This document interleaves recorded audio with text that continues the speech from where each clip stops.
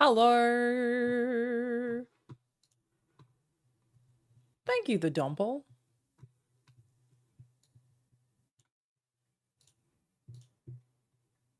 Give me a second, make sure it's working on YouTube.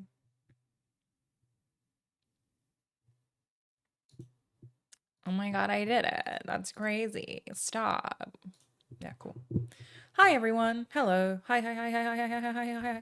Oh, thank you so much, Jeff. Thank you. Sorry to hear jobless. Welcome to the world of the unemployed. Let me tell you, it is a weird feeling. As somebody who's worked full time my whole life, like since I left high school, it is weird. And I spent my first day of technically unemployment playing Tetris Effect. So I was supposed to go live on Monday. Stream didn't work. Internet wasn't working, rather. We're a little late today because of Play Watch Listen. But I will figure it out. Plan is 1 p.m. Monday, Wednesday, Friday. Because I still have other work in between, so. It is what it is. Thank you, CS King Babar. I appreciate you. Thank you. Thank you, JX Boogs. Hope Santa Monica treated you fairly. I feel that I was treated very well there. Personally. And they were really adamant that the door was not closing. I was just walking out of the door for now, and that I would be welcome back anytime, and I would not be surprised if I go back and work there at some other point in the future. I really did love it there. Oh, I'm very quiet. Is that better? Look at me talking. Thank you, Raz Starkiller. And thank you, Nyanderiak. How good am I at Tetris? I'm terrible at Tetris. Thank you so much for asking. I'm terrible at Tetris. Thank you, Relentless713. And Walnut Willie, thank you. Any thoughts about doing content with Kind of Funny again? In a heartbeat. They just have to ask. Thank you, Bodage13. Yeah, so in case you missed the announcement, I announced on Monday that I'm leaving Sony Santa Monica Studio. I was there for 4 years, technically started my 5th year in November, employed as a writer.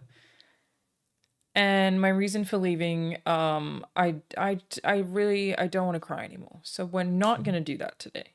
I'm just, my mom keeps crying and she keeps being like, I'm sick of crying. And I keep being like, hey, it's normal to cry when something like this happens. There's nothing wrong with crying. I just don't want to do it on camera. So, my stepdad died about a month ago, and I'm not going to cry about it again. I'm not going to cry about it. I would never cry about that on camera again. It basically just changed a lot of my perspective on things, and I just want to be able to spend a lot more time in Australia. That's it. So that is why I left my job. I love the job. I love the team. It's a really wonderful place to work. They treated me really well. I wouldn't be surprised if I go back someday. It's a really wonderful place to work. So I'm now working as a freelancer. We're going to be streaming on an actual schedule. I've joined the team making Layers Deep as narrative director. And I'm still working on other projects, so some people I think misunderstood this in the video. I have no plans to work less. I still have every intention of working a full 40+ hour work week. It's just that I can do it from Australia. So I'm not actually trying to step away from working full-time hours at all. I intend to work the exact same amount of time, like structure my week so that I'm still working just as much, which I think I should be able to do. Anytime that I don't have other work, obviously I can stream and make content. Yeah, it's just that I'm only going to take work I can do completely remotely. So that is the plan.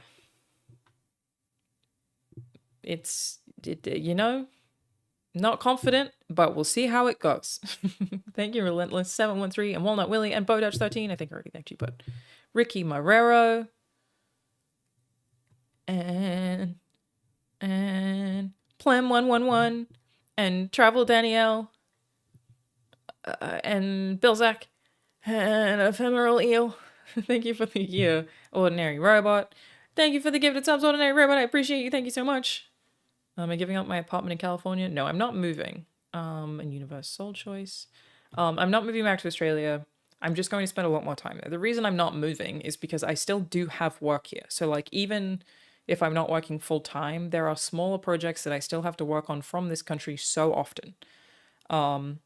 Plus, my whole life is here, really. I just, in my head, intend to be in Australia maybe 3 months of the year.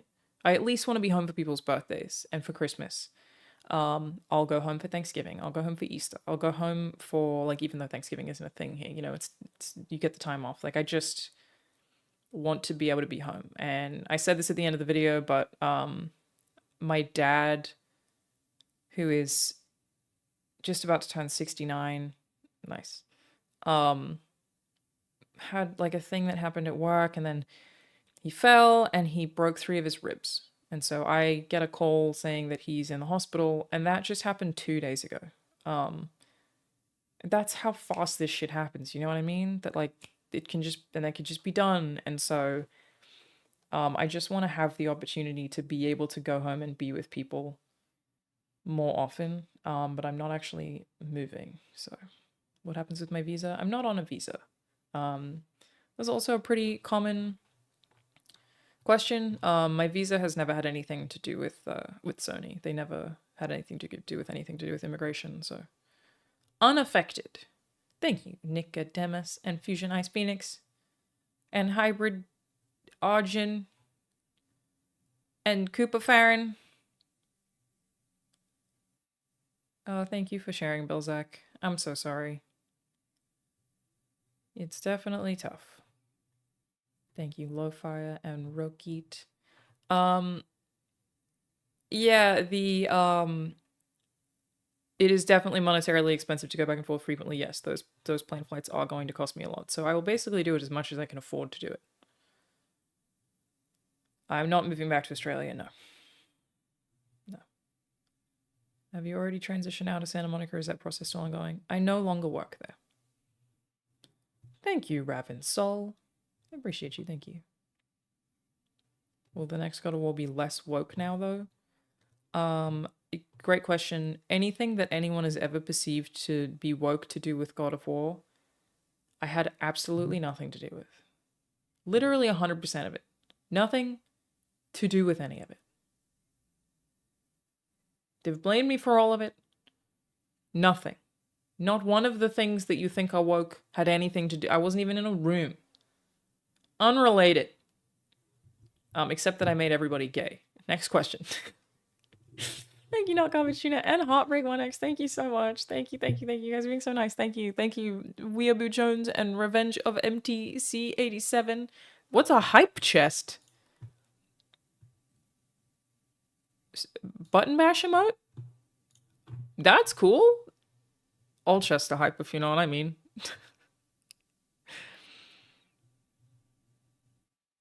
Thank you, Dr. Tiddigler. Can I make you gay? Bitch, I'll try! Do I have to vote next year in Australia because voting is mandatory? Yes. So someone asked, if I was on a visa or not. No, I am not on a visa. I have not been on a visa for 2 years, and even when I was, it never had anything to do with Sony. I know that was a fun rumor, was that, like, Corey got me a job for a visa. No, my visa never had anything to do with Sony. That was actually why I had to be a contractor. I wasn't able to work full-time because of immigration stuff, but I'm now on a green card, so entirely unaffected anyway, but it never had anything to do with Sony in the first place, so. Thank you, Roto074 and Razor Star. Remove the block terms? Yeah, you can probably get rid of the God of War terms now, Jeff. There's obviously a lot of stuff that I still can't/won't talk about. I never want to say anything that I shouldn't. It's not like my NDAs don't exist, but it'll be less annoying now in theory. Thank you for the gifted subs, Revenge of MTC. I appreciate you. Thank you. And Ash Vandalay. Hi, Ash. Nice to see you here. Thank you, Acid X Valentine and Coheed the Stampede. Thank you, Purple Rain. What's your game of the year? Please say Concord. I didn't play it. I never played it. Concord. I mean, I said this even when the trailers came out. It just didn't appeal to me. Didn't look like my thing, really. Thank you, Chris B. I appreciate you. Thank you. Thank you, Hollybobs and Pueseco. Just wanted to say how proud of you I am for following a journey from IGN to Funhouse to SMS to now. I have also made sacrifices career-wise to stay close to family, and I can really empathize with your decision. Thank you. Like I said in the video, it was a really tough call for me to make. I'm not confident in the decision. I did have to do it quickly. It wasn't something that I had even considered. I didn't even consider that I wouldn't go back to work full time after taking leave. And then somebody asked me a question. And then I went, oh, let me think about that. And then it came up in conversation, and I basically had a week to decide. So it was a tough call. And I was talking to a friend about it, and she was like, honestly, when you go through something really traumatic like that, sometimes you just want to turn your whole life upside down. Maybe that's what I did. Maybe I just burned it all down. I don't know, but yeah, like I said, I've been away from my family, barely seeing them for 10 years. It's a long time, and I don't want to have the next time I go home for a long time to be to watch someone die. So, thank you, Ravensoul and Parsath. Am I going to bring back Red Lips? No, but I do have other shows that are being worked on. Also spoke about this in the video, but I'm planning to build... Oh, hello, Banjo. Banjo? Little boy? You want to come in? Hi. Hello. Hello there. Hello, handsome. Hello. Hello. Hey, Banjo. Maybe bye. It's him. It's the boy. It's the handsome boy. Oh, he's just so cute. So I am doing Play, Watch, Listen, which is very game dev focused. We've even shifted it to be more game dev focused now. It used to be much more like broad, but we really talk about, like, the episode we recorded today is very games industry. And then Voice Acting 101 is an acting podcast that I do, and I am doing more acting. That's a thing that I like sort of floated in that announcement, but it's just been happening a lot more this year anyway, so there will be more of that too, not in like a full-time capacity or anything. And then I just want to do more interviews with devs. I really want to make a hub now that I have time because I'm not working full time. This endeavor is never going to make me much money. I know that it's very niche. It's not even easy to market. But the YouTube channel, youtube.com/playwatchlisten, I really want to make it a hub for explaining a lot of things about making video games. I'll probably also do film and music at some point too.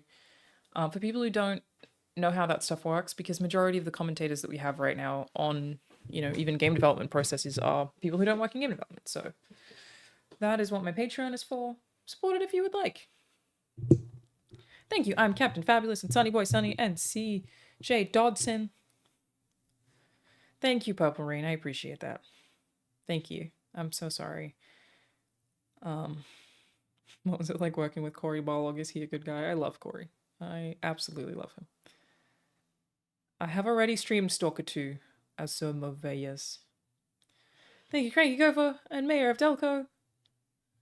Thank you, thank you, thank you. Oh my god, I love the temporary themes. Skylar Thor. I love the temporary PlayStation themes. Thank you, Mo Chocolate. Always nice to see you here. And Tom Creo. Time is such a valuable resource, and being able to spend time with loved ones has become more important for me too. Yeah, I will say, like, making that video was really hard. Like, that video was originally like 30 minutes long, and I had to just cut out gaps of me crying. Which is not me crying over leaving the job. Obviously sad to leave the job, but it just still makes me cry to talk about, you know, my dad dying. And I'm not gonna do it. It's not gonna happen again. It's only a month ago. I still have trouble. But the amount of people who have told me that I've made the right call or that they understand completely has been comforting. You know, like, usually when you make a decision like that, it's not like I need the validation of the internet or anything. But it was a really fucking tough call to make. And I didn't expect as many people to understand as they did, which feels silly now considering how we all lose parents. So it has been really nice that everyone has been really, really understanding. So yeah, definitely taking a risk. We'll see how it goes. Thank you, Pagan. I'm sure I will be sad about it forever, but, you know. Would I be open to making games independently? I am doing that. I am a narrative director now on a game called Layers Deep. Check it out. Let me actually add that to the Nightbot. And one thing about this that I'm really excited about, so we have a team of 3 people. I will make a Nightbot for the link to the Steam wishlist page. Ew, they changed like their login and now I hate the way it looks. So I am doing that. I am going to be working on an indie game. It's already happened. I was working on it as a freelance writer, but I'm now going to be doing a lot more because I have the time. But that will not be paying my bills. It can't. So I am doing that. I'm excited to do it. Part of this that I'm excited about is I'm going to talk about it a ton. I've always been so cagey about what I do at Santa Monica Studio. Like, I won't even answer what my day-to-day looked like because I just wanted to be so careful. I was aware of the amount of scrutiny on me, and I was so cautious of respecting the team in the NDA.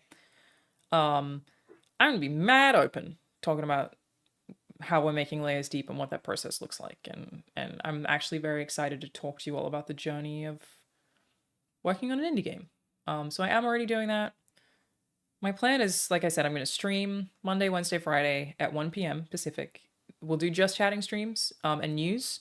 So I want to do like streams talking about gaming news. The subreddit, it's reddit.com/r/Alanah Pierce. If anyone wants to put like a trailer or something they want me to cover or a news story they're interested in, throw it on there. And that's how I'll find a lot of that stuff. And then I'm still going to do gaming streams at night. So when I play video games, unless it's a major release, like I will probably stream Indiana Jones on Friday at 1 p.m. I'll do that on that spot. But for the most part, I'll still do gaming streams at night. But yeah, I'm going to spend, the 2 days of the work week that I'm not streaming will be on any sponsor stuff that I have to do. On working on Layers Deep. There's 2 other games that I'm consulting on. And I'm going to just do more writing of my own writing because I want to make more shorts. So I intend to still work a full work week. I don't think that will change. We'll see how it goes. But again, the point is that I can do that all from Australia. I could go home. If something happens and my dad needs it, then that's what I'll go do. That's what I'll go do. If he's, I'll just fly home and then nothing will be impacted. And I feel very lucky to have that freedom. Like, again, I think that I will be able to financially support myself doing this. I guess we'll see. But I do feel like I've been in a position for a while where I didn't really need to work at Sony financially. I did it because I loved it. Like, I knew that I could be full-time content creator and be fine. I just don't want to do that. Still not planning to do that entirely. Thank you, Super Goose. How are you narrative director on a game with no words? That's a great question. A game has words, but also it's narrative direction is not all about words. Thank you, JDC790, and Thanrand, and Drizna, and Aram, and Voltsuto. I hope I said that right. And Grey Foxhound93, and FaceMob82. Are you excited for the extra control and creative freedom from working independently? The thing that I'm most excited about... Okay, there are 2 things. The things that I'm most excited about getting to work independently are, 1, having more time for my own creative pursuits. That's just like adulthood life stuff, right? Where like when you work full time, you can always have these side things that you really want to do but can't because you don't have time. We all deal with that. I've been that way for the last 10 years of my career. When I've been working full time, I'm sure everybody feels that way. Like, there are things that you want to do. Now I get to do those things. I'm looking forward to being able to do more things that have been on my list of shit I want to do creatively but couldn't because I was working full time and thus didn't have the time. So I'm really excited to do more stuff. The extra creative freedom, I don't feel like I didn't have creative freedom at Sony. They were very, very collaborative place to work, Santa Monica Studio. So I didn't feel like I was missing that. But I am excited to get to work on different kinds of things rather than just one thing for 4 years. That's a crazy thing about AAA game dev, is it's just so long for one thing. So I'm excited to get to do a bigger swath of stuff. So yeah. Thank you. What is love, baby? Don't hurt me.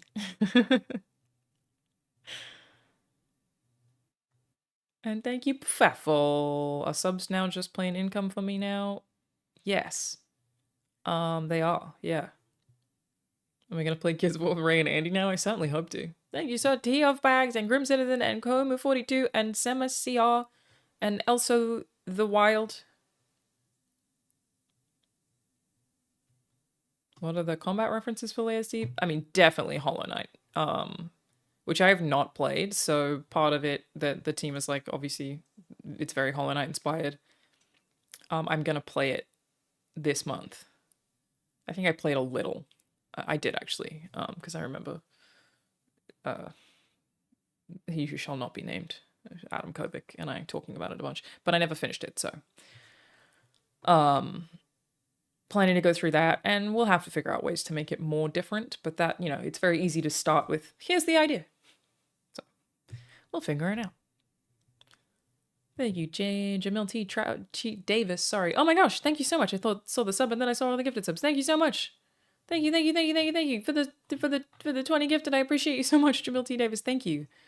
Oh my gosh.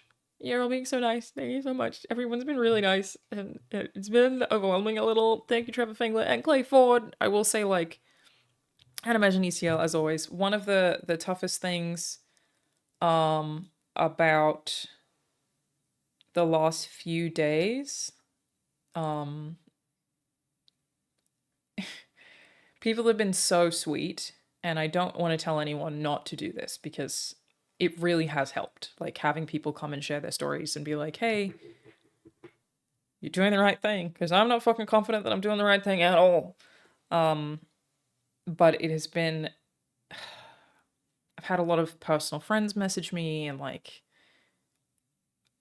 I'm being definitely inundated with stories of people's parents dying, which again, totally fair, but it has been a very, like, it has been a much more emotionally challenging past couple of days than I expected, because like, I'll get a text from somebody being like, hey, like, excited for you, blah, blah, blah, blah, blah. My dad died last year, and then I just get upset, and it's just, it has been harder than expected. But also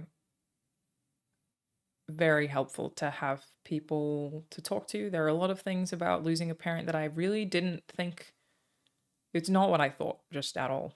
It's really not what I thought. It's very different.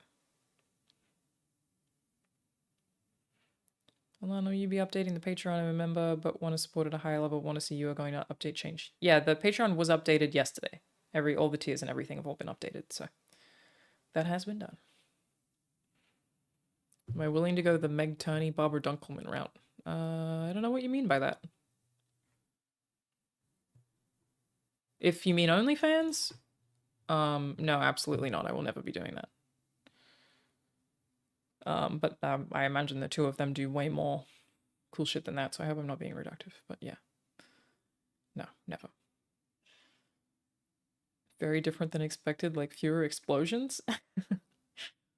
Kind of. No, it's more that the feeling that I keep feeling, I think I might have said this on a stream a while ago, is confusion. My base feeling is confusion.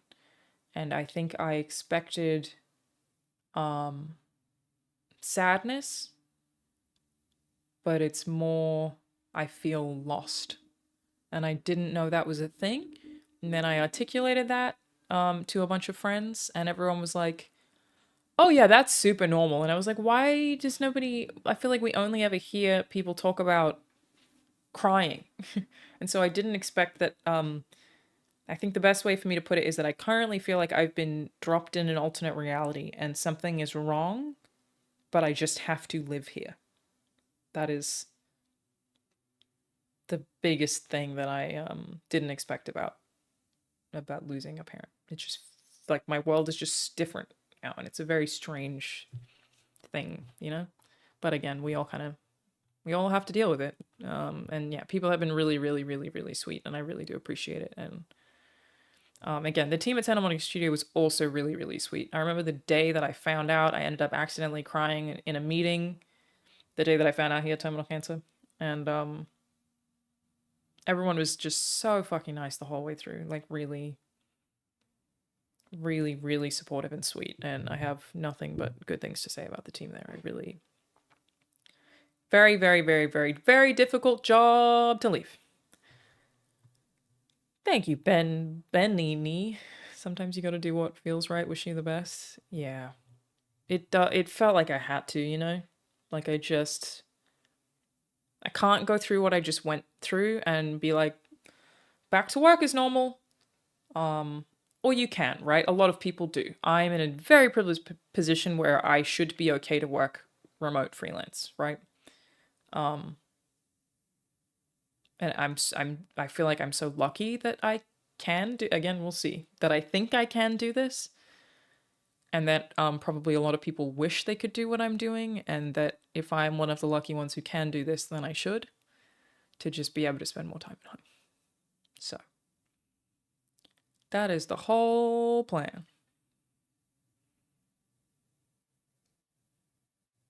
No, the plan is not to move back to Australia. Yeah, it is not necessarily find work in the US, though I am doing more work in the US. It is just to work freelance, completely remote, so I can go home whenever I want to, but I'm not planning to move back.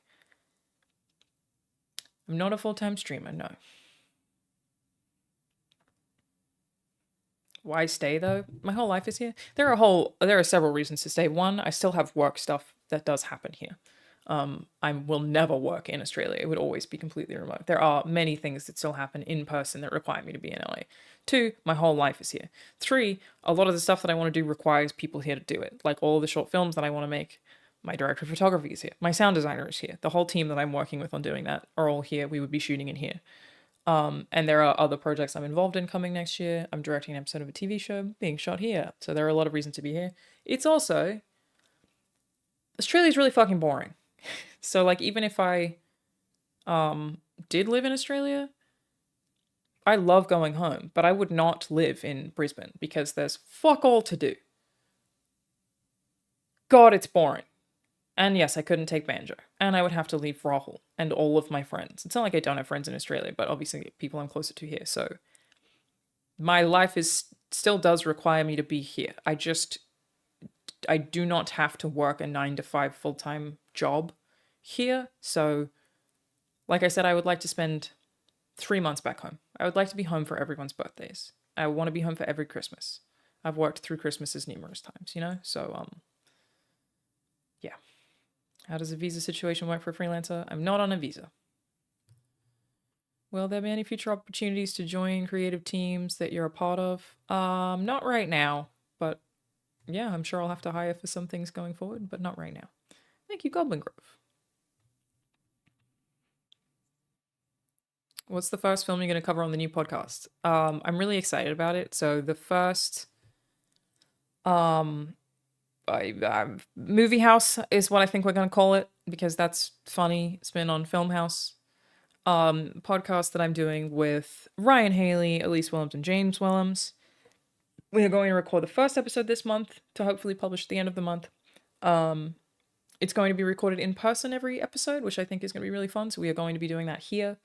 So it doesn't have to be like Zoom like most of my other shows are. Movie podcast where we talk about films. Very independent, and it's not going to be on a cadence. But the first episode, we're just going to talk about our favorite films of this year. So it'll be a movies of 2024. And that is a thing that kind of does have to be supported by Patreon, because it not being on a schedule and being like, sometimes we'll talk about old movies. Say if I go see Lawrence of Arabia for the first time, we might do an episode about old stuff too. So it's not going to be trending, and it's not going to be at a specific cadence. So I think that it will be fun.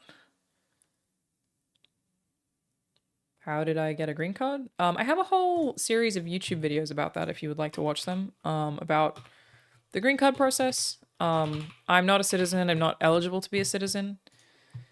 It's very complicated, but yeah, I do have a bunch of green card videos on my vlog channel about all that stuff. But yeah, I haven't been on a visa for several years. Thank you, senior busy man. What about Flick House? Nice. Any possibility of more kind of funny collabs? Absolutely. They just have to ask. I have had all of the podcasty networks that you probably know for games media have asked me to do stuff. So I don't want to spoil any of those in case they have announcements. But yeah, I will be doing more of that stuff too. And this is something talking about stuff about that. I get to talk about video games more openly now. There was a rule at Sony where I wasn't allowed to talk about any PlayStation games, so I get to do that again. Even positively, I had to ask for permission, so yeah.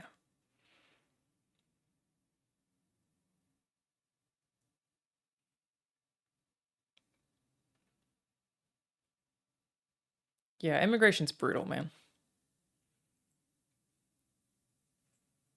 Just started Outer Wilds. Good ass video game. I hope you're okay, Noctarian. And thank you, Elvis Monkey Boy. Kojima offered me a role in his next game. No, he did not. He did not. Will I be restreaming the Game Awards? I will be there in person, so no. I have a whole thing. Next Thursday is going to be a big day for me. For the things I'm excited about. But I figured that I will do what I've done previous years, which is catch up on the announcements on the stream on Friday. So I'll go over the big trailers on Friday to catch up because I will be there in person. So yeah. Now we get full-time vlog, Alanah. Again, I'm not going full-time content creator.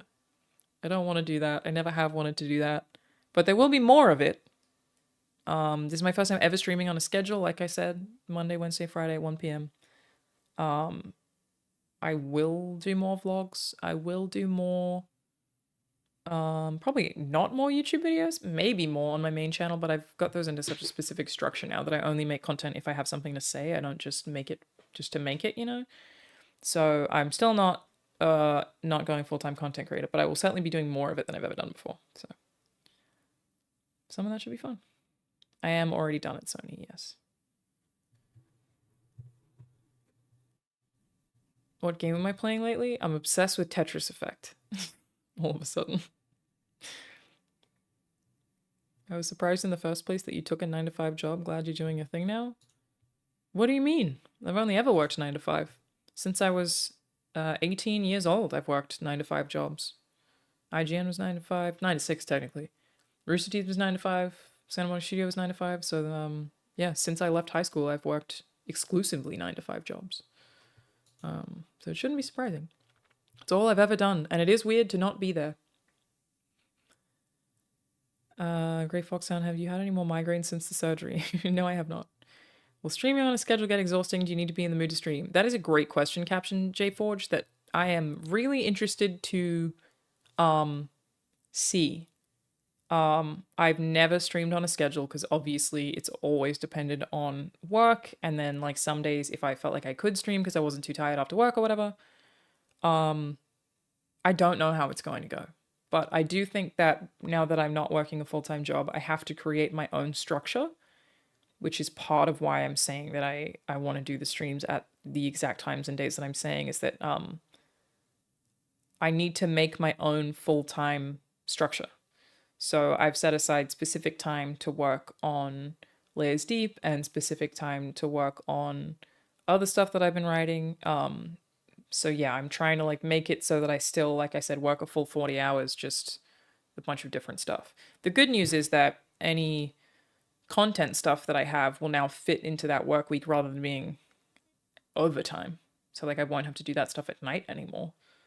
So that'll be nice. But yeah, I think that I'll probably do more video game streams at night because my nights should be more chill. But yeah, I don't know if that is what it is. Did the election results have anything to do with your decision? No, nothing at all.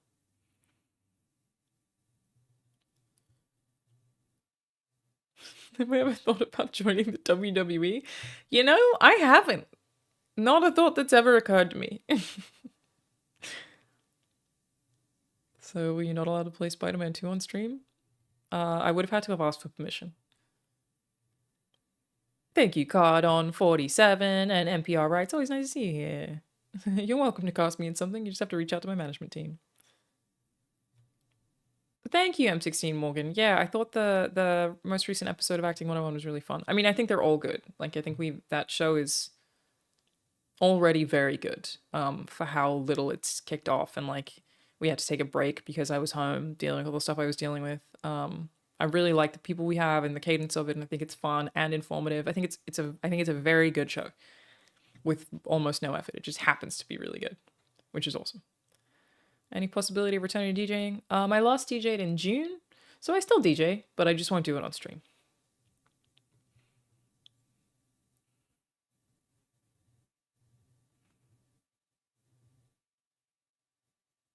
For a wrestler, Alanah would slap.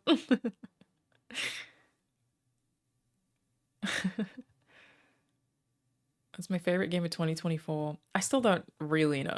My personal favorite, and not like, I know that this is not the best game of the year, is Dragon's Dogma 2. I think the best game of the year might be Astro Ball.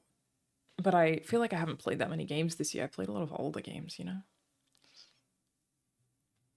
Thank you so much, Camo Misfortune. Thank you, thank you, thank you, thank you. Thank you very much. I appreciate you. Thank you so much. Thank you. You're all being so nice. Thank you. I appreciate it.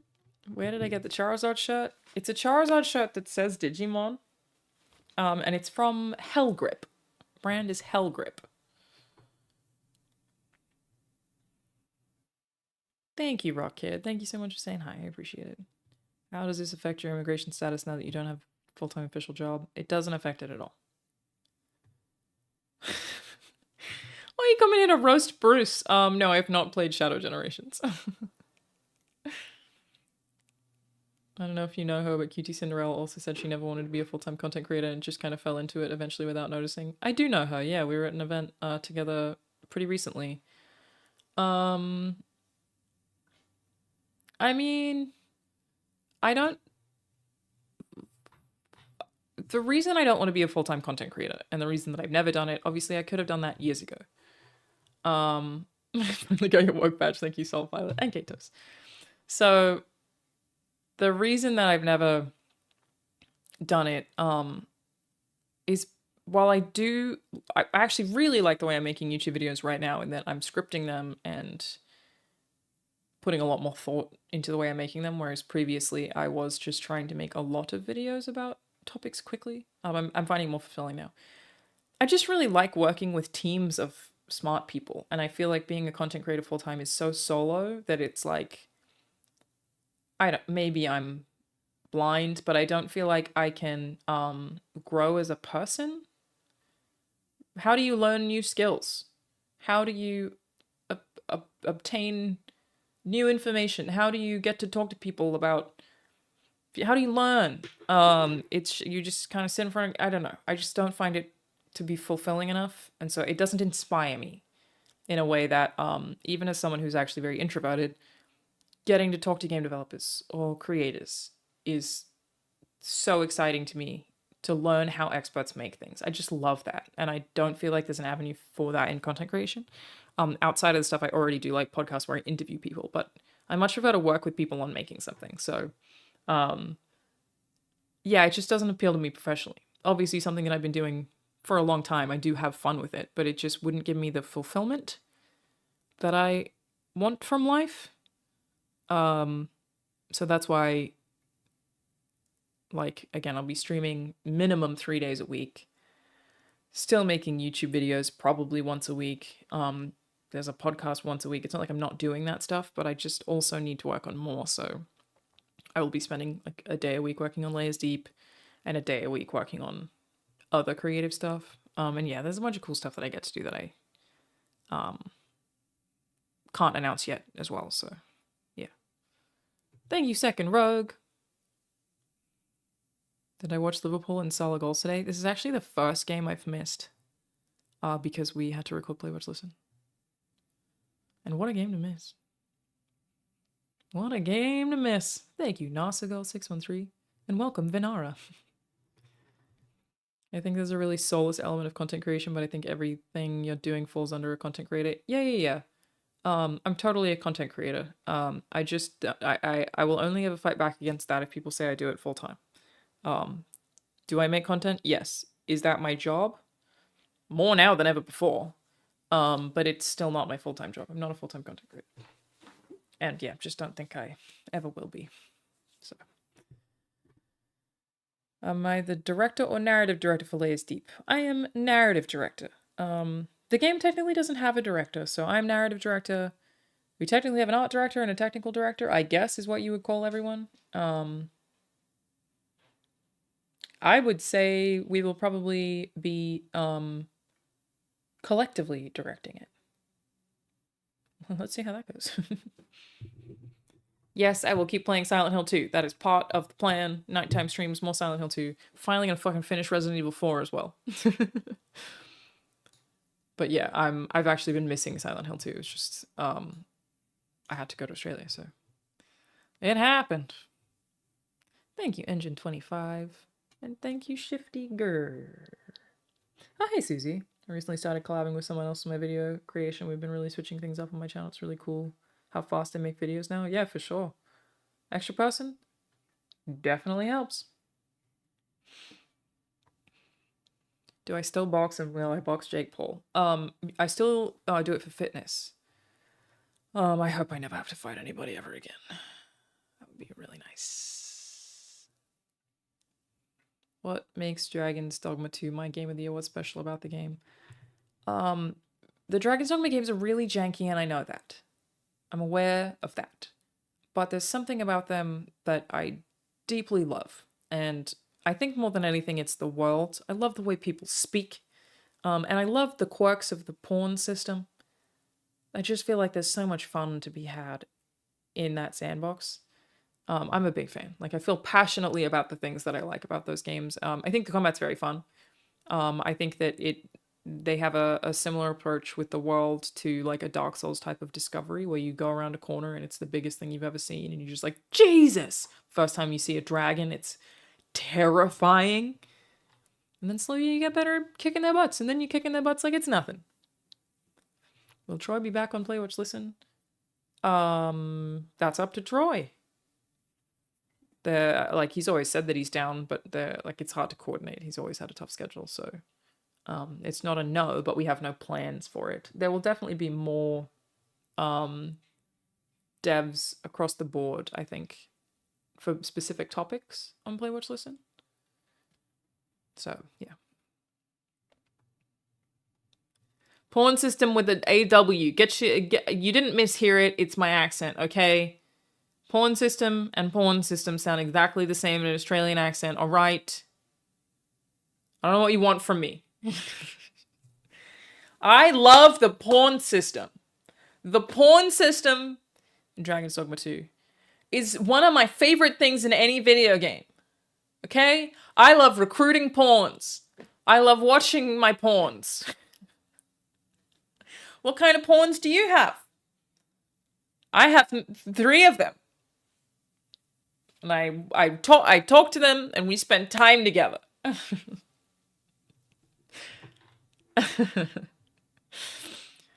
It's pawn. It's a pawn system. I love to swap pawns with other pawn users, yeah. I lend my pawn out. And my pawn's name is Banjo.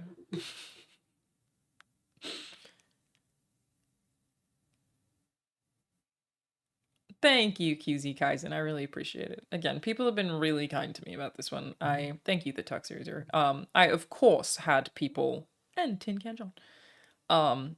People be very critical about it. It was always going to happen, but I thought it would be much worse. I was expecting overdramatic bitch, why are you fucking crying on the internet? I really did try very hard not to cry in that video. That was the best I could do. There are so many cuts. But no, it's, yeah, the response has been much more understanding than I expected, so, yeah. Thank you, Skull Veil.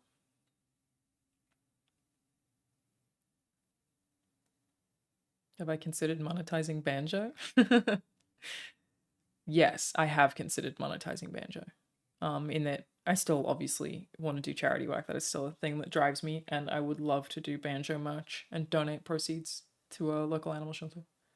So yes, I have thought about that. Thank you. Thank you, Enrath. Is there a side of the game making process you don't know much about that you want to learn more about? I always find anything to do with physics very interesting. I, as part of working on Layers Deep, thought that I might learn to code a little. Like, I can already do a little bit of coding, but thought that I would actually delve into that a bit deeper. Maybe I'll take a course. Well, I get to, I'm unemployed now, so, God, it's scary. It's just very scary. Obviously, someone who's worked full-time my whole life. I started working when I was 13 and have never stopped. Not full-time. That was when I got my first job. And obviously my whole family works full-time. My dad, 69, still works full-time. He'll be working full-time until he's like fucking 75. It's very, very weird. Feels very strange. Like, what do I just schedule my day? Me? But I'm just a baby. How am I, like, on a calendar? How am I supposed to do that? It's very, very strange. Have we looked into picking out a sub-alert yet? Should I do that? The reason I don't have a sub-alert is because I find them annoying on other people's streams. So I don't like them. I considered becoming a union welder. For sure.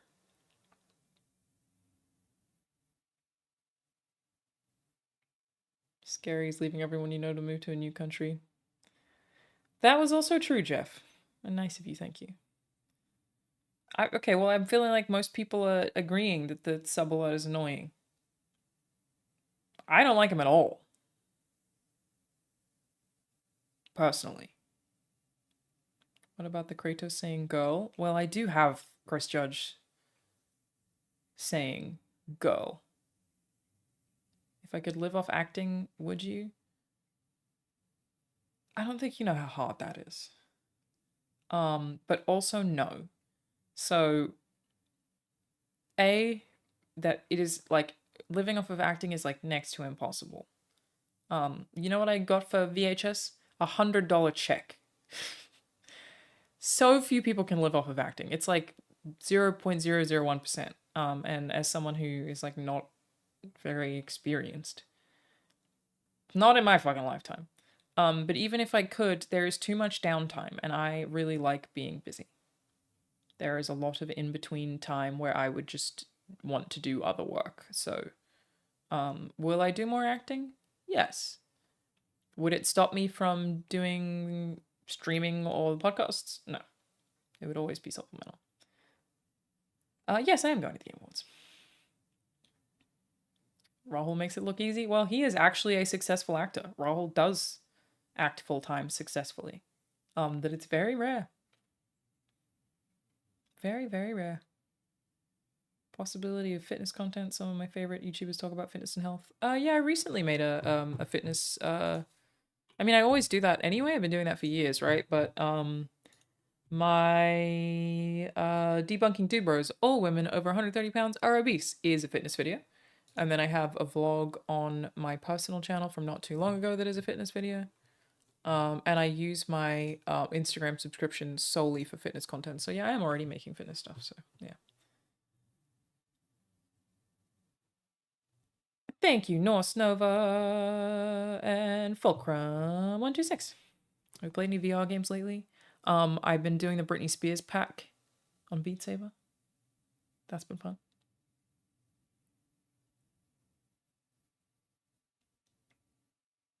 You should have pirate software on the podcast.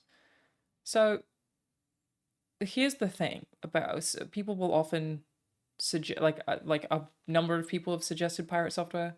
I only know who pirate software is actually because of CS King Bar, who's often in the chat here. If I don't know that person, how would I do that? Like I can't just have someone on a podcast if we don't know each other, you know what I mean? That's not someone I know. We've never spoken. You can't just like, and they're here. I can have people I do know. which is a lot of people who work full-time in dev, for sure. But I can't really... You can't just summon a stranger. Theo Von does it every week. Yeah, but he has successful podcasts. Mine are very niche. It's a very different thing. Would I ever host more events like award shows or... Yeah, for sure. Could you go back to work freelance at Santa Monica / AAA studios in the future and still be able to work anywhere? No. If I could have worked from Australia for Santa Monica studio, I would have stayed. But alas, I could not. Thank you, Corso Twitch.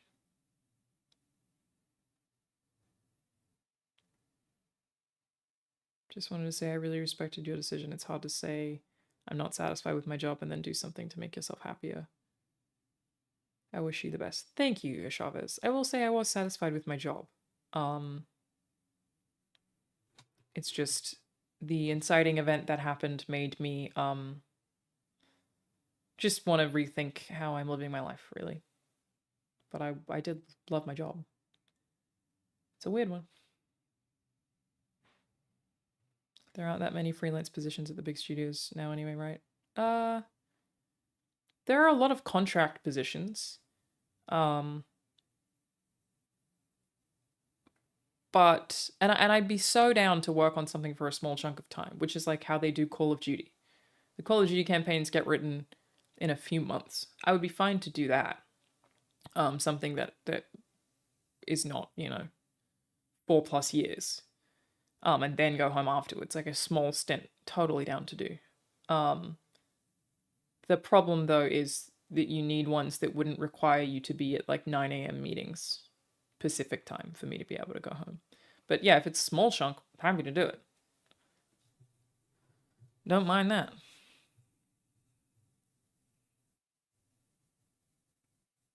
I feel like studios that freelance too much and have this revolving door for developers don't do too well. Look at 343. I don't think 343 has an especially high amount of freelancers that I'm aware of. Thank you, Mayank.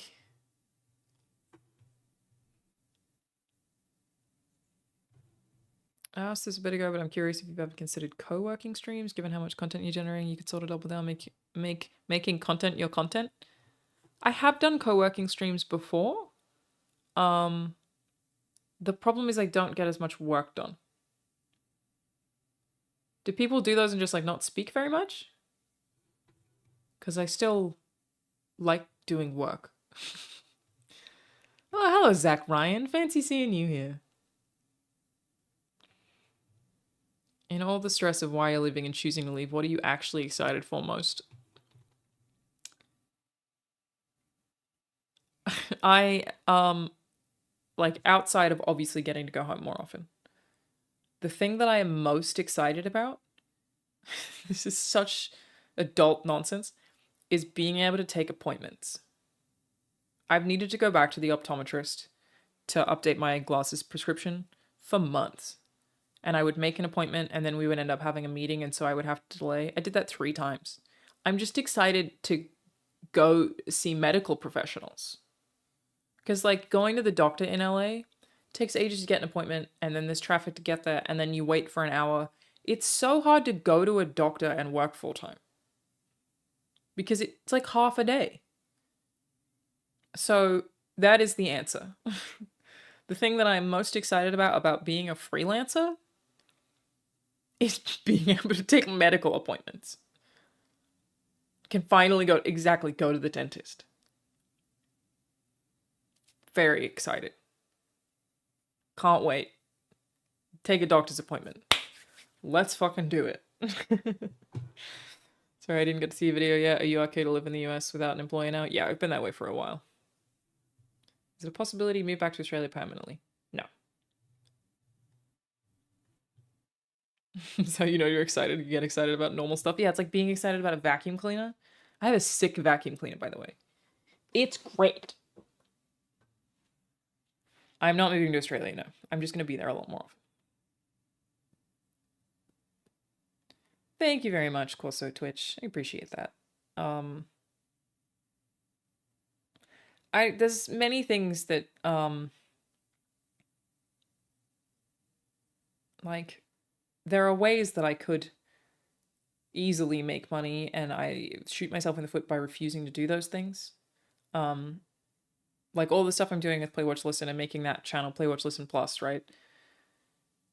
I would work a lot better if I did weekly podcasts, and if I did entirely different topics, and or if I always went for the rage bait drama, but I just don't have it in me. And that's part of it, is I'm really not willing to compromise on my morals. So that's where my hesitance comes from, is that like I could definitely be more successful on YouTube if I went for the bigger drama topics and didn't cover them the way that I cover them. But I just can't do it. So, like, do I have the following where I could be successful? Yes. Will I definitely be successful? No. I know the stuff I talk about is niche, and that I'm not playing the system correctly, but I just can't do it. Probably have to take a lot of sponsorships you don't necessarily believe in to be a full-time streamer. I mean, I say no to vast majority of video game sponsorships that I get offered. Like, I will not do mobile games. And they pay a lot, and they offer every fucking 2 days. I've never done Raid Shadow Legends. Actually, the only sponsorship that I've done for a game on my main channel in years was the Warhammer video. I did a sponsorship for a game called Why is everyone? it's Dungeon Inn. I was gonna say Engine Done, which is my brain's broken. And that is really specifically because of the way that they reached out. It was just an indie studio who just wanted more help. It wasn't like a giant, like, it's not Raid Shadow Legends, you know what I mean? It's a very different kind of thing, so yeah. We'll see. Again, we'll see how I go. You know what I mean? I'm always down to stream a game on stream, though. Like, I will say no to mobile games, so there's a lot of games that I'm, like, totally down. Because, that's just hanging out with you guys and trying something. I think even if it's not something I like, I find that fun, as long as I don't have to tell people I like it, which you don't have to. That's illegal, so yeah. When it comes to suggested news content like political stuff, is there a specific focus you want to cover? Domestic, foreign, trending? I'm down to do anything. So for suggesting content stuff, again, these 1 p.m. streams today, I'm obviously doing a just chatting just to be like, here's what I'm doing now, and wanted to have this to basically be like a Q&A sort of, right? But for topics that you would want me to cover in this block of time that I'm going to be recurringly streaming, the 1 p.m. slot, put them on Reddit. Put whatever you want me to look at on there. Anything that you would like to see somebody discuss, just throw that on there. And I'll pick and choose the stuff that I'm particularly interested in. Pretty much. Wonder what my demo is at this point. My demographic? I have the most viewers in common with Skill Up. Ralph and I have the biggest audience overlap of any other channel on the platform, according to my data. So my demographic is still, very much people who like hearing people talk about video games. Or Australians. Could be either. Thank you, Razarain. Thank you very much, Kata-chan, man. I appreciate that. Thank you. If you do political commentary, it could help to not be online at the same time as Hassan, for example. Again, a thing I just don't really have in me. I'm not, I'm still not a full-time content creator. I kind of don't have it in me to, not that that is grovel, but like to do that. To be like, well, I'm gonna be strategic. I don't have it in me to do that. Not competitive, certainly, but it's also just, I don't care that much about growth. I care about sustainability. So does that make sense? That's kind of my content creation strategy. Is I'm happy with the audience that I have, and I care about sustaining and enjoying myself. I don't care so much about getting a bunch of new people. If they come, great, you're welcome. I'm happy to meet you, but it's not like I'm not desperate for growth by any stretch, so yeah. Stay away from politics. My political streams have been very successful. And they're fun, so no, we will still be doing that. Thank you, Scott. 44 months. Thank you so much. If you can sustain what you have, long-term growth is inevitable. Well, yeah, I mean, and I've had growth, right? All my content creation stuff has been very slow growing. I've had a YouTube channel for 10 years, and I think it might happen today, if it hasn't already. I just today hit 650,000 subscribers. And that's 10 years. There are people who get 1 million in a year, but it's because I've always been very slow and sustained with it. Which is the same for everything I have. It is all still growing, but very slowly. And I don't know, I prefer that, personally. I'm cool with it.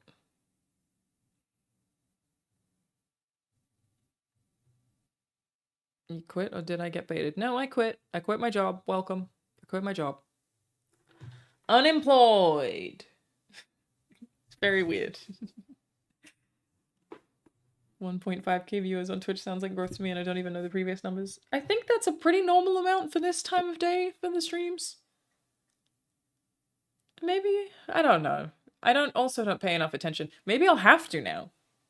Maybe I'll have to now that I'm jobless. Look at me go. Thank God I was already paying for my own health insurance, and I don't have to worry about that. That would have been a nightmare. Thank you, Francis and J. Keens. And Berto. Self-employed sounds better. I'm gonna go with unemployed. Thank you, Metalhead Tommy. Exactly, Starry Fox. I'm officially a unemployed immigrant, leeching taxes or whatever it is that I'm doing. I'm leeching Social Security or something. Look at me go.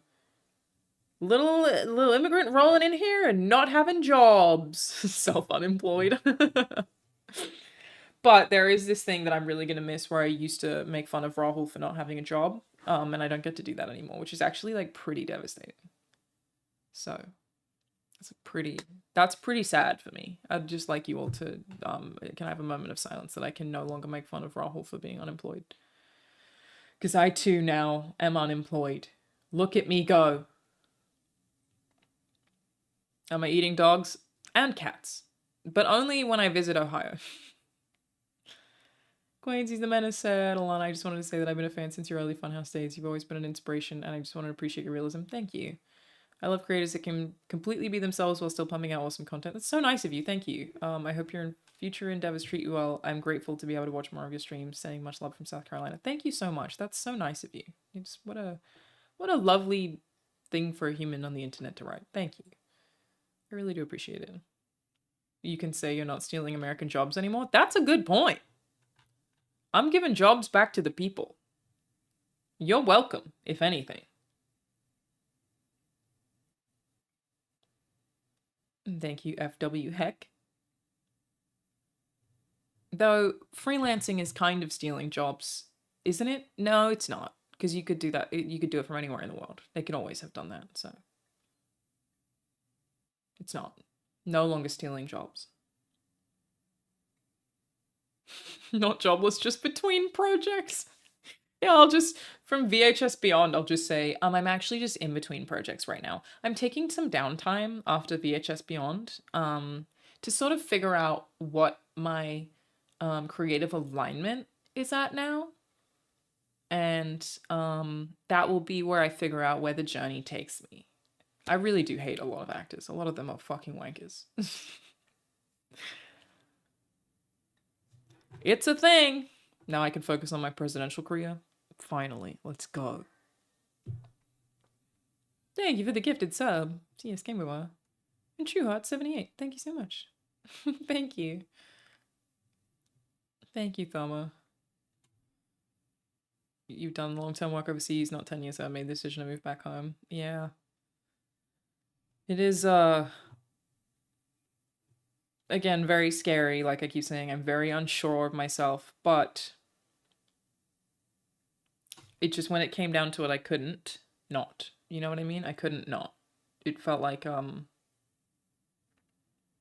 was looking at my life through a lens of some kind and going, wow, that was really awful.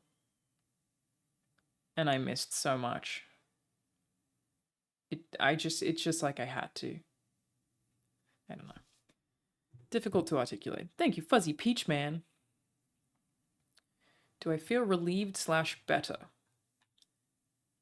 No. In that, like, I now have this whole new hurdle of how do I sustain income, and there's a lot to figure out right now. So do I feel relieved / better? No. But I'm glad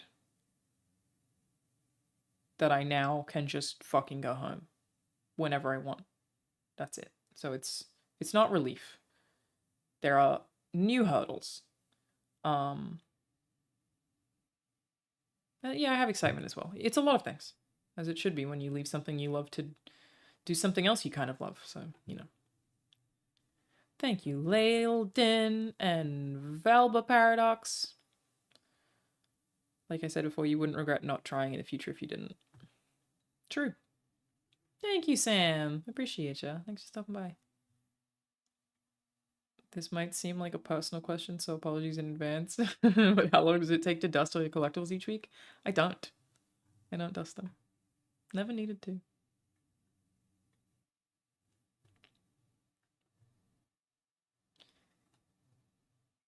I've been following you since IGN, and honestly, you've been my favorite person in the gaming industry. Wow, thank you so much. Sorry for your loss. Best of luck on the journey, and we will be cheering you on. Thank you. Again, everyone's been so fucking nice. People have been really, really, really kind. Which I just didn't expect to the volume of it that it has been, so. Yeah. How is Banjo? Oh my gosh. Perfect boy. What a perfect little boy. I look tired. I am tired. Yeah, it's Tetris's fault. I played too much Tetris. There's no reason for this other than Tetris. I don't have a job now. I can't blame anything else. I just can't stop playing fucking Tetris Effect, dude. Oh my god.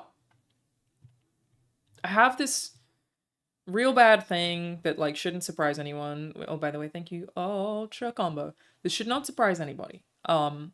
If you hand me a video game controller, I've always been this way. I remember, like, one of the first dudes that I ever dated was like, you may be the easiest woman to entertain, because all you have to do is just hand me a controller and I will just, like, it's like brain gone, and I just,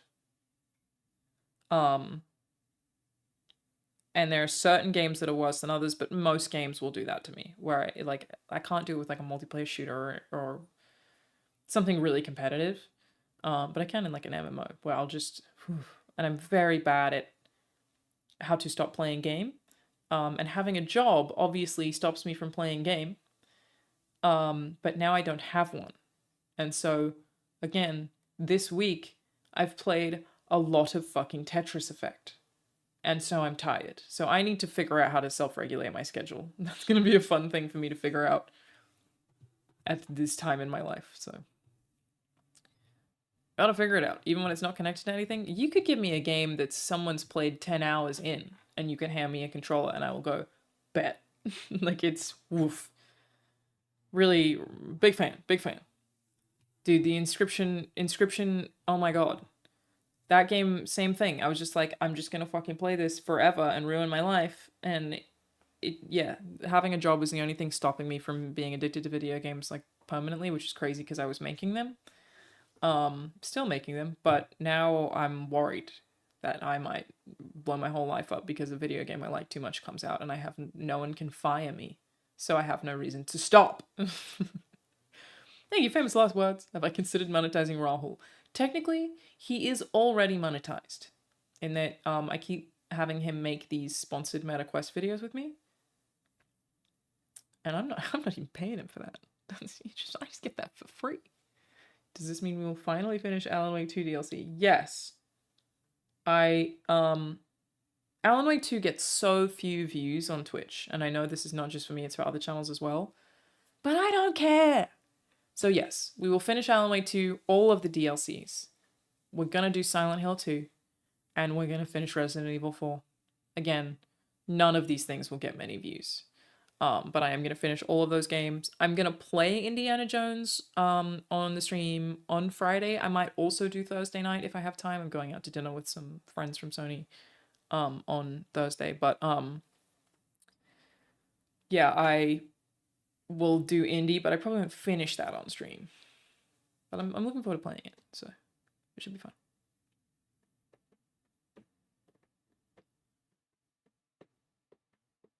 The majority of people that love Alan Wake probably don't want to get spoiled by it. Maybe. I mean, there are certain games that just, like, people don't enjoy watching as much, you know? Hey, Alanah, sad to hear you left your dream job. Was there no option working remotely allowing you to be closer to family? No, it was not an option.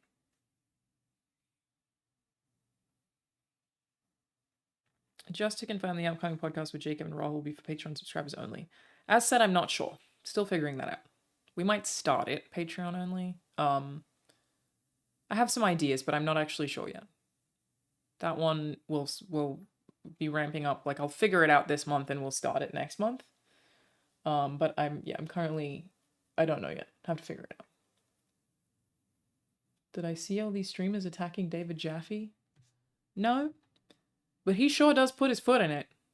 I saw Jaffe tweet something the other day that was like, I don't know why I have all these commenters that have different political views to me. And he was trying to figure out why he has a bunch of, like, more right-wing people who comment on his videos. And he said to someone that he thinks that it was because they're trying to, like, get outside the echo chamber and get a different perspective. And I was like, no, I didn't reply this, but, and I wouldn't care if Jaffe saw this, but I was like, no. It's because he caters to them. He responds to them so often, so they come. Like, the only time that I get, like, a massive amount of, like, extremely right-wing followers is if I've said something that the right really doesn't want to hear. And Jaffe does that all the time. He basically, like, goes, hey, these people, here's why you're wrong about this thing, and makes a video for them. So, like, they just come to him in droves. Am I streaming the Game Awards or attending? I'm attending the Game Awards. Yeah, got a bunch of stuff going on that day. Should be exciting. Thank you, M16 Morgan and Wellbender. Did I watch the game tonight? I did not. This is the first one I've missed. What job did I quit? I was a writer at a AAA game studio called Sony Santa Monica Studio. Congrats on not being a fake gamer, KRS1. You were fired 2 days ago? I'm so sorry. Ha ha ha. Thank you, Lildin. Yeah, again. We'll find out if I made the right decision. I don't know. I don't know. But there definitely are things that I'm looking forward to doing that I couldn't do while working full-time, so... Yeah, like, I've been speaking about these short films that I wanted to make for ages. I made one, and then I got the full-time job at Sony, and I didn't have the capacity to make any more. That's definitely a thing I want to do more of. And I've spoken about this a little, that I've been writing a book. I'm 50,000 words in, 60,000 now. And I've never had any interest in publishing anything, but now that I'm unemployed, maybe I will do that. Previously, I've always been like, man, I just don't care about sharing the words. I care about the writing part for fun, but maybe I will publish it. How many words is a book? There's no real answer to that. But this one is currently 60,000, and I still, like, I'm at the end, but I still have, it'll probably end up being about 80,000. Maybe I'll publish it. Maybe I will. I don't know. Think a writing 101 video with Brandon Sanderson would be cool. You know what? I should ask him. I would be totally down to talk to Brandon Sanderson. Because of the way that Play Watch Listen is structured, that channel will mostly be game dev focused, but I'm totally down to talk to anybody. Like, I have all these friends who work in film now. I'm good friends with the guy who edited, I mean, not good friends, but we're friendly, we talk, we know each other. Mandy, he also edited Color Out of Space. He's edited a bunch of stuff for Mike Flanagan. And I think he's, like, it's just so interesting to talk to about editing, and I would love to chat to him sometime too.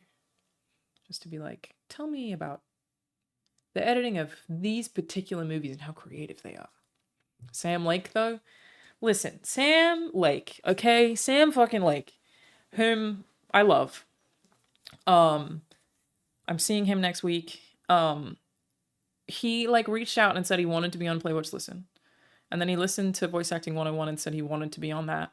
And then I emailed his reps and was like, can we have Sam? And they said he didn't have time. And I was like, but he keeps saying he wants to. But they're like, Sam can't do it, sorry. The man's fucking schedule. I would love to have Sam. How dare he have job? Thank you, Monkey85. Maybe one day. Maybe one day. How do you go about writing a book? Do you know the ending and work backward, or write as you go and see how it goes? I personally, I did this at Sony. I do this with everything that I write. You know, I've written screenplays before, all of it. I start with an outline. And what an outline is basically just the events. So an outline is this happens, this happens, this happens, and then this happens, and then this happens. And it doesn't have to be perfect. It just has to be like a vague idea of what the story is. That'll usually be like a page. And then I will pick out who my main characters are and what is important for them in each of those journeys, and then start writing. And everything changes from the outline and the characters. Things will shift as you like start writing and you go, oh, that doesn't work anymore. Oh, this is a better idea. But I start with an outline for everything for sure. I have to steal out what Sam Lake's job? I don't know if I could do that. Sorry, I'm late. Sam Witwer, also friends with Sam Witwer. You may need to reach back out to Sam. I've heard so many horror stories where the person doesn't get involved because their reps are gatekeeping. I mean, that's true. Bet he can't book dentist appointments when he pleases. It's true. Look how much privilege I have now. Look at me go. Do I have potential future game stories brewing in your head? Right now I'm just thinking about Layers Deep. And I actually do have that story down. There are things I need to figure out about like beats of where to tell certain things. But I know what the story that I'm trying to tell is, and I know how we can make it lean into gameplay. There's a thing that I'm quite passionate about, and I say this with a caveat. So if I have any agenda in game development, people assume I have all these fucking woke agendas at Santa Monica Studio. Didn't do shit that was woke, okay? If I had any agenda, my agenda would be that I feel strongly about telling as much story as possible in an interactive way. Keep players out of cutscenes as much as possible. That's not to say that I don't like games that have cutscenes. I think that there is a place for those and that they can be incredible and beautiful and they're really cool. I just personally think it's such an interesting thing about the way that storytelling works in games. Papers, Please. What a great example of gameplay-focused storytelling. I just really I feel very passionate about that. So my whole thing is like, how do you tell the story in a way that complements exactly what the player is doing in action at that time without taking controls away from them? So the same would apply to Layers Deep. My agenda is gameplay-focused storytelling. If I were to be a game director, it would be gameplay-focused storytelling. Obviously, working at Santa Monica Studio, it's a lot of cutscenes in a lot of their games. It's a very different thing. Still very, very fun to write for. Probably easier to write for. But not the thing that I am super passionate about where making games is concerned. So can't be Half-Life type beat. So like, does Half-Life do that? Yes, but Half-Life really just locks you in a room and lets you walk around. I don't mean that. I mean much more synonymous. I mean much more complementary. That you can... That ideally, the thing that is happening for the player is the same story that's being told at the same time. Half-Life, you can be being delivered a bunch of information while you're jumping around locked in a room, right? Those aren't the cohesion. It's the cohesion that I'm after. You know what I mean? We need cohesion. So that is the thing that I feel really strongly about. But that's, again, not to say that I don't think cutscenes should exist or that games can't have them and be awesome. I just think it's a really interesting challenge of storytelling with games, and it's a thing that I really want to explore. And so I shall. With Layers Deep, wishlist the game on Steam. Welcome, Avatar Obi! Fire Nation did indeed attack. Have I thought about writing for tabletop role-playing games or even LARP? No. And the only reason I haven't thought about that is because it's never occurred to me. You know?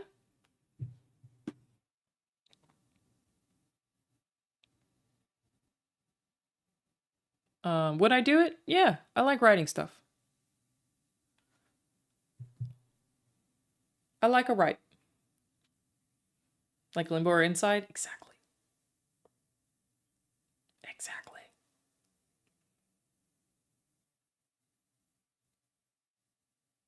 Did I learn a good amount at Sony that is helping me with Layers Deep?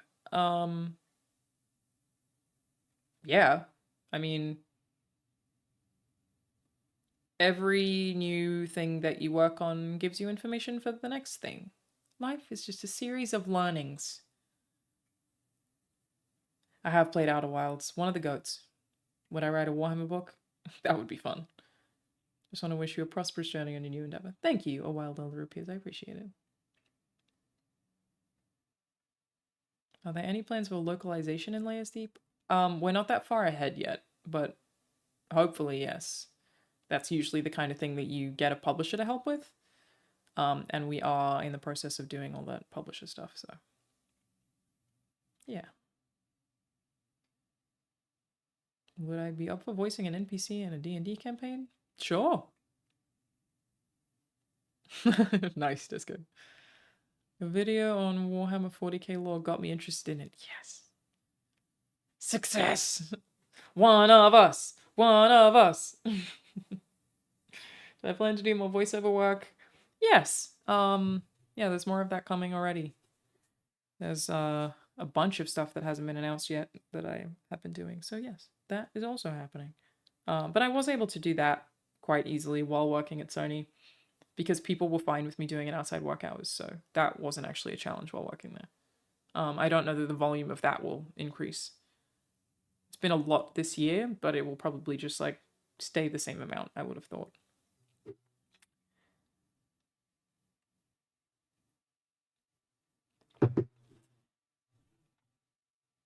Thank you. Hi, Spring. Thank you, Lena Bambino. I appreciate it. I have so many ideas, but don't have the skills to make them come to fruition. Do you have any tips? Yeah, my biggest thing for doing something, like what you just said is I don't even know what you're talking about, but like there are things I want to do and I don't have the skills. Do them without the skills. The only way that you get good at things is by trying.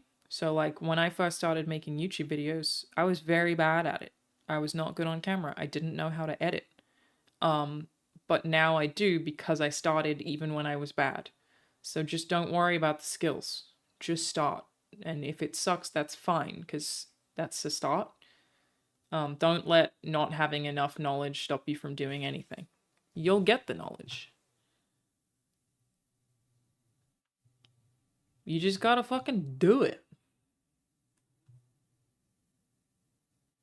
So, yeah. And I highly encourage you to do it. Why have I not heard anyone mention that the Over the Garden Wall composers are doing the music for Layers Deep? Yeah, and apparently have been really great to work with. Also very cool. Speaking of skills, there's something other than coding you're looking forward to learning next year. Look, there are like a million things that I'd like to learn. Like I've been sort of learning to play guitar and I would like to do more of that. I've been trying to learn Spanish and I would like to do more of that, but like being busy stops me from doing those things. But again, I'm not expecting to actually work any less hours. So I'm not going to delude myself into thinking I'm going to have all this free time now. I still intend to work fully full-time hours. I just will be able to do it remotely. That's the only thing. So, no. So have I said what awesome, bigger, better thing I am moving on to? I don't know that there is a bigger, better thing than Sony Santa Monica Studio, to be totally honest. I don't know that bigger, better thing exists. It's what a great studio to work for. What a crazy job to walk away from. But, yeah, there is no bigger, better. I'm just going on to different things. It's a lateral move. It's not an up move.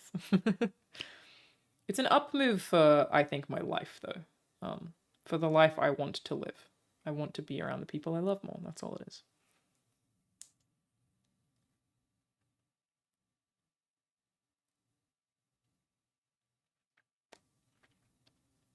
A scheduling change. Yeah, that's a perfect way of putting it. It's just a scheduling change. A minor schedule change. Is there a command for the reason you're quitting my job? Yeah, let me jump on in a Nightbot. What? What? Did Nightbot, like, get rid of its login? Okay, there we go. Commands. I quit. And I will add the video.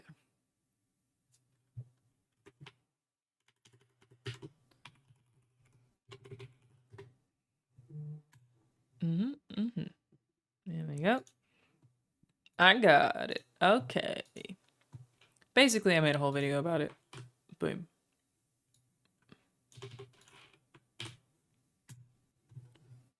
Okay, that should work now. I quit. Success.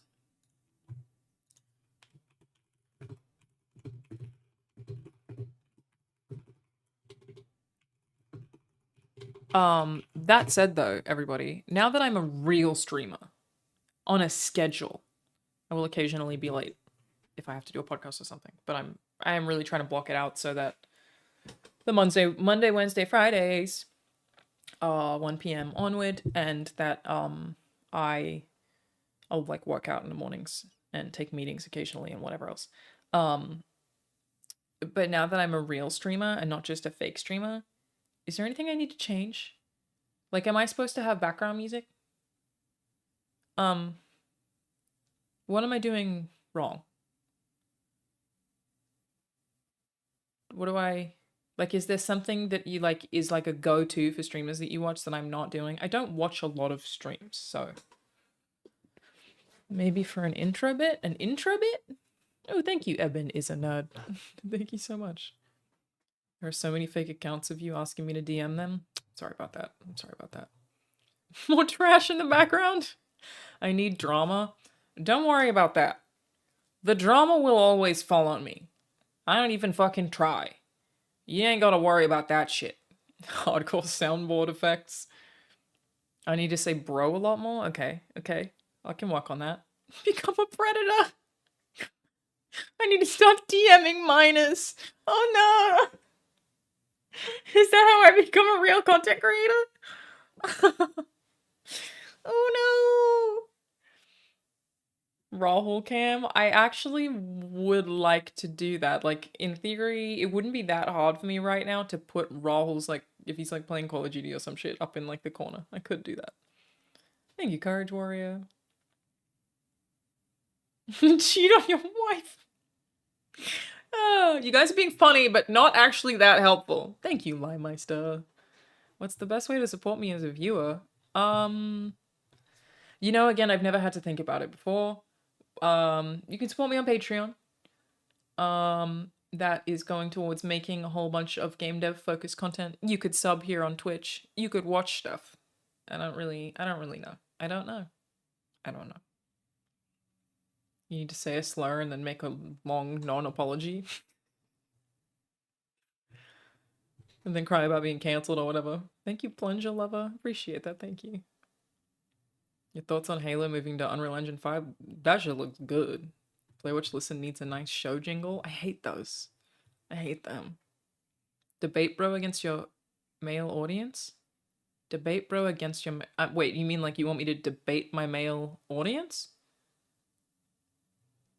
I feel like I already do that. Thank you, Anstar. Did I already say that? I may have. A good artist for cool else emotes and maybe some channel art for streams. Well, we already have one of those. Jeff does my emotes. And he is great. Layers Deep looks to have a Romany Cuphead feel. For sure it has that. You need to do a crypto bump and dump. Oh, man. Thank you, CRTTJ and AQA473. Is that a flight code? Because that's what that sounds like. Right-wing grifter arc, maybe. Okay, yeah, I could do my... This is where we start the right-wing grift? I can do that. Down, yeah, easy. It's actually very easy. And then good content creator. Then huge success. Thank you, Calvin Cropley. I am not back in Australia. I do miss Bogan sometimes, though. What's my take on gaming in 2025? Is it going to be huge? Obviously, GTA. Listen, GTA. GTA, hear me out, GTA, okay? I'm a fucking massive Rockstar fan. I will not take any slander. They are the GOATs. They're the best to ever do it. Next year is just the year of GTA, okay? That's all it is. Nothing else exists. It's crazy. I interviewed with them, and to write on GTA 6. And I declined, for a couple of reasons, but, in no small part because they required full-time in office. What a crazy thing to do. Look at me go. But that's all next year will be. The actual answer otherwise to how will next year be for games is bad, I think. Outside of GTA, I think we're in a pretty tough spot right now that's probably still going to be here for another couple of years. Do Rockstar have offices in California? Yeah, they have an office in LA.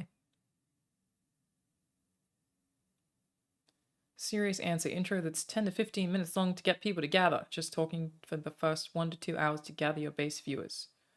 Some background music at low volume to cover dead time. Paid TTS with 100 to 500 bits is a decent revenue stream. I don't even know what that means. What even... I don't even know what paid TTS is. I still barely know what bits are. Oh, what you talking about? Thank you, Mistress Fishes.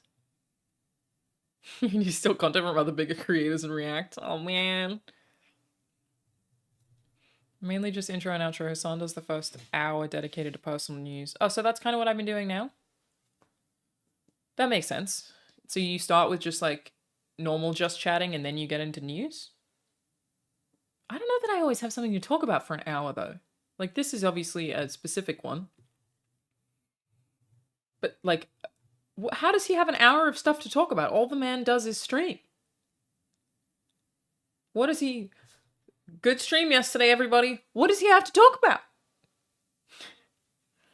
That doesn't make sense.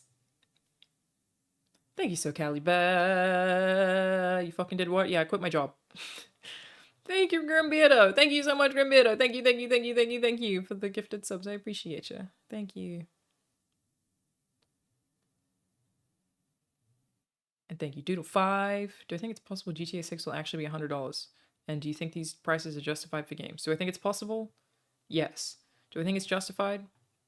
Very fucking difficult to say. But I do have there's a recent episode of Play Watch Listen that is exactly about that. It's me, 2 other people who work in game development, talking about the price of video games. Let me link that for you as well, which was specifically in reference to GTA.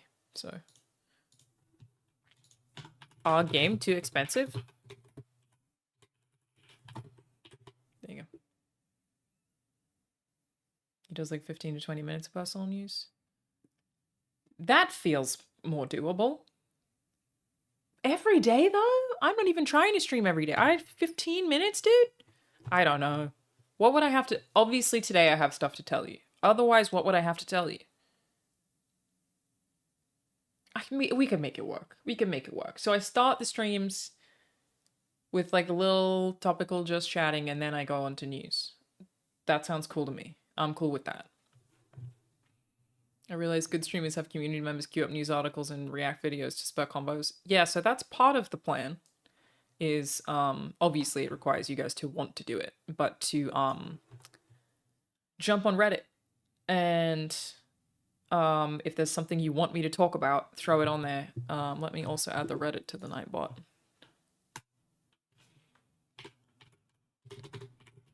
Submit stories or videos. / videos you'd like to see me talk about on Reddit. And it is reddit.com. And yeah, obviously as I start doing that, it'll be able to grow more and more people will know to do it, but that is the plan. Because then it's also like, not only is it easier for me, it's better for you guys because you're picking the stories I'm talking about. I figured that would make sense. Thank you, Phase on Kiwi. Thank you so much. I appreciate it. Banjo news to 25 minutes. Moody Tunes, I hope you're doing great. Thank you. I see that you create designs for YouTube, or maybe you have people who assist with graphic design, but I wanted to let you know I'm a graphic designer and would love to help with any Twitch-related designs. Oh, thank you. I do all my own YouTube stuff. And I'm not currently looking for anything else for Twitch, but I appreciate that. Thank you. I'll reach out. Talk about my bowel movements? Nothing interesting to report. It's pretty standard. Pretty standard. Thank you. Aj. Am I interested in new Indiana Jones? Yes, I will be playing it either on Thursday night or starting at 1 p.m. on Friday. So yeah, these Monday, Wednesday, Friday streams will always be just chatting news stuff, and I was gonna do games at night. The exception will be for new game releases. So like if a game is just dropped, I'll play it during the day, that day. But otherwise, oh, thank you, Airplane Facts with Max. Thank you so much for the 5 gifted subs. Airplane Facts with Max, everybody, has just started streaming. I think very recently, right? You may know Airplane Facts with Max as, yeah, it looks like he's done 2 streams. He's an aircraft mechanic, but makes content where he then spins, he ends up talking about Lord of the Rings. And it's great. Across the board. But he's just started streaming. If you want to check out his channel, he's right there. Okay, maybe I am wrong. Apparently he streamed before. Fuck me, I guess. What do I know, I guess? Then you just give him a shout out. What are the chances of you ever playing Caves of Quad coming out of Steam EA tomorrow? Been in concept dev under 10 years. I have, oh sorry, over 10 years. I haven't even heard of it. Caves of Quad? Maybe. Maybe. I like video game. Thank you, Adrift Pepper 12. Did I binge the new Kendrick album? I love it so much. It rules, man. No, you're just not on very regular? That's how it starts, Max. And look at me now. You just start not regularly, and then suddenly it's 3 days a week. Crazy. What if I rate different strains of cannabis and recommend a pairing with a vintage video game? I'm not a stoner. I've been high twice. And one of those times was this week playing Tetris Effect. Which was actually a good experience. The first time, awful. The second time, while I did it while playing Tetris Effect, sick. Actually loved it. And I took sativa. Did it improve Tetris? It was amazing. I know. How funny to be unemployed. And then it's like day one, I straight up did. I went to Rahul and I was like, what if we got high and played Tetris? And he was like, all right. And so that's what we did. Unemployment, baby. Look at me go. But no, I'm not a stoner and it's not a thing I want to do more often. So did you ever release the video of me getting high? No, I've just repeatedly put it off. But I actually think I might do that one next week. Might drop that. I'll you know what? It's ready. It's time. What about we get high and tell you about video games on the Reddit? I mean, you guys can all get high whenever you want. As long as it's legal. You do you, bro. Is it against terms on Twitch to get high on stream? I figure it can't be. If you're in a state where it's legal, right? I wouldn't have thought so. I lost so much weight when I was unemployed, made me hotter. I am looking forward to being able to work out every day, where like I try to every day but often fail, and I'm gonna prioritize that for sure. Make sure I work out every morning, and I'm looking forward to that. It's a thing that like I try to every day but often miss days because full-time job. So now I'm gonna make sure I get something in every day, less rushed. It'd be nice. Thank you, Drake Red. The Charizard shirt. What do you mean? This is a Digimon shirt. I don't know what you're talking about. It's clearly a Digimon shirt. Charizard's a Pokemon.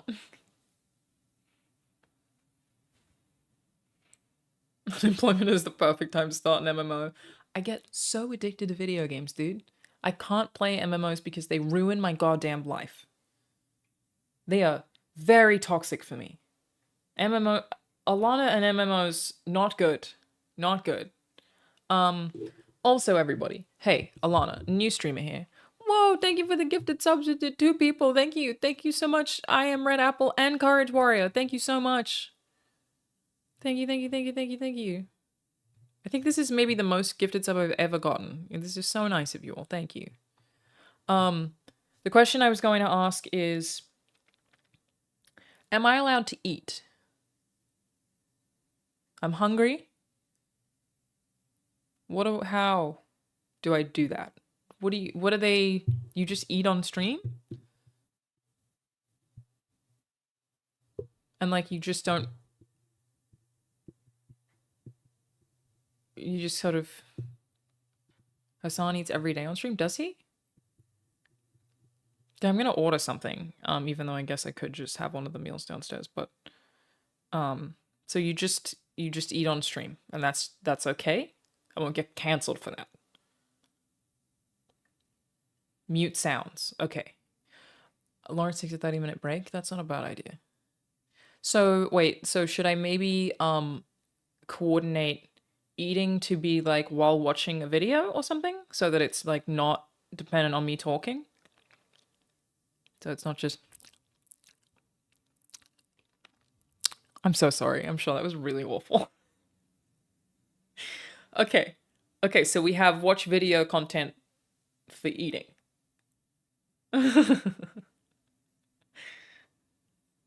Lawrence does that art commercial thing when he's AFK?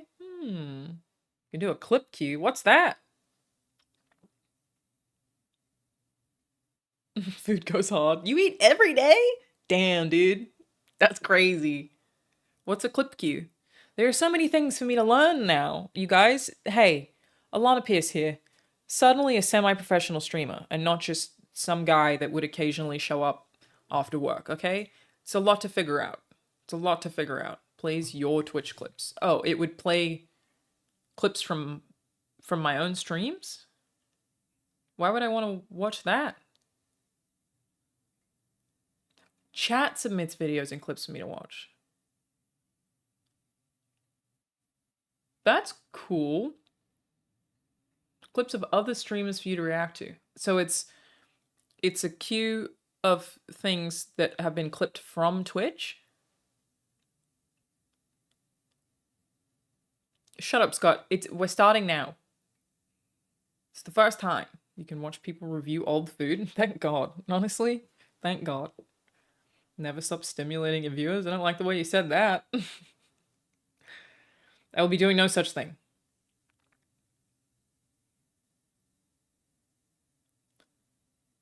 Oh my gosh. Yeah, fuck yes, avocado toast, dude. Absolutely. Absolutely, bro. Oh my God. Yeah, that's good shit. Oh, yeah. Yeah, we love that. Green smoothie. Oh, fuck yeah, dude. Hell yeah, brother. My God. Damn. You know what I mean? You ever look at a picture of some avocado toast and go, cause that's what I be doing. I am a white woman, after all. So, I'm just gonna order that. Ooh, should I add a latte, you guys? Do you think that I should add a latte? Like, would that be like a cute idea? Because that, like, it does sound pretty cute. Doesn't it? What if I did like a cappuccino though? Which is like more white girl coded. I love avocado toast, dude. I really unironically do. Avocado toast and a latte would hit. Yeah, I think you're right. I think you're right. That's I'm doing it, bitch. I'm doing it. Hot latte. Get it in me, bro. I'll take a little guy. You could give me a small one. Skim milk. Done. Order. Go to checkout. Let's fucking do it. Wow, that's very far away. That's alright, I can wait. Ordered it. It's done. So you guys have about an hour to figure out what I'm supposed to be watching while I eat. So. Yep. And I don't know. I don't know. I don't know what I'm doing. I'm trying to think if I have anything else to say about the announcement part of this, though. I don't think so. I think I've said everything I needed to. Basically, I was presented with the idea of what I wanted to do, and I chose to leave Sony Santa Monica Studio, not because of anything to do with the studio whatsoever. I honestly could have worked there forever. They did tell me that it's an open door. Like, I think my manager said something. It was like, she phrased it in a really sweet way, because what a wonderful person. The two managers that I've had at Sony, Lisa and Anoop, have both been such wonderful people. Like, what incredible people to be managers. Just so lucky. She said something like, yeah, the door is not closed. You're just walking through it for now, or something like that. I would not be surprised if I go back there one day. Wouldn't surprise me at all. Really, really wonderful place to work. But I left because I think that I am in a position where I can give myself flexibility, and I want to be able to go home and spend more time with my family after having just lost one of my dads, and it was very traumatic and awful. And the fact that I'm in this position right now as well, I may not always be, you know? This might be something that I can do right now and that maybe I can't afford in 5 years' time. And I think I would regret not doing it. Being able to just spend time with my loved ones while they're healthy and while they're still here. My dad is almost 70. My mom's a bit younger, but, you know? So that's why I'm leaving my job, is just to be able to work freelance. And I think that the situation that is in front of me where I can do that, I do feel like a lot of people would if they could, and not many people can. And that was part of it for me too, is that how lucky am I that this is something that I probably can do and still afford to live. It almost feels wrong to not do it. So that is why I'm doing what I am doing. And I don't know how it will go. Hopefully it goes well. I appreciate all of you supporting me. I do have a lot of fun streaming here on Twitch, and I'm looking forward to doing more of it too. And yeah, I just want to be able to, you know, there's like, my mom wanted to go somewhere next year, and I was like, well, she was going for 2 weeks, and I was like, I can't take 2 weeks. I can't get 2 weeks off. And then we have a family wedding as well. And I was like, well, if you want me to go take that trip with you and do the wedding, I have to do one or the other. I can't do both because I don't have enough time off in a year. And it sucks to have to make those choices. Again, I know it's a really normal thing, but now I can do both. Now my mom is able to travel because she's no longer, you know, with someone has terminal cancer. So I'm going to go on that trip with her, and then I'm going to go for the wedding as well, and then I'm going to go home for Christmas. And it's just nice to be able to. Like, how fucking lucky am I, you know, that I can do that. And yeah, that is why I'm leaving my job. There is zero drama other than somebody I love dying. People will try to paint this in whatever way they can for whatever fun story they can make out of it, but that is just the truth. It's just, I just want to be able to spend more time with my family without being restricted when I don't need to. And so I am streaming regularly, and I will be making more content, and I will be a narrative director on a game called Layers Deep, which I'm super excited about, and I will be making more film adjacent stuff, and doing more writing, and yeah, we'll see how it goes, but that's pretty much it. And also, fuck cancer. Thank you, Arctic Automaton. And Kuwabara. And Junior 2022. Thank you so much, Junior. I really appreciate that. Thank you. That's very nice of you. Thank you. Now we got 52 weeks off. Exactly. Cancer is the worst. I think I've spoken about this before. I don't remember if I did. I think I can talk about this particular bit without crying now. Hopefully. This is a thing that, so my stepdad died of bone marrow cancer. He had leukemia. That's what he died of, was bone marrow cancer. So internal. Scary thing about bone marrow cancer is it can cause like internal bleeding. But he also had skin cancer. The skin cancer was not going to kill him. It may have if he didn't have the other cancer, but like it would have taken a lot longer. But he was not going to die of the skin cancer. He was always going to die of the bone marrow cancer, the leukemia. So he just like had skin cancer as a fucking cherry on top. And the thing about the kind of skin cancer that he had was it was all over him, all over his head, all over his arms. The stuff that was growing out of his arms, it's a type of cancer that's like mushrooms. Like it is just huge fucking things with like craters around it, like brutal. So not only was he being eaten from the inside, he was rotting, literally rotting. So while this man is already dying of cancer, he also stank, and he knew that. He's aware of that. He smelt like rotten flesh. It was difficult to sit next to him. Obviously, we would. But it was extremely unpleasant. You couldn't hug him because he was in too much pain. So if you touched him, it would hurt him. So not only is someone that you love dying of cancer, you also can't easily be near them. You can't touch them or hug them or hold their hand. And it wasn't even the thing that was going to fucking kill him. It was just unnecessary. It was just an extra thing on top. And I can't get that out of my head. For what? Why have all that extra pain and all of the effort of having to change his bandages, which was like very difficult and time consuming? For fucking what? Like, couldn't he at least have just had one of them? You know? And he was... No, I'm going to cry if I talk about how wonderful he was. So we're not going to do that. But I just the unnecessary levels of pain. It's very hard for me to rationalize. And he was so fucking lovely, and no one deserves that, but especially not him. Just fucking brutal, man. So he also just had to be in pain. He couldn't be touched.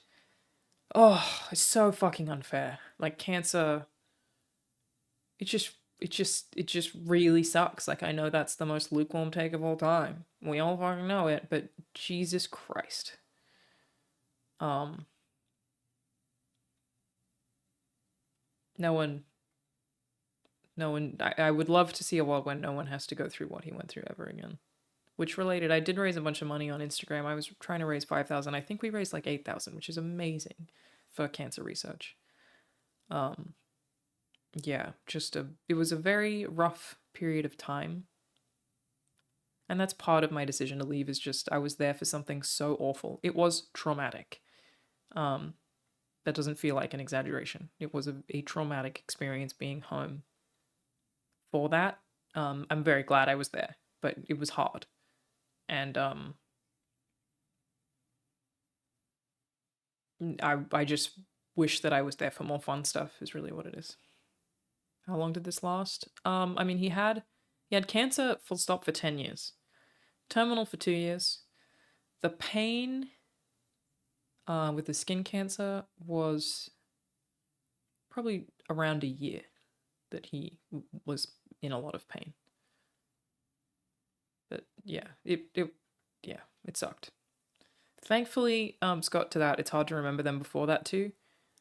So obviously I can still summon the image of him with the fucking rotting flesh. I can summon that in my head. But that actually happened to me really fast, in that the version of him that I remember, and I'm so glad, is the pre-cancer version. That is when I think of him, I'm not gonna cry. Not again. Not gonna happen. It's the version of him before that, so I'm glad that I have that. That is what, when I think of him, that's what gets summoned immediately, so, yeah. But just, man, just a real fucking shit of a thing. And, yeah, a lot of people go through it, obviously. Weird thing to find comfort in, but all the people that I've had who reached out, or like friends who reached out, I'm usually like extremely cut off. Like, I don't really tell people if I need help, or I don't need help. Like, everyone does, but I'm not much of a feelings sharer. Like, if I go through a breakup, I might tell my mom. I like won't even tell friends. Like, no one will know until it comes up candidly, and then I'll be like, oh, like I didn't tell any of my friends I was leaving my job. They all, Lawrence found out yesterday or the day before, same as everybody else. I don't share a lot, and it just, people just coming forward and talking about their experiences with cancer really has helped a ton. Very sad to hear about, but really has helped. Like, it's just what a beast of a thing. And I feel like I have a weird bond now with any other human who has been through this, which I know is silly, but it's like, oh, you get it. You know? You get it. Hi, Steve. Yeah, I didn't tell Steve I was leaving either, I don't think.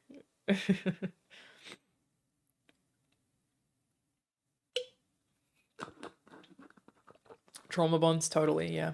Yeah. It's just yeah, a lot of people have been really helpful, so. And that's why I left my job, is that I watched somebody die a horrible, slow, painful death. And it really sucked. And I would like to see more people that I love living happy, fun, joyous lives and less fucking rotting to death in front of me. Welcome, Mellow and Tears. I just told you why I quit. Did I tell my job I'm leaving? Yeah, of course.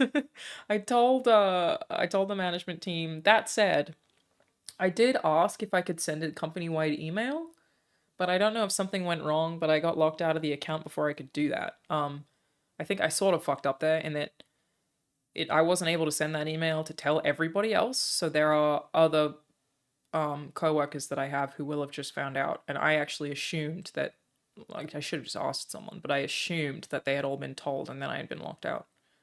But that means that I do have co-workers who just found out when I announced it, which sucks. That is not how I would ever want anyone to know that, so.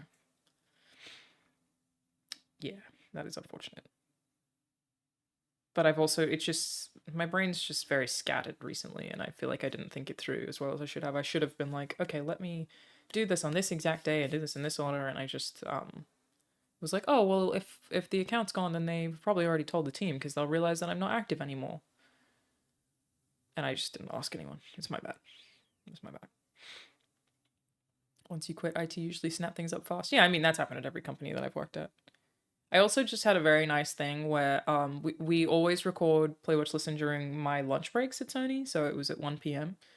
On a Tuesday, and we pushed it today, but I was getting texts the whole time, and it was actually very nice to do that show and not be conscious that I might be getting messages from work that I should be worried about, even though technically it was lunch break. That I was like, I don't need to check those. You talk all you want. I am not legally obligated to check any messages anyone is sending me because I'm unemployed. Take a year off and relax and recuperate? Take a year off? What in the money are you talking about? I'm basically poor now because I just took 2 months off. I cannot take any more time off. 2 months was too much. What in the rich person? Take a year? How do I pay any bills? It's really funny. I had a friend the other day, who was someone who was like very excited for me to leave my job. And she was like, hey, I'm doing this on Thursday. Do you want to come? And I was like, oh, I can't. I have to work. And she was like, but you quit your job. And I was like, ma'am, you know I have to do other stuff to pay bills. Quitting my job doesn't mean I just don't work anymore. What do you mean? And she was like, oh, you still have to do that? And I was like, yes. Yeah, bro, I'd love to take a year off. How? Doesn't work that way. The government writes that off. Well, yeah, I did technically quit one job. Yes, I quit the full-time one. The others exist. Yeah, it was a very funny interaction. She was like, you don't get to use work as an excuse anymore. And I was like, I still have to work, bitch. What do you fucking mean? Yeah? What are you talking about?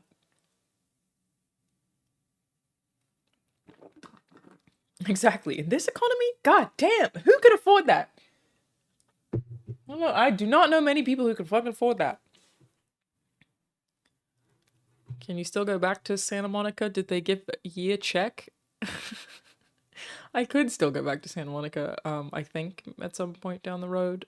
Did I get a year check? Devastatingly no. Devastatingly no. She's too much of a workaholic to take a year off. It's not that. I can't afford it. I can't pay my bills without working. What do you mean? I would also hate taking a year off because I like working, but no, I have no money. What do you mean? Do I get severance? No. Bill's the ultimate workaholism. Yeah, no, you don't get severance for quitting. Will I focus on streaming or more content related stuff? Yeah, I'll be doing a whole bunch of all of that kind of thing. So, my main channel right now is, obviously I skipped several months because I was back in Australia. So I haven't had much recently. But the output for that channel won't change a ton. Which, yeah, thank you for 650,000 subscribers today, everybody. That's crazy. What a cool milestone. That channel, I only make stuff if I have something to say. And that is what I'm sticking it to. So there won't necessarily be more videos on there. There might be, but I will only make content on there if I have something to say. If I have something that I'm like, I want to talk about this. I won't just like make a video to make a video. There will be more streams. There will be way more stuff on the Play Watch Listen channel, which is like, again, I know pretty stupid of me because it's so niche.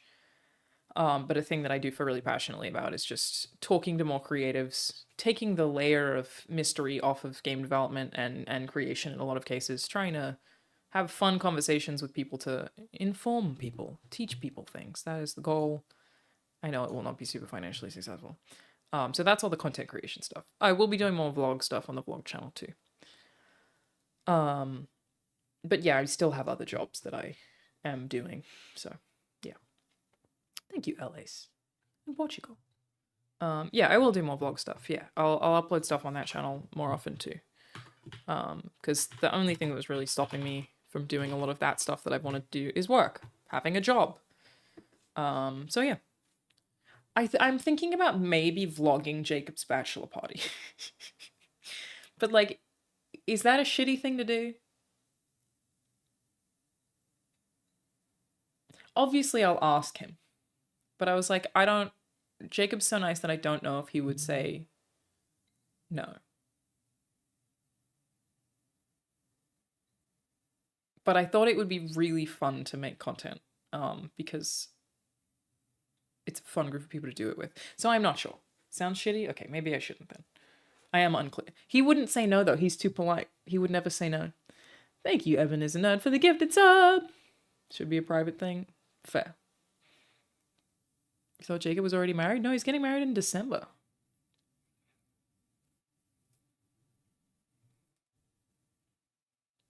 Thank you very much, I am Titus. Yeah, you definitely don't have to give cash to support me directly. You know, don't feel like you have to do any of that. But thank you, I appreciate it. Thank you for being here. Could be a fun thing to play at the wedding. Maybe. I'm not sure what the run through for their wedding is like right now though. It's kind of shitty. Like other people in the background might be weirded out. Well, it's almost entirely Funhouse people though, and it's not the kind of bachelor party you think it is. There are layers, but I don't want to talk about them because I don't want to talk about it publicly. Is it okay that I'm two-timing a stream with Pallet and Amber? Amber is my favorite streamer. So yes, go ahead. By the way, everybody, some of you might know Mars. Like Marzi. I reached out to her a while ago about playing co-op games on stream. Because we've never collabed before.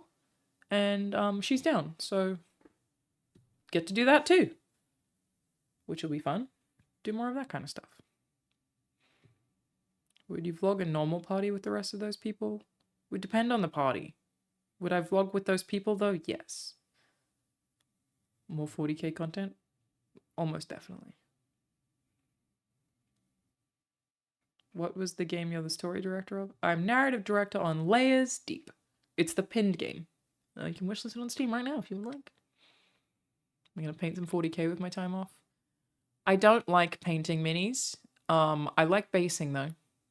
So maybe I'll make some bases, but I don't like painting minis. It's too intricate for me. It's too small. I don't enjoy it. Thank you, Thor9447.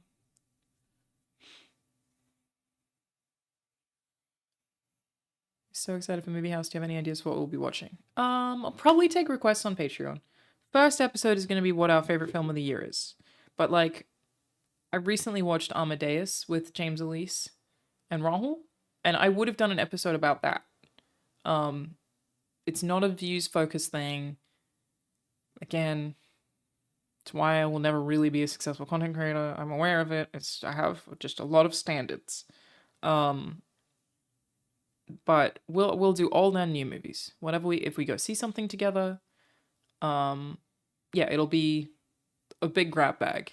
And I think it's gonna be really fun. Fun vibes. Planning on watching movies together and filming the podcast straight away. Planning on watching the movies together, yes. I'm not sure about filming straight away because that would like be a lot of time. But watching the movies together as much as we can, yeah. And then, record that same week or whatever. So that would be awesome. That is the plan. Thank you, Apoth Palace. Have I watched The Substance? I have. I have. No hot tub stream just for views? No. I don't have it in me. I do fucking love a hot tub, though. There's little that makes me happier than being submerged in water. Never seen Amadeus, would you recommend? It is now in my top 10 movies of all time. I loved that movie. I thought it was incredible. We found the engagement on Blue Sky to be markedly different. Man, the microblogging sphere. So I have a Blue Sky, a Threads, and a Twitter. I'm using them all for different things right now, and it's actually pretty fun. Twitter, I'm posting like exclusively like things that I know would be very far reaching. So like if I have a thought that I'm like, I would text that to the group chat, but I know that it's vague or broad, it goes on Twitter. Just that is like here is a take that I recognize a lot of people. It's not very personal. A lot of people will be like, I agree with or don't agree with, whatever. I'm using Threads for personal throwaway shit that I know nobody cares about. If I have a dumb thought that I'm like, I'm gonna share that, it's like a microblogging platform for me to just have fun, really. Blue Sky I'm using for games industry. And I am successfully doing those three things. It's crazy to be on three. I mean, I barely look at Twitter, like very rarely look at Twitter. But I'm enjoying Blue Sky because it feels like it is the way that Twitter used to be. In that it's your circles are more contained. That like I can talk about games industry and the people who are following me or replying are a bunch of game devs. And that's it's a fun space to be in. So I am really enjoying that, yeah. It's nice. My Twitter is what I have 533,000 followers. Like, it's fucking, it's a shit show over there. I don't read anything anymore. Thank you, Rampage 420. I think you should do a series reviewing secret level episodes coming up. Not a bad idea. I don't know about a series, but I'll probably do like a video on secret level. I considered becoming a VTuber. A model debut costs only 15k and a year and a half of work of multiple artists. No, I have not. And a friend of mine, Ross, just debuted a new VTube model. And it sounded like it was successful. I'm cool with VTubers. Have you noticed a click-through drop-off on Twitter or Threads? No, click-through is still very good on... Well, still fairly good on Twitter. I don't share that much on Threads, though. Not everything, at least. You could host a 40k painting party to suck your friends into painting it all for you while you vlog it. Again, I like the basing parts. I have fun basing. Basing Warhammer, for anyone who doesn't know, basing minifigures. I was going to say figures. Is like you add like the grass and the rocks to the little bases that they stand on.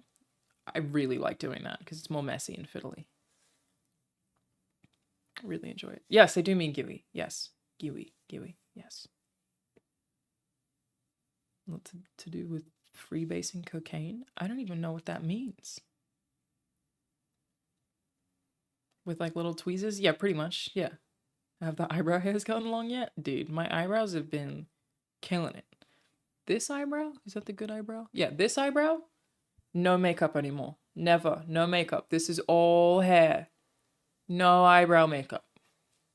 It's just all hair. I'm so happy. This one, still sparse like here and here. It's getting better though, day by day. Improve. And I used to have no hair over here. That used to be no hair. All hair now. I used to stop like there. It's the best. I'm so happy with this decision. So good. Love having eyebrow hair.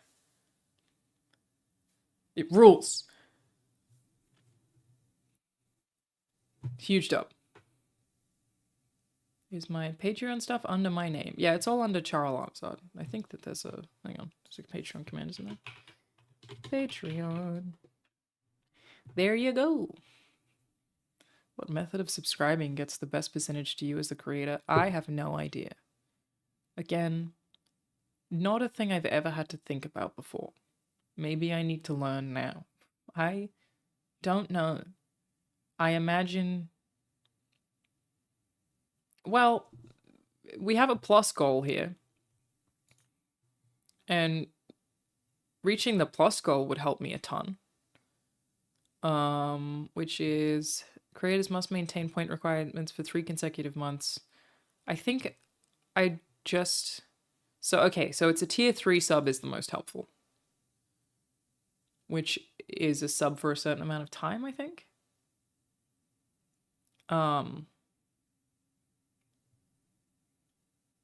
Yeah, we're trying to go for level 2. Which, so a tier 3 sub is the most helpful. Really. And then Twitch will be able to take less of my money. Which would be great. Thank you, JolieBub3214. Sub tiers are more dollars per month. Oh, interesting. I didn't know that. I thought tier 3... Oh, I see. Okay, I thought that tier 3 just gave you more months. See, I don't know what I'm doing. I'm new here, okay? Thank you, Sketchy Sloth 92. Should be able to do it pretty quickly now, streaming 3 days a week. Maybe. I have no idea. Do I need to, like, change my sub rewards too? I don't fucking know. I'll figure it out. Thank you, Davy Chan. 625. And only Zol. Thank you. Always plug the fact that you can subscribe for free with Twitch Prime. I don't think that helps the plus goal, though. Am I monetizing Twitch now? I've had Twitch monetized for quite a while. It's just that I donate a lot of it to charity, which I still do. Can I still stay in US without a job? Yes. Pretty sure Prime subs and gift subs don't continue the plus goal. I think that's true. That the plus goal has to be just regular subs. Okay. Thank you, NamT8. I really appreciate that. Thank you.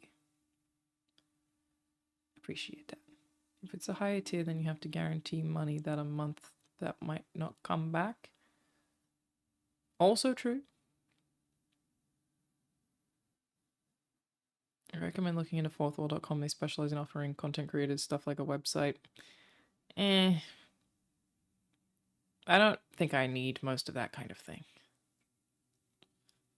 You need a minimum of 300 points in any tier for subs. It has to be paid subs by an individual. Yeah, okay, so it just can't be Prime. So it can still be tier 1, but tier 3 is the most helpful is the answer. We're going to be keeping the VOD up? Yes. What was my most listened to band on Spotify Wrapped? I actually don't know. Can you check Spotify Wrapped in the app, or do you have to do it separately? Spotify Wrapped. Let's have a look.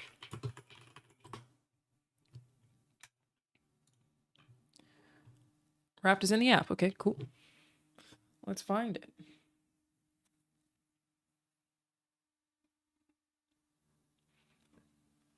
We're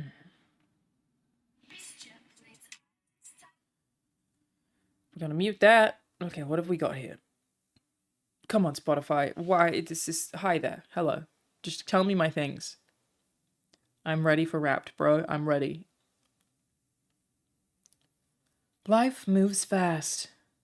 Luckily, we took notes.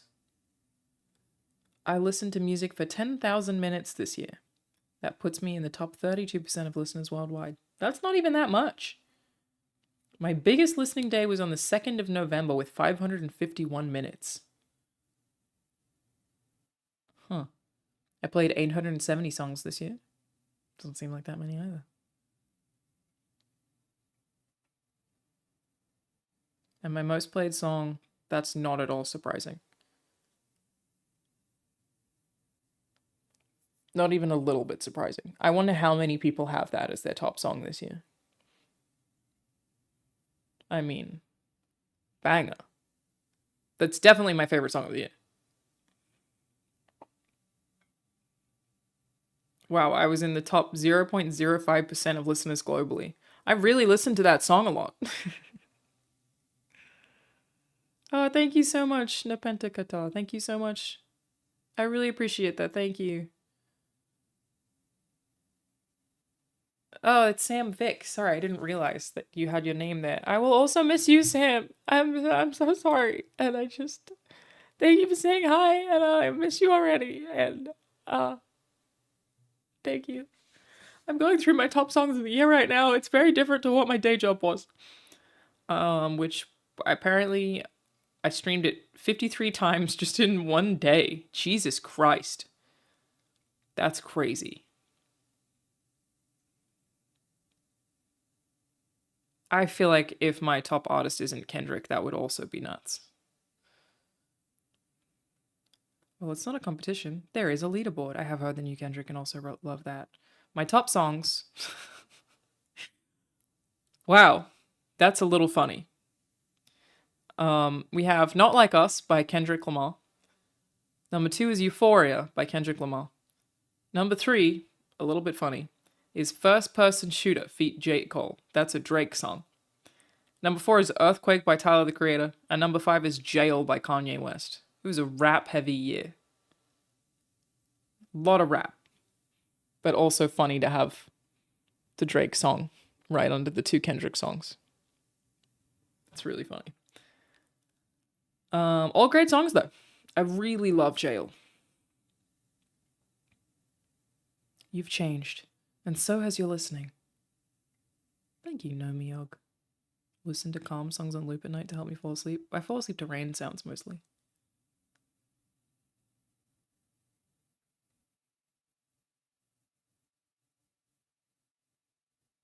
January was my bougie American football rap phase? The fuck does that mean?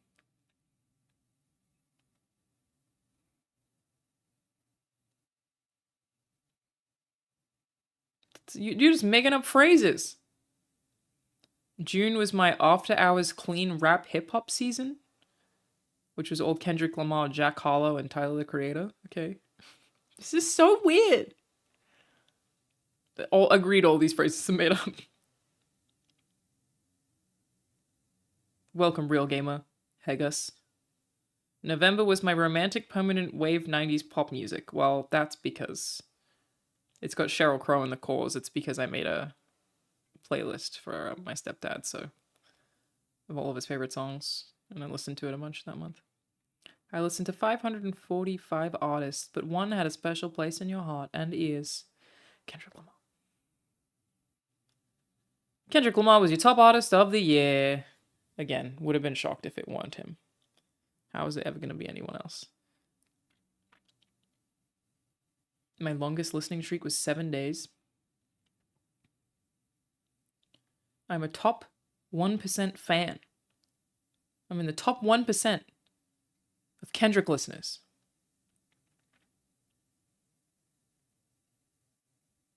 Again, not at all surprised by that. Who else got a lot of play this year?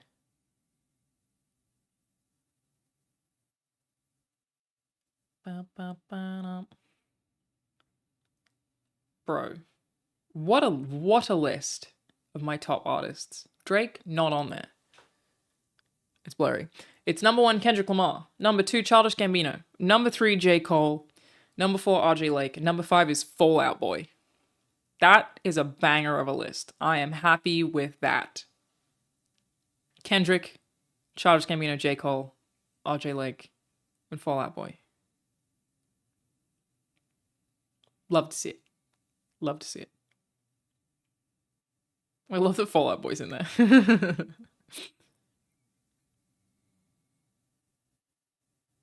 Thanks for coming along for the ride.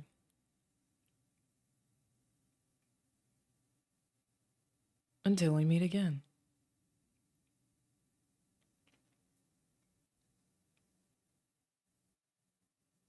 It's good stuff. It's good stuff. Yeah, I knew it would be a Kendrick year. How could it be anything else? It had to be.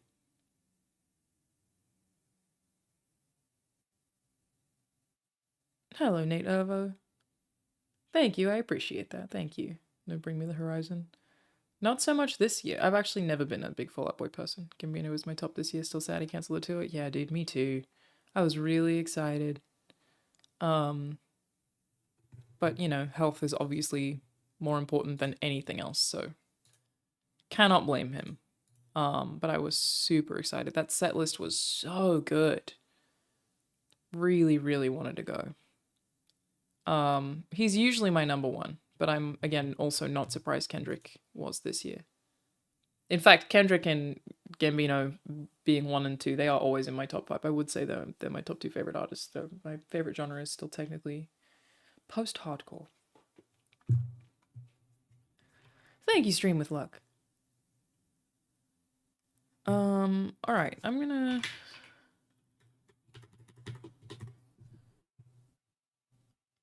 I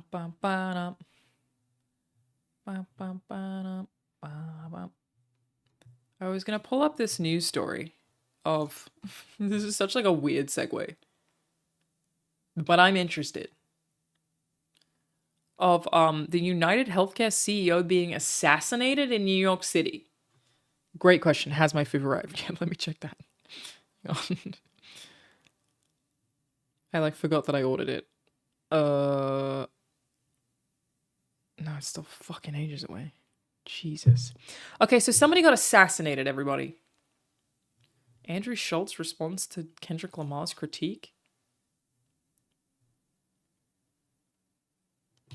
I do not like that guy. Okay. United, just give me the... Twitter, you're so broken. Just give me... I just want to know about this assassination. It's what the people want to know. You know what I mean? A guy got assassinated. Holy shit. Can I read this article in New York Times? I can. Okay. Let's do it. Let me close all these tabs. Oh,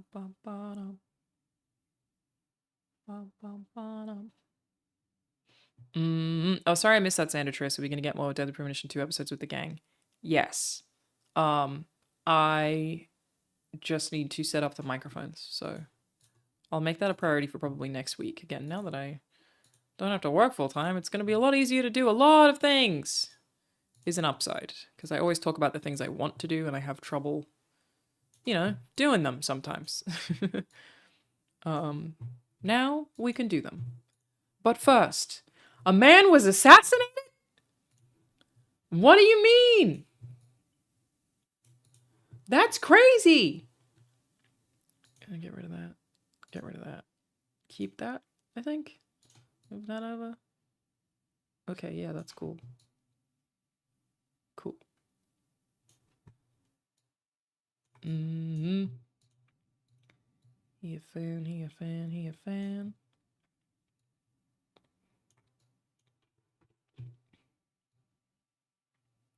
They killed a guy.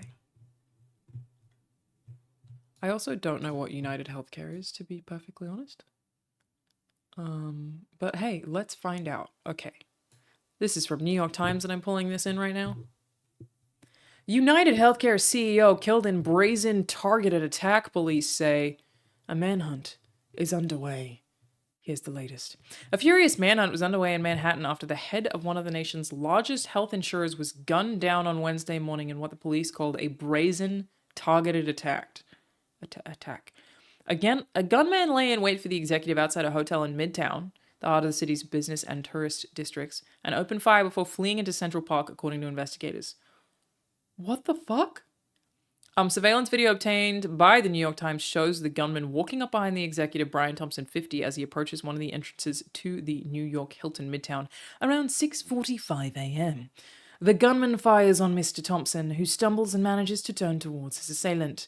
The video also shows what investigators said was the pistol jamming during the shooting and the assailant quickly clearing the jam and resuming fire.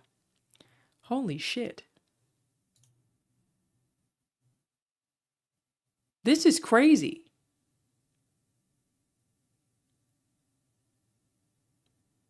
He had a silencer too, did he? Silencers don't work the way you think they do. I did a whole video about that back in the day. About how gun silencers don't act the way they do in video games. They don't make guns silent, they just make them sort of sound safe. The video is straight out of a movie. You can watch the video of him being killed. They published that?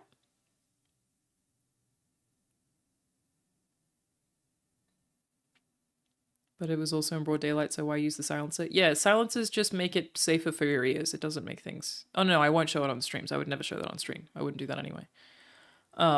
Yeah, they don't make things quiet. They just make it safer for your ears. And my post has it? Damn, dude. No, I wouldn't want to watch it anyway. I don't want to see somebody get shot to death. It's not really my vibe. I'm weird like that. Just not really a thing I'm into. Don't love seeing people be assassinated. Don't know about you guys. Yeah, they make it quieter, correct, but not actually quiet.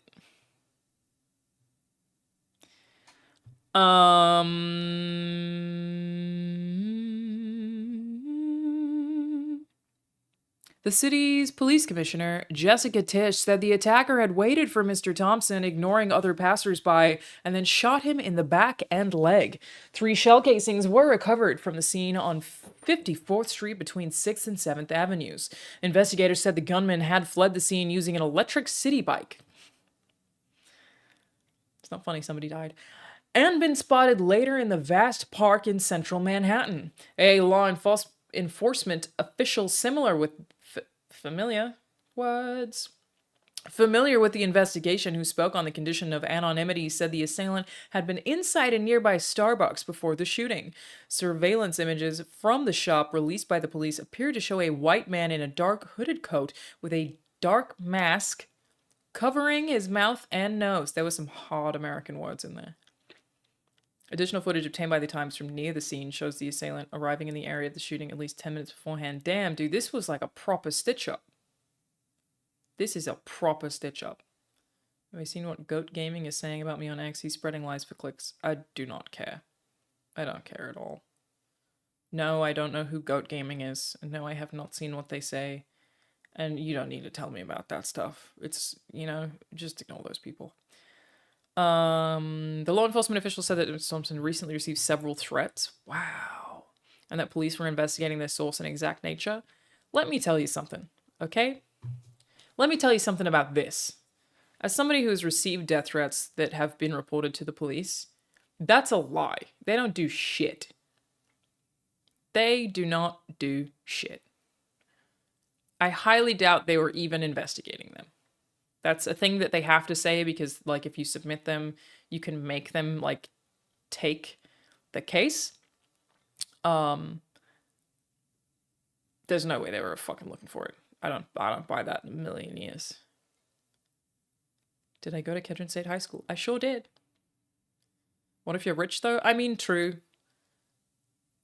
That is true. It does matter when rich man gets shot. So, great counterpoint. You're all right. I take it back. But noted that healthcare executives can often receive threats because of the nature of their work. How funny is that? They did note that these people who take all of your money and don't fucking repay you correctly in return tend to make people mad. Interesting note. Interesting note that. It's almost like they're fucking assholes. It doesn't mean anyone deserves to die, obviously, but...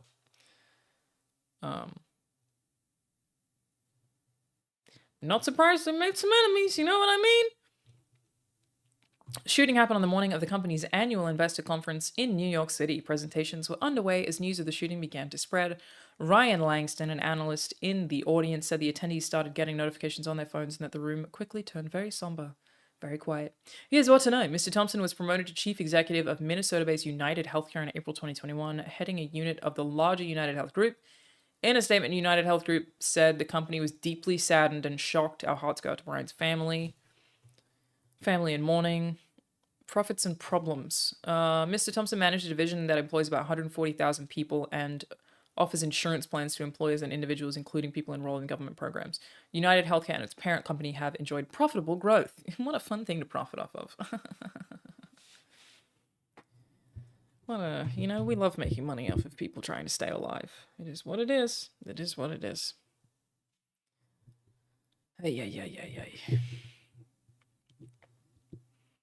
Feels like an episode of Bones. This does feel like it's not real. It's pretty wild. Hello, Alanah. Sorry to hear about your stepdad. Thank you.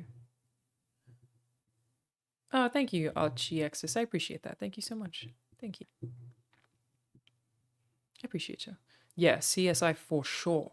For sure. Very much feels that way. What a crazy story. Lawmakers, federal regulators have accused United Healthcare of systematically denying authorization for procedures and treatments. Tight. We love this. An official scrutinized its parent company after a cyber attack that compromised private information, including health data, of more than 100 million Americans.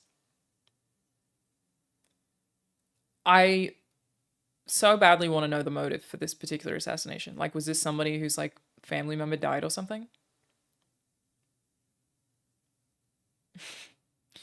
Glad to confirm that you're not a fake gamer, Tacos Pop.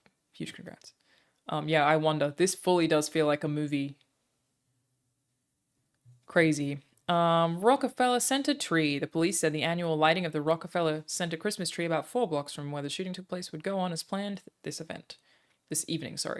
The event would have its normal security measures in place, which Jeffrey B. Madry, chief of department, described as a massive police presence. The shooting happened outside one of the city's largest hotels in New York Hilton Midtown. It has hosted the Emmy Awards, Donald Trump's victory speech in 2016, Elvis Presley, the Beatles, and the journalists who holed up in its rooms with the Pentagon Papers. Damn, man. Thank you, Fonzie Gamer. Or his wife knew he so hated and took advantage of the situation. You think it was one of those widow crimes? One of them widow crimes? You have UHC, they fucking love to deny claims. What a nasty business, dude. What a nasty business. You think it's a religious conservative nut job? Well, I mean, it could be, but that seems like an unlikely reason to kill someone who is denying in charge of a company that's... I just don't know how you could do that line of work and not... Like, how do you do that line of work and sleep at night? How do you... well, I guess he doesn't anymore, RIP, but how do you fucking work at a company like a health insurance company and be notorious for denying claims from people who need help to live and still sleep at night? I just can't comprehend it. Just doesn't compute. Some people are legitimately sociopaths, they actually don't care. Yeah. He's denying insurance claims in hell now. I mean, maybe. I don't know much about this person. I don't feel comfortable celebrating an assassination or anything like that. But it's not like I'm overly sad. You got a 10 mil bonus last year, probably just sleeps on that. Why are we giving bonuses to people when other people are dying? I just don't fucking get it. What are we doing? Ugh. It fills me with terrible existential dread. God. You isolate yourself from the struggles of the average person, but it's not even that, because it's not isolating yourself from the problem of the average person. You're fucking creating problems for the average person. You are creating them. Isn't that crazy? We lost a 1%er. That ain't true. Went to Kedron at the same time. I was friends with George. Oh, how's George? I hope he's doing well. The millionaire made a lot of other millionaires richer. It's just so nuts, dude. Like, it's just so nuts how vastly different lives people live. Like, obviously I'm on the spectrum of that. I'm sure that there are people who are like much less fortunate than me that would be like, I can't believe you get to live that life. Like, it's just, the scale of it is just so, that you can just earn a $10 million bonus, more money than most people will see in their entire lives,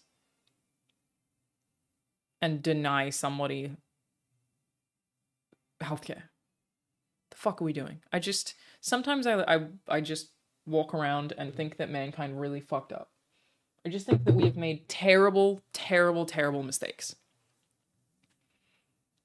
Walk around and go, none of this, we didn't need to do all this, and now we have, and it can't be undone. And this is just what we've done. The stocks went up? Jesus. I think people who care more about money than other people's well-beings being in the healthcare sector are just insulated from feeling any sort of empathy. But how? I guess everyone has the capacity to get there.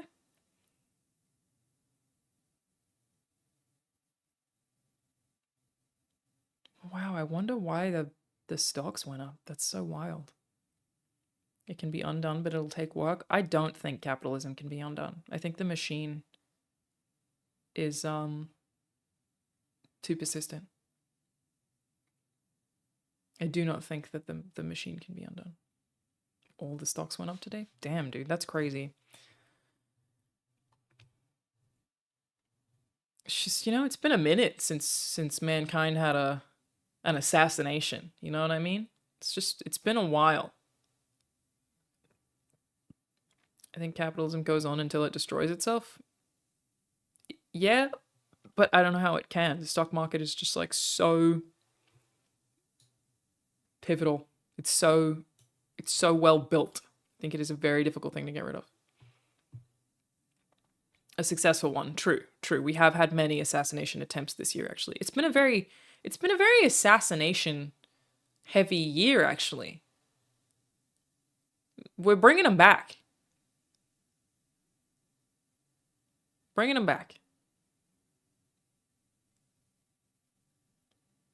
It's been a minute.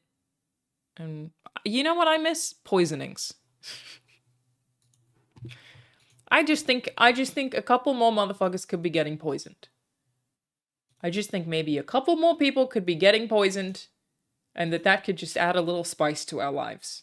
I just feel like it's been a minute. Incoming FBI raid. I'm not gonna do it. I just feel like just a little more like concern of like, ooh, can I drink this, or am I about to be poison assassinated? I think it would keep people on their toes a bit more.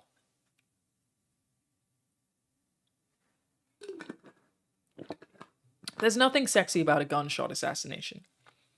There's many sexy things about, like, a hot chick with a knife. Do you know what I mean? Just a new Hitman game ad campaign. I fucking love those games. I think the most recent Hitman is incredible. So good. Get a death note somehow. Again, I'm not trying to kill anybody. Not me personally. But I would like to just be like, oh, but have you poisoned my drink, sir? Am I safe to consume this liquid? Or is this how I go down? And I just think it would, you know?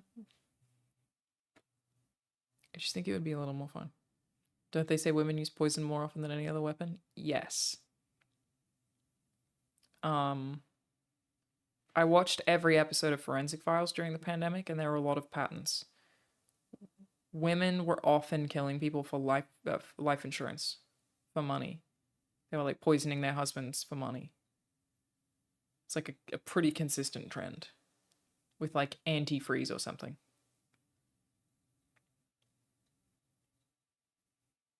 There's a lot. Kim Jong-un sent a hot chick to assassinate his own brother and succeeded. That's how you gotta do it. My man. Bringing it back. Couple more hot chick assassinations. Spice things up. Is poisoning still popping off in Russia? Hang on, let me follow that thread real quick. Russia, poisonings. I would like to know more.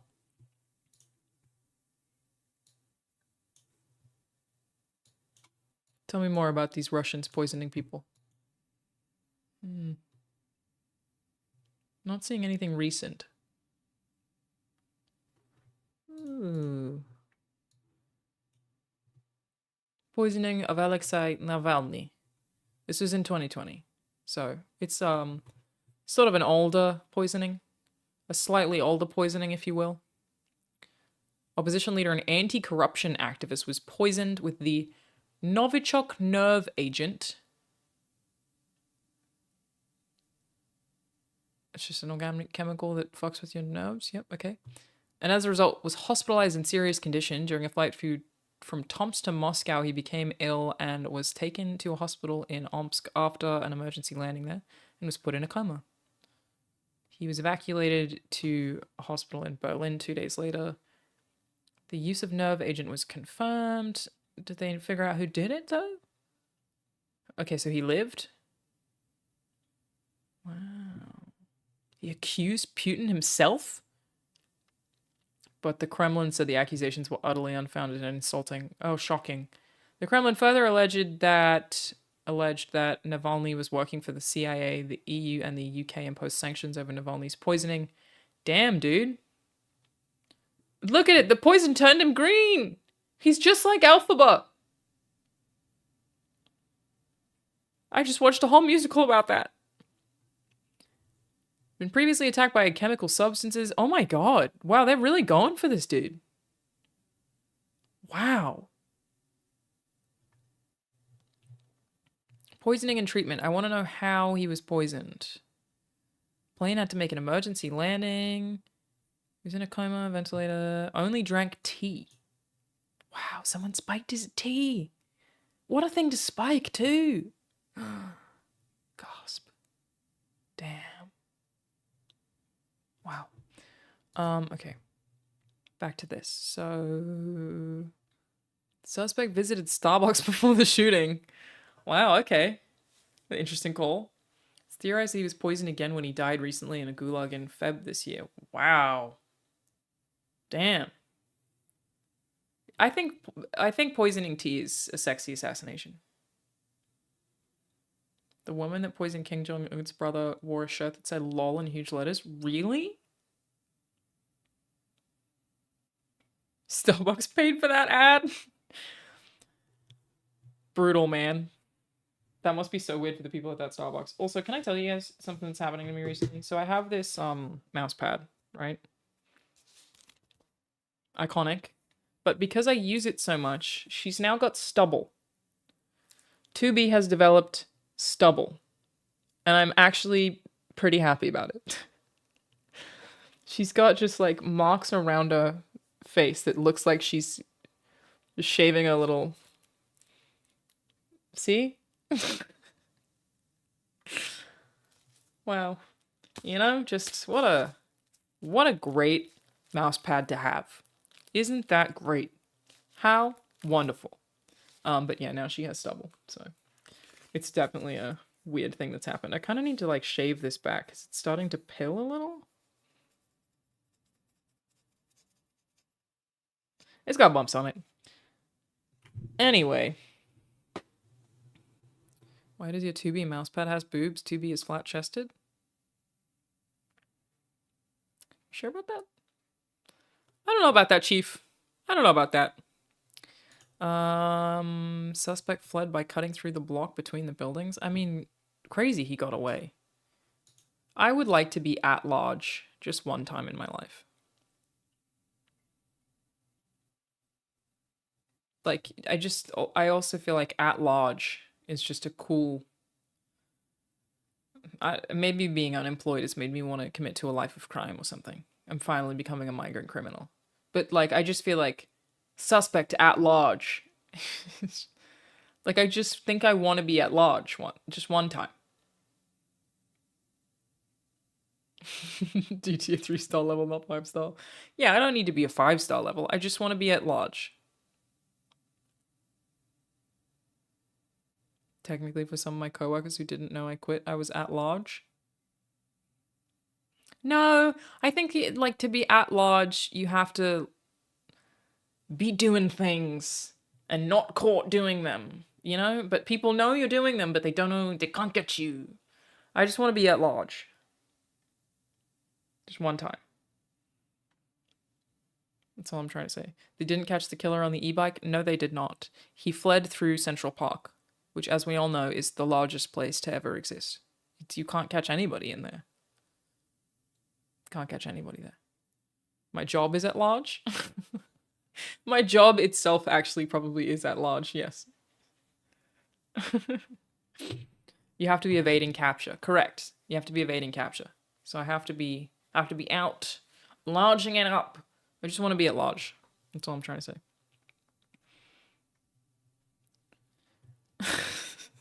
Very nice, Snowflake. Brian Thompson grew up in Iowa and remained open and approachable, even as he ascended to executive status. Ascended, yeah? Asking colleagues for input on long-term goals for his company, said Matt Burns, a former United Healthcare executive who spent several years working for him. Thompson was a guy with Midwestern roots. He made it a point of pride to know the industry better than anyone. Surveillance footage obtained by the New York Times from near the scene of the shooting says the suspect arriving in the area at least 10 minutes beforehand. So yeah, he totally knew he was there, huh? Was this a conspiracy assassination, I wonder? Was it set up? Did it come from inside? Was it the mob? Who knows? If you're a genius and unemployed, aren't you at large?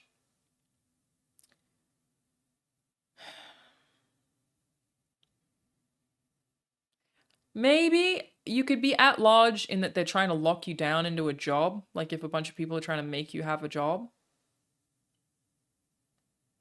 That you could kind of be at large. Yeah, in demand is different. Thank you, the Hellfire Club TV. Now you're freelance after your amazing performance in VHS Beyond. Thank you. And the upcoming secret level. I'm not in secret level. I think we'd love to see you acting or writing in some gaming themed TV shows. Just a thought. Yeah, I'd love to. But again, that's like one of those things that I don't get to choose. Like I'd be like, I agree, that sounds great, but it's not like it's not really up to me. The world gets to decide that kind of thing, not me. But I would love to. XQC quit his job.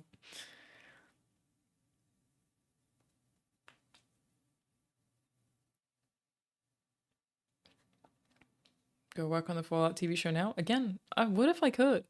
I feel like I need to learn about this Kim Jong-un assassination as well, because I don't know much about this. This is something I'm pretty behind on. Just gotta get up on that. Man appears to be making a phone call. A telephone. The plot thickens. A Times analysis of the footage found the man's clothing and backpack matched those worn by the gunman in footage. Investigators believe the gunman fled the scene on an electric city bike. Something about that's really funny. Of all the things to flee on, it's a city bike. A group of police officials were gathered at a city bike kiosk, and the cops have to just fucking look at city bikes. On the Upper East Side, they were asking doormen and building superintendents nearby for video footage that may have captured the bike rack. Law enforcement official familiar with the investigation said that the shooter, before attacking Thompson, had gone to a Starbucks nearby on 6th Avenue. The police released 3 surveillance photos on Wednesday afternoon of a suspect standing at the Starbucks counter wearing a black coat with the hood up, a black face mask, and a grey backpack. Yep. That's him. Honestly, thank God the annual Christmas tree lighting in Midtown will go on as planned. Thank God. I was going to say, bloody hell, what about the annual Christmas tree lighting in Midtown? Will it go on as planned? What will we do if they don't light the Christmas tree in Midtown? Don't worry, everybody. It's going on as planned. We're going to be just fine. Thank Christ. But it's Jesus' birthday, you know? Popular Christmas tree lighting at a ceremony at the Rockefeller, about 4 blocks, will go on as planned on Wednesday night. Even as manhunt for the gunman was underway. Also, manhunt is a cool word. I would like to be manhunted and at large. I just don't want to have to commit crimes. It's a tough one. I've really put myself in a tough spot. Event will be broadcast. City bike leaves digital exhaust that could help track a killer. Oh, this is... What fucking 2024 crime drama is this? Jesus was at large. Jesus was at large. Jesus was momentarily at large. Play cops and robbers with your mates. But it's not real. It wouldn't be as appealing. Jesus didn't have an e-bike. That you know of. He could have whatever he wanted. Am I saying I want to be framed? I mean, I guess. I want to be at large and manhunted without having to commit a crime. So I guess I want to be a suspect. That's what that sounds like. Okay, an electric city bike like the one reportedly used as getaway vehicle after the murder of United Healthcare CEO Brian Thompson creates digital exhaust streams of data that can be used to track the rider. Digital exhaust is a funny way to phrase that. Between the creation of a city bike account connecting it to the credit card. Yeah, that's a bunch of info, but, you know, I'm sure he figured out a way around that. Michael, a stock analyst at Baird who was at the Investor Day described Thompson as talented and a smart leader. At United Healthcare headquarters, a cluster of 10 colored buildings. A police cruiser was parked outside a main entrance Wednesday afternoon, but there were no additional signs of increased security in the area. Wild, man.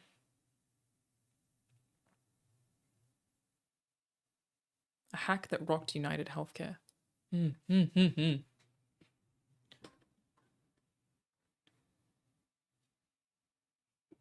Interesting stuff. Yeah, I look forward to learning more about this. I would really like to know this guy's motive. I'm not saying hear him out, but I would really like to know. He used a single action handgun, which is really weird. Why is that weird? What's weird about that? Digital exhaust sounds like something a bad CBS crime show would make up. Yeah. Hold space for motive. I am holding space for his motive, yeah. I would like to know. I would like to know. There's a documentary about it called Assassins. I would like to know about Kim Jong-un's brother's assassination. Brother assassinated. Oh, maybe this is what maybe I can watch this while I eat, though my food is still not here. It just feels like I'm eating avocado toast very late. Oh, it's only 6 minutes away. Okay. We can do Kim Jong-un's brother and chill. We could do that. But I guess it would have to be on YouTube. I have to find something on YouTube. The assassination of Kim Jong-nam. It's all really short. I'm trying to find a long YouTube video on this particular topic. Motive is P obvious isn't evil healthcare CEO probably had a family member denied healthcare. Yeah, so our options are thus. Family member denied healthcare. Some rich person inside job. Or it could be the other version where it could be, as someone mentioned, could be like some religious conservative who was convinced that the company is having a hand in making the kids trans. Could be any of them.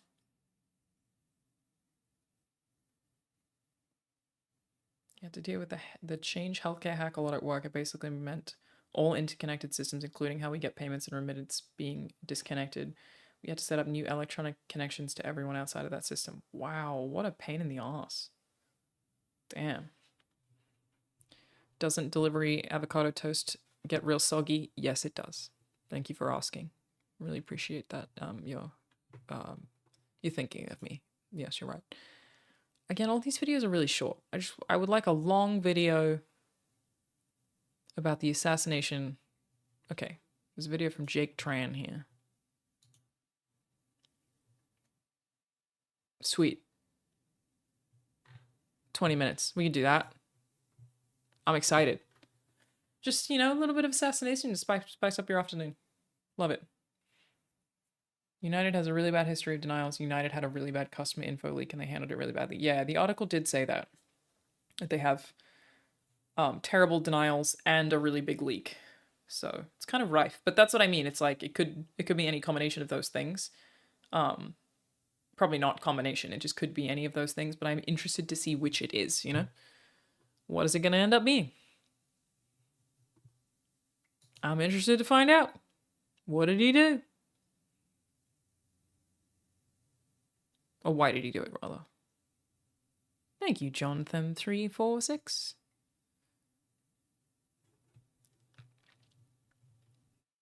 This is the one that mentions that. The cyber attack that comprised United Healthcare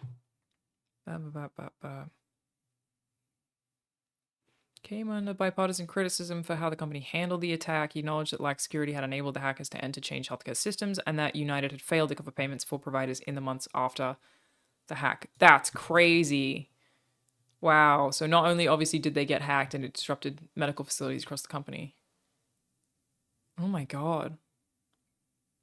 A bunch of them just didn't get paid because of the hack? Damn.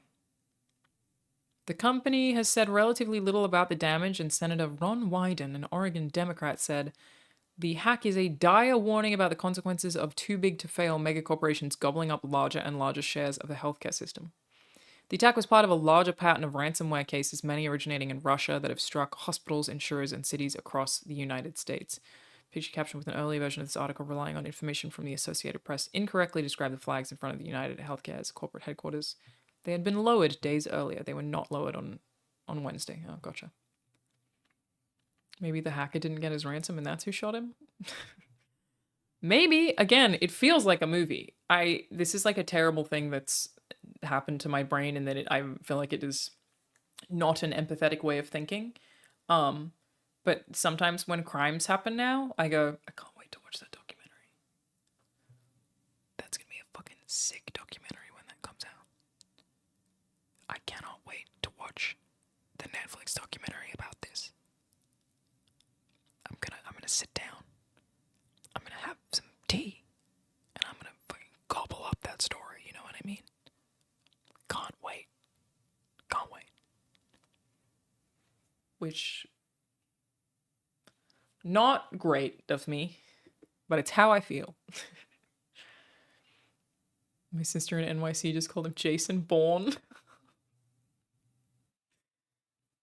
Did I ever watch Evil Genius? No, actually, I just watched the Jean-Benet Ramsey Netflix documentary, though. Tough watch. I think I spoke about this the other day, but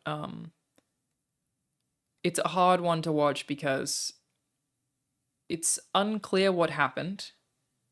The police fucked up so bad. And the way the public treated that family, if they are innocent, which it sounds like they are, is disgusting. Truly disgusting. Not good at all. The gross phone call guy? Yeah, dude. It's a wild one. So if you say our parents did it, Incredible Sausage, I would totally recommend going to watch the Netflix documentary because it really doesn't sound like they did. Doesn't sound like they did. Hi, Alanah. Congrats on the freedom and no healthcare. Thank you for the congrats on the freedom. I was already paying for my own healthcare, so thankfully do still have healthcare. I just can't really afford it as well now. But it still technically exists, and I have it. Thank you, Tremor Warrior. Always nice to see you here.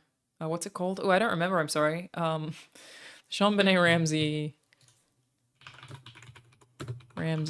Netflix.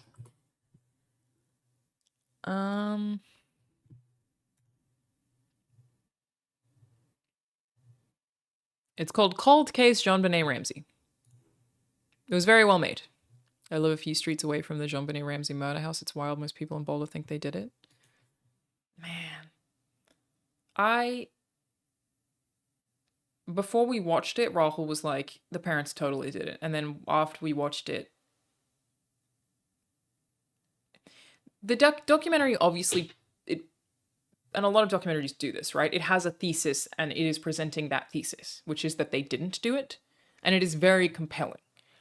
But I haven't seen anything that presents the opposite thesis. Like, I have not seen a counter documentary that presents that they did do it. I would need to see both to, like, really know how I feel.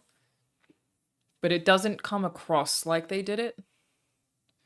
At all. The marketing team kind of phoned it in with that name. I mean, they were just very literal. I do it was her brother, but not, like, intentionally. Okay, so the thing with it being her brother was that this very young girl was assaulted with a paintbrush. She had no record of ever being assaulted prior.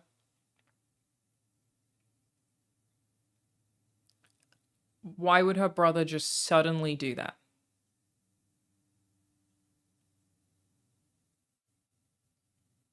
It's awful.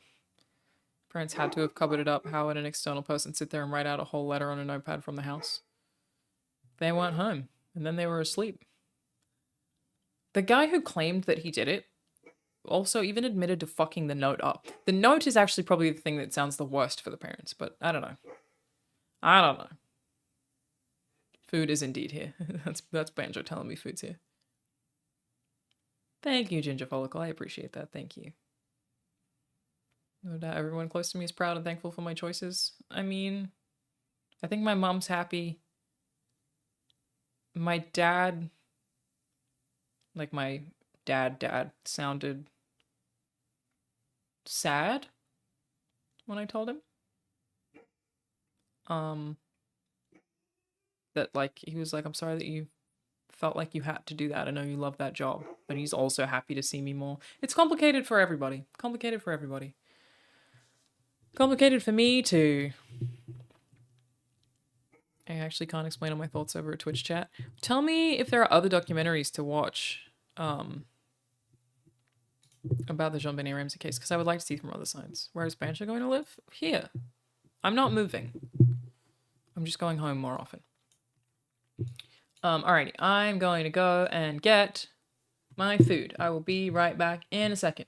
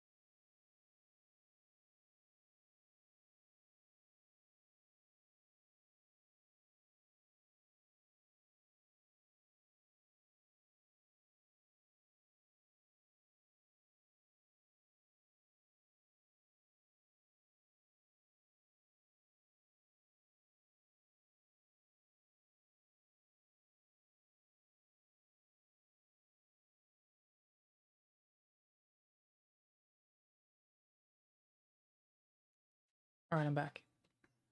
Oh, hello, Banjo. Oh, what are you doing, Banjo? You here because I have food? Huh? You come? We speak. We got to speak.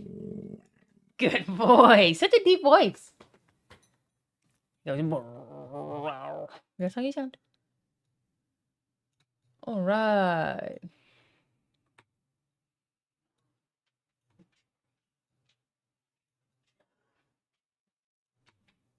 Wait, what documentary are you guys talking about now? Some other documentary?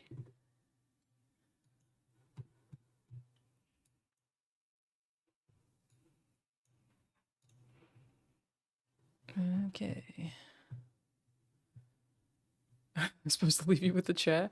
I didn't because I don't have. Well, I have tiny shorts on. So they are there, but they're very small.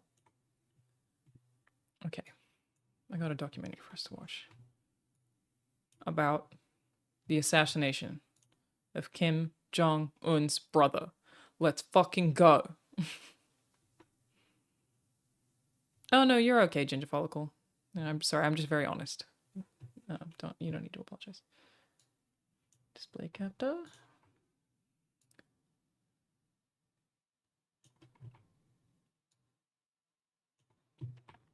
This is from Jake Tran.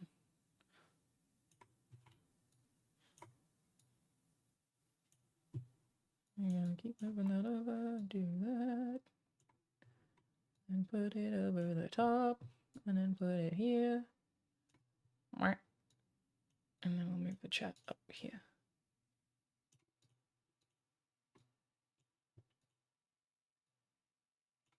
Now I just have this weird space though. Like, what do I do with that little space I've got? It's just, you know, there's just a little, I mean, I guess I could, yeah, I could do that. It's not, that looks too messy, doesn't it? Subway Sub. It does look messy. Is it better like this? Could make myself smaller. Yeah, but that won't get rid of, well, oh, wait, hang on. I can make the documentary full screen. Do this, and then this, and then this. And then we put me back up. Beep, wee-oo. You just do that. He's got his, I just didn't want to get rid of the creator's name, but it is on screen because he has a little watermark. Anyway.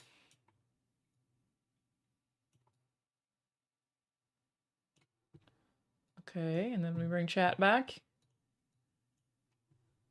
Over here. I'm looking at the skyscraper. You're not wrong. Cool. Do you get copyright strikes for streaming other YT on YT? A, no. And B, if I did, it wouldn't really be a problem. Because I don't need the VODs. Okay, let's do it. This is by Jake Tran, everybody. I have no idea how good this is or isn't going to be. I'm just trying to eat and learn about the assassination of Kim Jong-un's brother, okay? You understand. In early 2017, two women were approached by a Japanese YouTube channel to participate in a prank show. What kind of prank? Well, for $100, all they would have to do is run up to a stranger, smear their face with baby oil or moisturizer, apologize, and then run away. The two women happily accepted. What? So for What weeks, does this have to do with this from right now? Vietnam and Siti Aisha from Indonesia would carry out that same prank on camera. Each time the mysterious man would tell them exactly what to wear, who to prank, and even where to smear the oil. It was easy money, $100, $100, $100. So the woman kept at it. You know what, maybe By the time February 2017 came around, Siti and Tan were brought to the Kuala Lumpur airport in Malaysia. This time, their target was one of the travelers at the airports. As usual, their producers pointed out the targets, poured baby oil in their hands, and then sent them off. And as always, Siti and Tan ran up to the man they were pranking, smeared his face with oil, apologized, and then ran off. Except this time was very different. It's poison, right? This time, their target would drop dead from the prank less than 20 minutes later. Who was their targets? Why, none other than Kim Jong-nam. Oh my god. The older half-brother of North Okay, Korean yeah, I dictator have Kim heard bits of Jong-un. this. Yes, that is right. These two women had just unknowingly assassinated a member of the Kim dynasty. Fucking crazy. This was no mistake. No, this was a carefully planned out, perfectly executed assassination. I have heard bits of the story, but I didn't realize it was just him. the useful idiots. This assassination was pulled off so well that to this day, no one has been punished for it. Stay dangerous. Holy shit. This is the assassination of Kim Jong-nam. Dude, brutal. Oh my god. That's sort of smart though. And what a long-term plan. Holy shit. As you're gonna see, Kim Jong-nam was living it up. He got an allowance from his dad, so he was constantly partying. But unfortunately for Kim Jong-nam, he was not using an Exter wallet to hold all that money. If you don't know, Exter is hands down the best wallet out there. Get out of here. I've been using it for years. It's held up perfectly. It's fast, it's thin, it's classy, it's RFID. One of the first sponsors to support this channel, so we're glad to have them back. Kim Jong-nam was born in May 1971 in Pyongyang, North Korea. As the firstborn son of the supreme leader, he was raised for leadership right from the start. He grew up in a mansion with more than 100 servants and 500 guards. He often visited his father's office, and even when his dad found a new mistress and had 2 more sons, everyone knew that Kim Jong-nam was destined to take the throne. Damn. But with a new woman in the picture, Oh my Kim god, I can't Jong-nam's believe dad that didn't want to story draw is too fucking much crazy. attention to his affair. Pranked into So he killing someone quietly is sent his firstborn nuts, son, man. Kim Jong-nam, to an elite private school in Switzerland. The plan was to have him educated there, and then he would return to take over once his father died. And for a while, it seemed like everything was going according to plan. On his 24th birthday, Kim Jong-nam was made a general in North Korea's secret police, and he was given a spot in his dad's political party. Why did that look But so here's weird? The thing. In North Korea, the supreme leader isn't just a president or dictator, he is seen as a god. And as a god, the supreme leader is expected to be able to do a lot of things regular humans can't. Stuff like never having to use a toilet, because his body is just so well calibrated. Or learning how to drive at the age of 3. So while Kim Jong-nam was learning to be a ruthless dictator, North Korean state media started to spread stories about all his amazing achievements and godlike abilities. Propaganda, They were baby, preparing let's the do it. populace to accept their new ruler. The only problem was Kim Jong-nam didn't seem all that interested in nuking his enemies and starving millions of people. He had gotten a taste of the outside world, and after spending years in Europe, life in North Korea became depressing. Kim Jong-nam missed the freedom and luxury he had become used to in the West. And pretty soon his father began to notice his discontents. The supreme leader began to realize that his firstborn son did not have what it took to take over the kingdom. Because And they sent soon him the to supreme Switzerland. leader was He proven right. fucked up and became In too 2001, woke, and then he Kim was like, we Jong-nam can't was do that. arrested for trying to sneak Oh, into hello, thank you for the Japan raid, Trish. using Hi, a fake everyone. passport.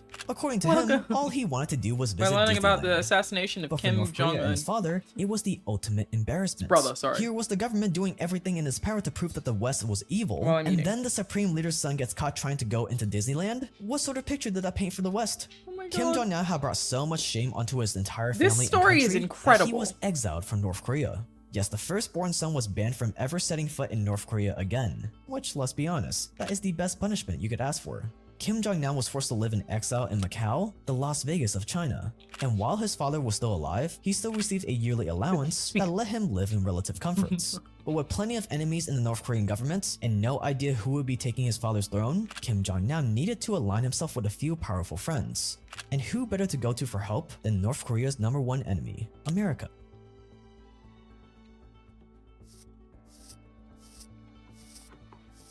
This is really good, by the way. As the news of Kim Jong-nam's exile spread, it didn't take long for the CIA to try to recruit him as an informant. As the man who has been groomed to take over his Hi, father's Trish, world, welcome. who This is the knew first what thing kind we've of watched valuable today. information he would be I've able to mostly share just about North been Korea. chatting about But leaving the my job CIA and would how have to scary move that is. quickly. While Kim Jong-nam was still then I put fresh this out of on North so I can Korea, eat. his knowledge would be priceless. Because But I the did not longer know he about this spent in assassination, exile, and we were the talking more about the guy who outdated got his intel would assassinated in become. New York. Luckily for the CIA, it didn't take much to convince him to big talk. year for His assassinations. whole life, Bringing 'em Kim back. Jong-nam had enjoyed a life of luxury. He was used to living it up in 5-star hotels and casinos. But now his exile allowance was just not cutting it. And he would do anything Exile for just a allowance? little bit more money for girls and designer clothes. Privilege. Money the CIA was happy to provide. Over the years, Kim Jong-nam would become one of the CIA's most important North Korean informants. Even though he didn't always have the latest information on North Korea, he knew better than anyone how the government and the family functioned.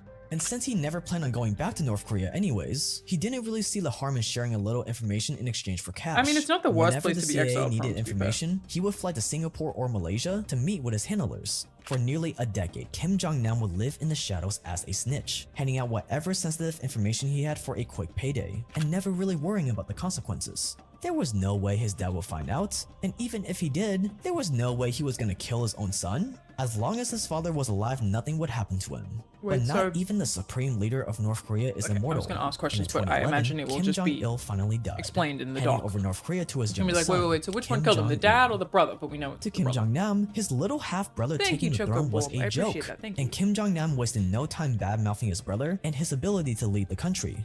In an email to a Japanese journalist, Kim Jong-nam called the new supreme leader a joke to the outside world and predicted his government wouldn't last very long. Big mistake. See, unlike his dad, Kim Jong-un had no reason to keep his older half-brother around. To Kim Jong-un, his older brother was just an embarrassing liability and a There's threat also to a his sister? rule. And so he did what every other The North drama. Korean dictator had done to their enemies before him. He issued a standing order to take out his brother at any time by any means necessary. So while Kim Jong-nam spent CIA money partying in Macau, completely oblivious that his brother had just put a hit out on him, the government of North Korea was carefully planning out his assassination. The hunt was on. Ooh, cool shirt. Okay, have fun. Thanks. In 2012, a North Korean secret agent was arrested trying to enter South Korea. After a tough interrogation, he broke and began spilling all his secrets. And one of those secrets was that he This had is been crazy involved in spicy. a failed attempt to kill Kim Jong-nam.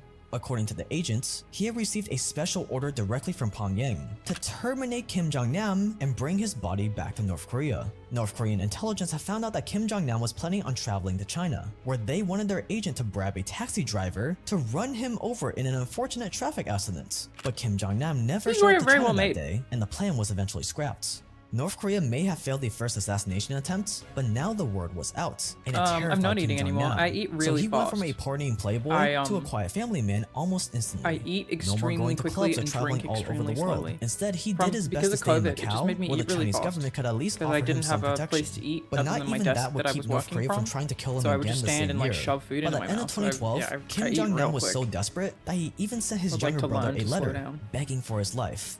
In the letter he wrote, "Please withdraw the order to punish me and my family. We have nowhere to hide. The only way to escape is to choose suicide." God damn. But Kim Jong-un isn't known for his forgiveness, and that was something his older brother knew all too well. Did I For the hear next about 5 years, South Korea's Kim president Jong-nam declaring did martial law? everything he No. could to stay under the radar. He rarely went out and only traveled when he absolutely had to. And as long as he kept providing useful intel to the CIA and Chinese intelligence, he Damn. could count on them for protection. So whenever they made contact with him, he made sure to give them everything they needed. And that's exactly what happened in early 2017 when the CIA contacted him once again, Kim asking him Jong-un's to come to sister? Malaysia to meet one of their agents. Kim Jong-nam knew he would have to go. He needed to ask them for cash and to make sure that they still had his back. Little did he know that his every move was being watched by a team of North Korean agents. Kim So as he Yo-jong? planned his upcoming trip to Malaysia, they concocted the perfect plan to finish him off. I don't know that I would identify this person as... Oh, okay, no, she does look pretty badass. Yeah.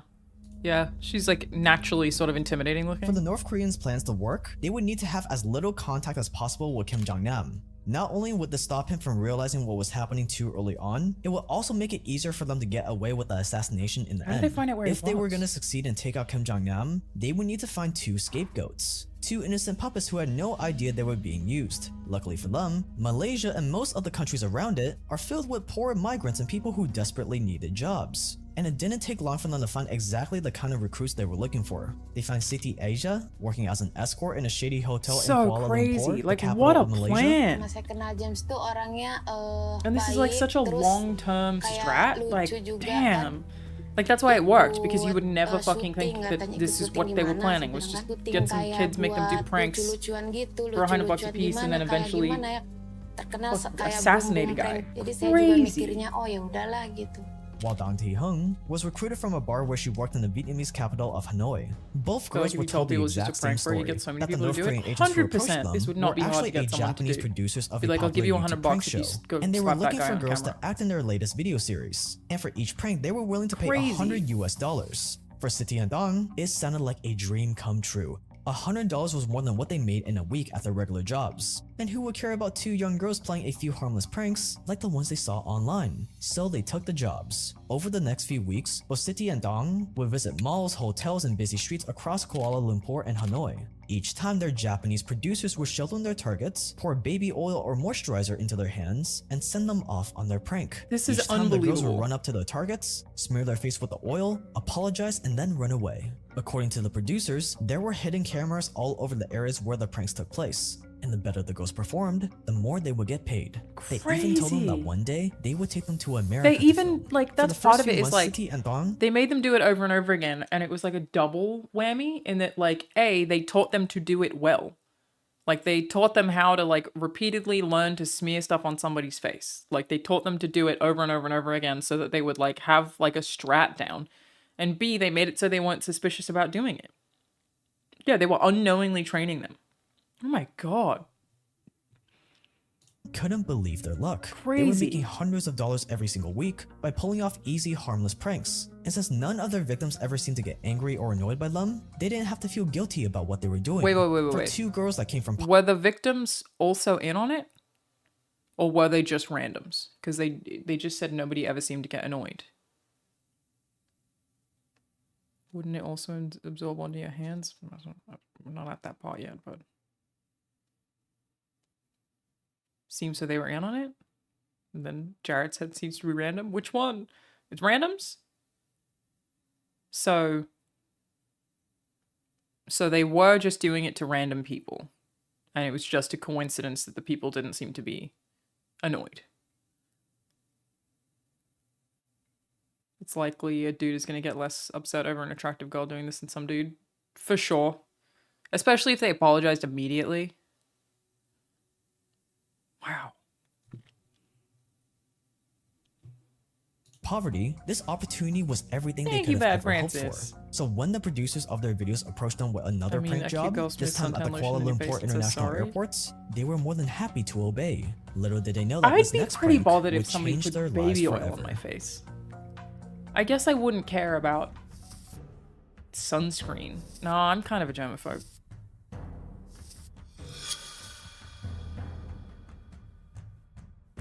Malaysia if was she the was hot, perfect though? location for a North Korean political True, assassination. I would be much more You forgiving see, if she was Malaysia hot. is one of the few countries in the world where North Koreans can travel without a visa, which meant that this trip would be the government's best shot at taking down Kim Jong-nam. So while Siti and Dong practiced their pranks around Malaysia and Vietnam, 4 North Korean men arrived This in is Malaysia nuts, as dude. early as January 31st. Each of the men landed on a going to all different this day, epic with the wire last system getting arriving on slapped by an February angry rando 7th, and quitting. just That's a one good day point. after Kim Jong-nam. They just needed one The North person to Koreans scream had at them been and they on his might have tail from the quit. moment he But left they needed the Macau. money. They had spies on his plane, spies waiting for him at the airport when he arrived, and spies watching the hotel where he stayed 24/7. They watched as Kim Jong-nam met with a man that they suspected to be a CIA agent. And they watched Damn. as he left the meeting with $120,000 in cash Do you ever in a think, bag. like, with They stuff like this, right? Like, unless any of you in the chat are CIA agents, there really is just this whole corrupt underbelly of the world that just goes on. People are scheming in the world that we live in that just doesn't really affect you on a day-to-day. But if you just, like right now, somebody's fucking scheming. Some massive plot like this. Someone is checking who is talking to some CIA agent. Someone is planning to talk to a CIA agent from another country. Like, there's this whole just, like, crazy actual spy underbelly that is just persisting while we're just, like, watching this documentary YouTube video. Like, people just live such different lives. It's... Someone is reviewing this footage right now. They might be. It's just, like what they're doing tactics, you know what I mean? Like, we just... More than one person involved in today's assassination for sure. Totally more than one person was involved in that guy getting assassinated. And all I want is to just be at large one time. It's just... The spy movies, there are versions of that are totally actually happening. And we just... All I do is, right now, is walk my dog and play Tetris. Like, what? What different worlds? You know? I don't know. watched as Kim Jong-nam planned his return to Macau. They even knew the exact date and time he would be leaving Malaysia, February 13th.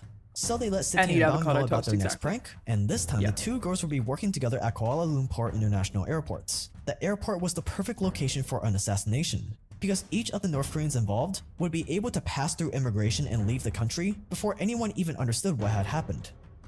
And so, on the morning of February 13th, Kim Jong-nam took a car to the What airport, happened to the two and little did he girls? know that in less 'Cause than they an hour, clearly got he set would up. They be didn't know. dead.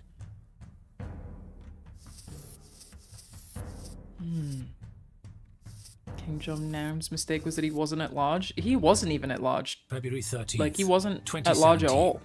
Entering Kuala Lumpur Airport in the grey suit, this Thank you. CCTV appears to show Kim Jong-nam. He MLBLRDR101. continues into the busy departures hall. Unaware that two female assassins Even without are scheming, also there's at so the much stuff that airport. goes on that never By the gets time reported. Kim I worked as a Jong-nam contractor arrived in at the Middle Kuala East, and boy, Lumpur their International stories, Airport, yeah. Siti Dong and their Japanese producers I mean, were already there waiting for him. Yeah, 'cause there's Sitting at scheming, opposite sides of the corruption, and departure hall, just- they carefully went over their plans. Both not Siti even like- and Dong would be pranking the same person in the space of a like few people who seconds. just don't wanna deal First, with the Siti would bureaucracy. approach him, smear the oil across his face, you, apologize, and then leave Skill. quickly. It's nice to see And you, then Dong friend. would do the same thing straight after. Both girls were told that after they were done, they would go to the bathroom, wash their hands, and catch a taxi back to the city. If they followed the instructions well, their producers promised them a big bonus. Just before 9 a.m., Kim Jong-nam arrives at the airport and makes his way into the departures hall. I'm Siti's amazed he producer doesn't points him have out to her. security, He's but I wearing guess maybe he jeans doesn't and have a the gray money for jacket security? and carrying a dark backpack.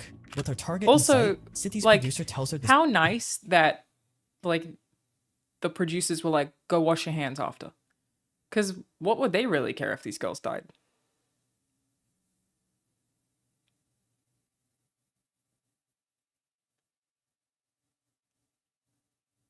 Could I be at large on one of Jetlag's series YouTube channel, or is there a UK version of the UK program Hunted you could do? I don't know what either of those things are. I don't know what Jetlag or Hunted is. I'll figure out a way to be at large. I'll figure it out, you know? They're probably more worried about the stuff on their hands killing other people. Yeah, I guess they were trying to prevent it from being like a mass murder. I wonder if they each had stuff on their hands that when mixed caused the poisonous reaction. Oh yeah, interesting. Maybe. Yeah. More bodies, more problems. I mean, that's always stick out her true. hand and look away. She does what she's told, and he pours a strange smelling oil into her hand. Across the hall, the same thing happens to Thong. As Siti gets up to play her prank, her producer reminds her to apologize and leave quickly after she's done because their target looks rich. She nods and makes her way towards Kim Jong-nam, who is standing in line at the check-in counter with no idea what's about to happen. There are lookout men, This is a so chemist smart, to dude. handle the nerve agent, a getaway driver, and a team leader, codenamed Grandpa. Within seconds, Classic Siti grandpa. ran up to Kim Jong-nam, rubbed the oil onto his face, apologized, and then disappeared. Moments later, Thong approaches and does the exact same thing before rushing away. For Kim Jong-nam, panic set in. He knew his brother was out to get him, and now it seemed like his time had finally come. Terrified, he rushes to airport staff trying to explain what happened. But no one knows or cares who he is, and so the best thing they can do is walk him over to the airport clinic. By the time he reaches the clinic, he The is Russians contaminated an entire town in the UK when they put the poison on a doorknob and it got spread across all of downtown by the victims? Really? I hadn't heard of that. That's crazy. Really? Holy shit. Wow. See, in poison's extreme pain. sexy. His muscles are cramping, and he's struggling to breathe. A North Korean agent with a black suitcase walks past to make sure that the poison is taking effect before making his way to immigration. The clinic doctors call for an ambulance and try to keep him alive, but it is too late. Kim Jong-nam's last words were, Very painful, very painful. I was sprayed liquid. he died less than 20 minutes after the attack. By the time the Malaysian authorities realized what had happened, all the North Korean agents at the airport were long gone. They had flown back to Pyongyang using routes they knew wouldn't get them detained, leaving Siti and Dong to take all the blame for what had just happened. Fucking hell, dude. This is a crazy story. So yeah, so nobody got blamed? All it took for the Malaysian police to figure out what had happened was a few minutes of CCTV footage. In their minds, it was clear that the two women The in the lol video shirt, are the oh my ones God. responsible for murdering Kim Jong-nam. But how had they done it? If the oil they had smeared on his face was poisonous, wouldn't they have died too? An examination of Kim Jong-nam's body finally uncovered the truth. A swab of his face revealed that he had been poisoned with a special version of a powerful nerve agent called VX. Only when the two oils of Siti and Dong's hands combined did it form the deadly poison, which is why both girls managed to survive. To Malaysian police, it Totally, looked like an that's open and exactly shut what you case. said, The girls Scott. had So it needed the combination of both of them. Yeah. Holy shit. Wow. I'm not even mad. I'm impressed. Damn. Yeah, you would think the second girl would still get poisoned. That is true. But I mean, she was told to like apologize really quickly and then run off and wash her hands, right? God damn. had been recruited by North Korea to poison Kim Jong-nam, and within days of the attack, both Siti and Dong had been arrested to stand trial for murder. If they were found guilty, they would be sentenced to death by hanging. Even as Siti sat in jail, she still believed that it was all part of the prank. Neither she or Dong had any idea what they had done. But over the next few months in court, their lawyers would slowly unravel one of the most daring assassination plots in history, and the level of planning that went into the attack was almost unbelievable. First, the two men that had approached Siti and Dong were not Japanese. In reality, they were both North Korean agents, tasked to get the girls to trust them and do as they say. And nothing about the stories they had told Siti and Dong had been real. Not even the practice pranks they had done had been real victims. Instead, each person targeted had either been North Korean or were recruited by North Koreans to participate. That's what I was in the wondering. show. So all of the prank victims were not actual victims, because that's the only way that it really makes sense that no one reacted. Because I wasn't going to say it because it's mean. We were talking about it as though these girls were hot, but then neither of them were hot. Sorry. We were like, well, but if it's a hot girl, but they weren't. These aren't hot girls. So. No offense. You know what I mean? But if they were all in on it, no one ever contacted the police, it's the only way it makes sense. Way there would never be any real victims who would call the police or bring attention to Well, the no, prank. again, it's not It was about different beauty standards. There's nothing like that, because they were all in on it, is the truth. So it wasn't that a hot girl came up and rubbed something on someone's face and that they didn't react. They're saying that all of the victims of the prank all knew, and that's why they didn't react that way. Obvious that Siti and Dong had never known what the North Koreans were really planning, which meant the real killers were still out there. Of the entire North Korean team sent to kill Kim Jong-nam, only 3 of them stayed behind in Malaysia, and all 3 were hiding at the North Korean embassy, including the chemist responsible for creating the modified version of the VX poison. Malaysian police managed to get a video of the chemist trying to get his story straight with the embassy officials. And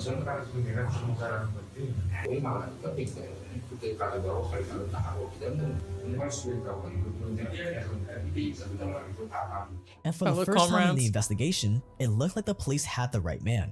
Here was real evidence that it was the North Koreans who were responsible for it. But it didn't matter. The North Korean government had planned for all contingencies. If Malaysia didn't want to let the 3 North Koreans leave the country, North Korea would just have to block all Malaysia's embassy staff that were in North Korea from leaving too. They were holding the Malaysians hostage in exchange for the release of their agents, and it worked. Less than 2 months after the attack, the Malaysian government caved and allowed all 3 men to return home. Kim Jong-un and the North Korean government had gotten away with murder on foreign soil. But the same couldn't be said for Siti and Dong. They spent the next 2 years fighting their charges, and even though they were eventually cleared and allowed to go free, Malaysia let the real killers of Kim Jong-nam get away. But like when we talk about like hot girl who can get away with unpunished. smearing something And on your you wanna face, know that's who like a else got different away with level of murder? hot girl. I don't like O.J. Simpson. what I'm saying. What? When OJ killed Nicole Brown and Ron Goldman, there was an insane amount of evidence against OJ. It looked like an open and shut case, and yet OJ still got away with it. But how exactly? Well, as OJ Simpson, you had 3 things going for you. 1, you were able to put together the dream team of the very best lawyers. 2, there were a lot of racial tensions at the time, so you were able to play the race card. That And makes 3, more well, sense. everyone's Damn, dude. What a wild story. Is this another wallet commercial? Yeah, it's insinuating OJ was involved. And they used OJ's gloves. Damn. Crazy. Yeah, I'll leave a link to the video. I always want to, you know, shout out to people making the stuff. Jake Tran, yeah, if you want to check him out, go watch more of this stuff. This is very, very interesting. Who'd have guessed? Who'd have thought? His gloves came with this wallet from a brand deal I have. Is that what I'm supposed to be doing? Whenever I do ads for YouTube videos, I make them abrupt. Sometimes I'll intentionally place it in a way that I think is funny because it's so abrupt. Am I supposed to be doing segues? I never do that.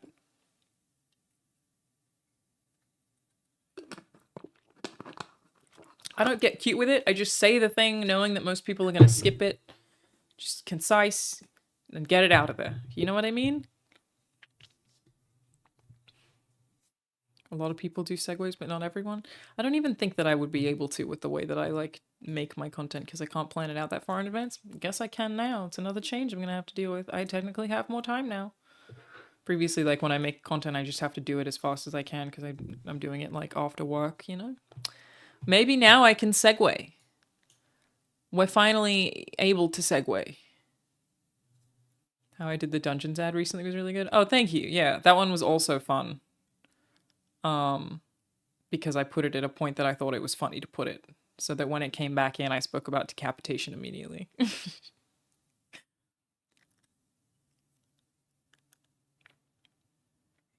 You know what was a great story of crime?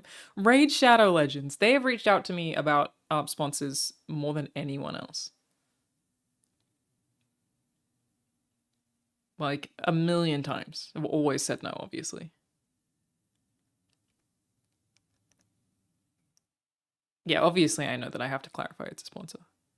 Always do that on the top.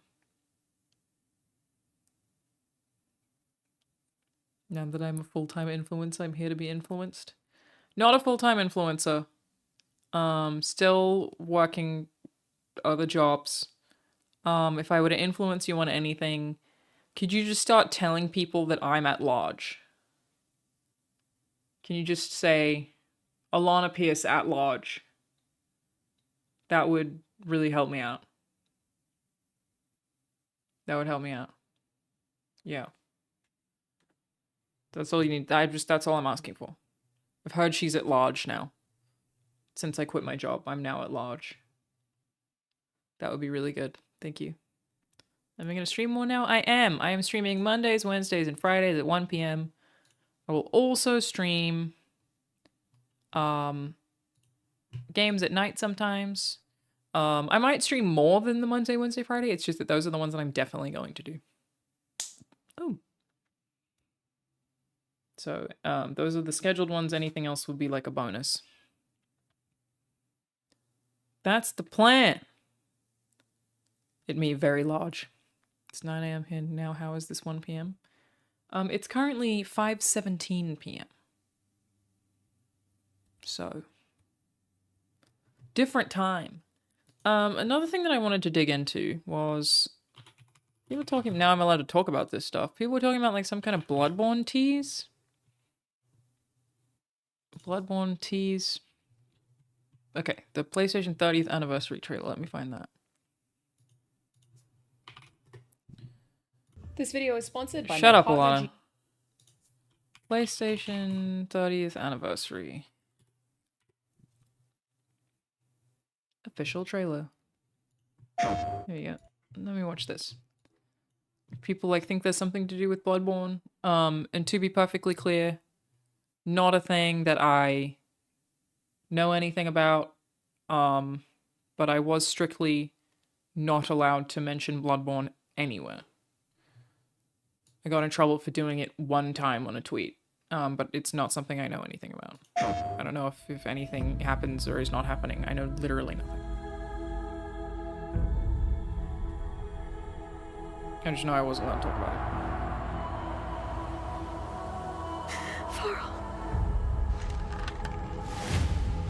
I still think that's one of the best games that I've ever played. We can choose to be happy,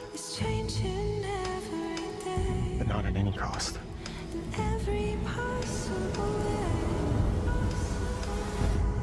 To be clear, Doodle the Hulu. That's my voice. It's not that much of a big deal that I was not allowed to talk about Bloodborne. Because there are a lot of things I was supposed to talk about. It's a long list of things. That's not unique. but I did get in trouble for tweaking that. Sony was pretty controlling, that's for sure.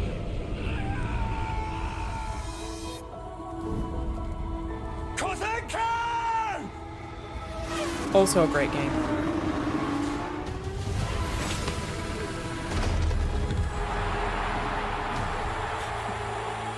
What are you doing there? Get out of there. You don't belong. Oh, that's such a good transition.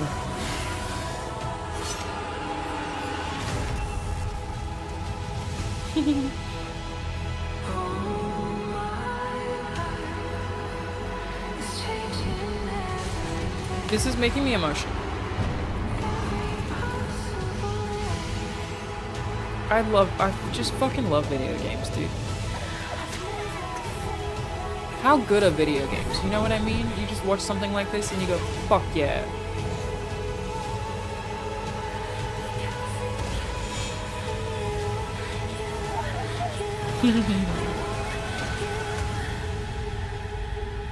That's all it was that there was a Bloodborne and it said it's about persistence? And people think that's a teaser for something Bloodborne related? I think you're crazy. I think you're absolutely crazy. It's nothing. That is just a bunch of games talking about the things you do in them, and in Dark Souls, they couldn't write it's about dying.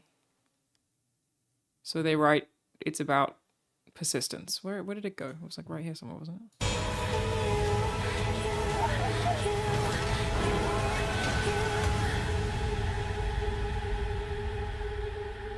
I don't think this is anything.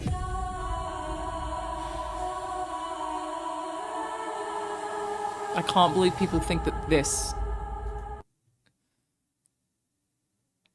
I mean, I guess ending with it is a choice. I guess. But that's very little. Go away. No, stop it. It just automatically played a voicemail from... dude, I'm trying to get to fix my blinds. Anything about Bloodborne or Silksong, the internet goes crazy. Yeah. Yeah. But chill out a little. You know what I mean? Just chill out. I don't feel like that's enough. And I would love to be wrong, but that was so fucking little.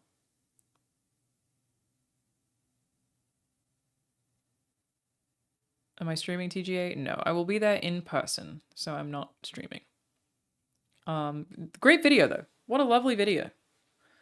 Also, I realized that I technically left on the same day as the 30th anniversary of PlayStation, and that feels disrespectful. I'm sorry to leave on your birthday, PlayStation. I apologize for that. That was really rude of me. It's like breaking up with somebody on their birthday. So, very sad. Alanah, I was curious, is there a point in production where the writers stop working on the game and move on to something else? Meaning, like, did they have a point where no more changes can be made? That massively varies depending on the game, the team, and the project. So some yes, some no. Some they will always write. So, yeah. The trailer definitely meant GTA 7 trailer soon. Are there any predictions anyone has for what might happen at the Game Awards?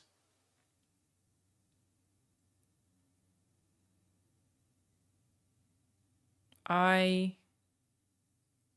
was one thing I know of that got pushed. There's one other thing that I definitely know of.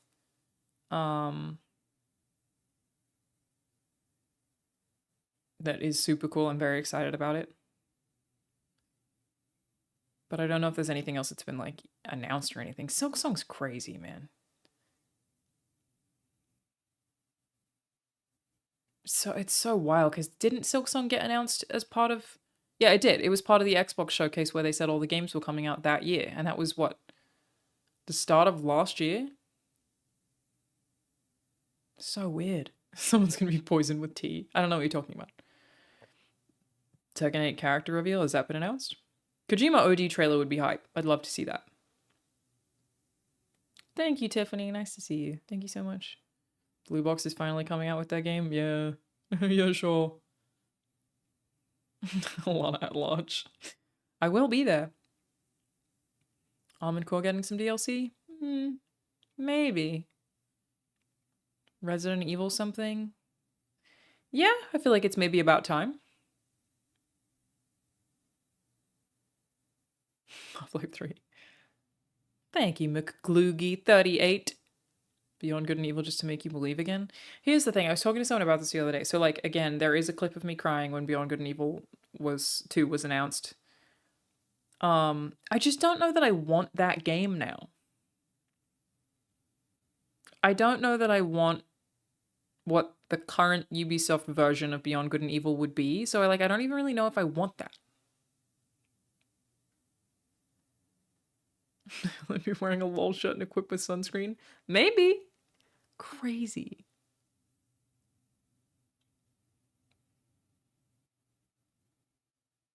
Beyond Good and Evil 2 is so dead and it's so depressing. I'm sure it is. Again, I saw that game back when I worked at IGN. I saw it behind closed doors gameplay at E3. Crazy.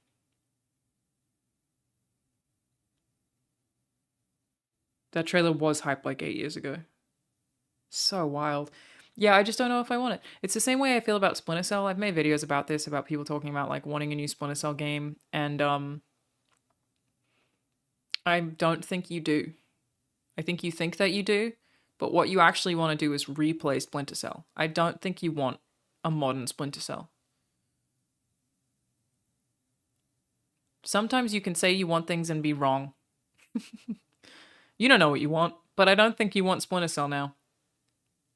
Unless it's made by a totally different studio.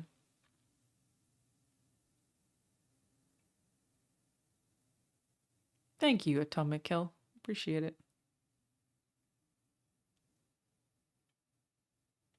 Do you want Soul Reaver? Maybe. But also, sometimes we like new game. New game also good.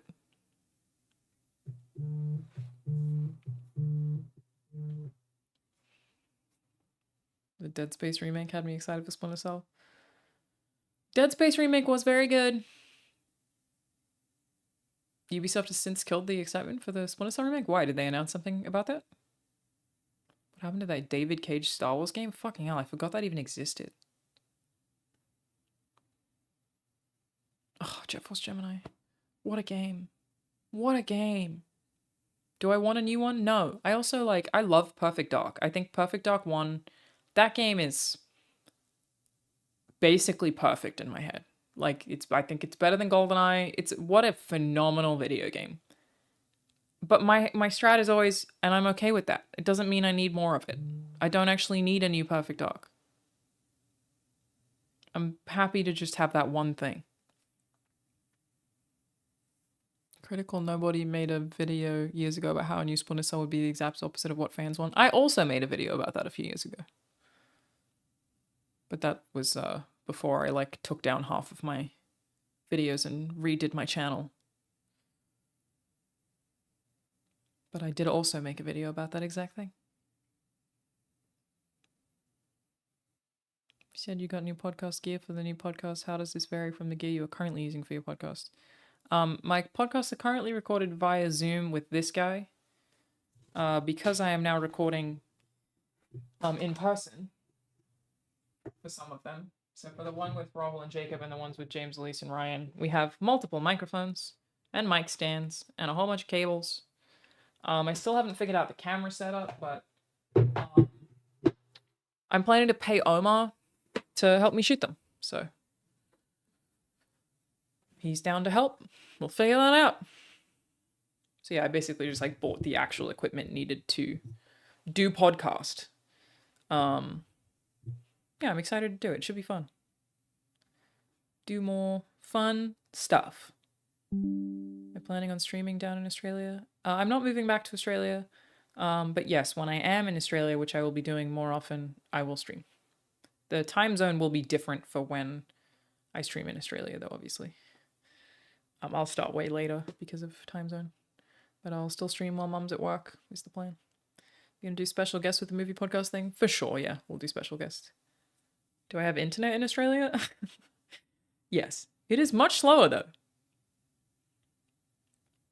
Played the heck out of Jet Force Gemini for a week when I was sick in middle school. That game fucking rules. It's one of my favorites, for sure. Don't think anyone should expect anything huge at VGAs, as it's cheaper to post your own video than get VGAs to do it. So that, yeah, it's cheaper to post your own video, but the reason that you pay at the TGA, the Game Awards, is so that you have the audience built in. You're paying for the people that are going to see it. Like, just posting your own trailer doesn't get you anywhere. That's why people pay. They're not paying to publish the trailer, they're paying to have millions of people see the trailer. So you are paying for the eyes, which I think makes sense. Are we getting Witcher 4T since it went into full production now? It's hard to say. Like, again, everyone is different about when they do and don't announce things. Everyone has different timelines. A lot of that is judged by the stock market. Like, it's very difficult to say how any of the timing goes for any studios. I wouldn't be surprised if we got something from CDPR because we know how many things that they are working on, but yeah, it's very tough to actually say. More from Remedy? I'll always take more from Remedy. I'll always take more. I was surprised to see Aloy be the opening character shown.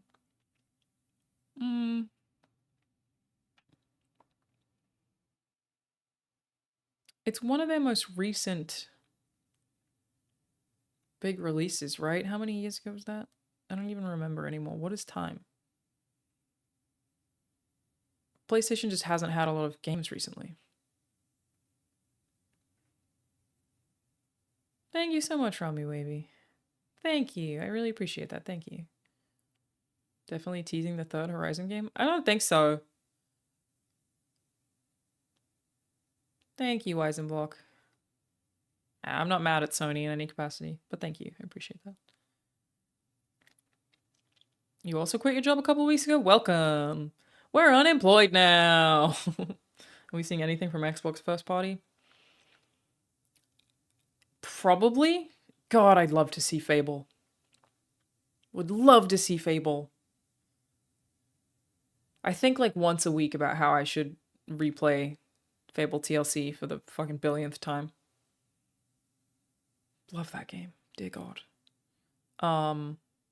I just want to see more of it. And I'm not like that with a lot of things I'm excited about. A lot of the time I'm like, I'm good. I actually don't need to see more of that. I already know I'm going to buy it. I want to see more Fable. I do know a fair bit about it. Which I won't say any further, other than that I really like everything that I know about it. You're just going to stand there like a lemon. Chicken chaser? What? You chase chickens? The stuff I know is not NDA because it was told to me in a way that I did not sign an NDA, but I'm not going to leak it. I don't want to do that. I'll just say I'm excited. You're still doing the VR stuff with Meta? Yeah, I still have a partnership with Meta.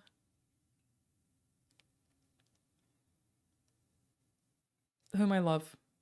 Genuinely one of my favorite products of the last 10 years. I love MetaQuest. Be at large if you leaked it.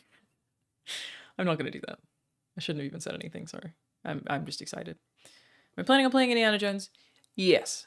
I will be playing Indiana Jones either tomorrow night after I go out to dinner or on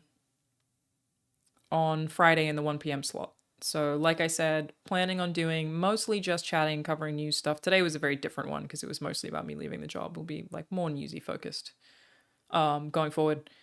Except for when there's a big game release. So if there is a big game that comes out, then I will play big game on the stream. So on Thursday night and probably also Friday, we'll be doing Indiana Jones. I've not downloaded it yet, but I do have a code. So thanks for the heads up. I'll start downloading.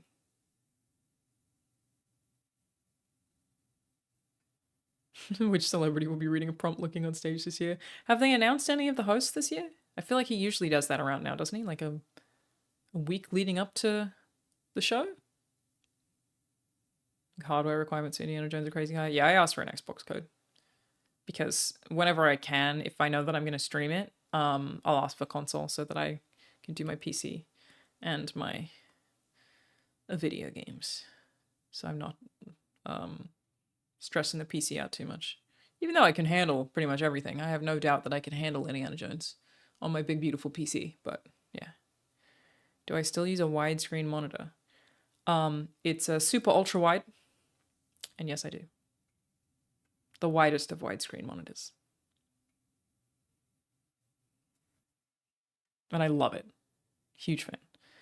So, Benita, I've seen you ask me that multiple times. I don't know what you mean by that. I don't know what favorite outfit for Christmas means. That's why I didn't answer it. Is that my wall-mounted PC? Yes. This beautiful. This beautiful. Big, beautiful boy.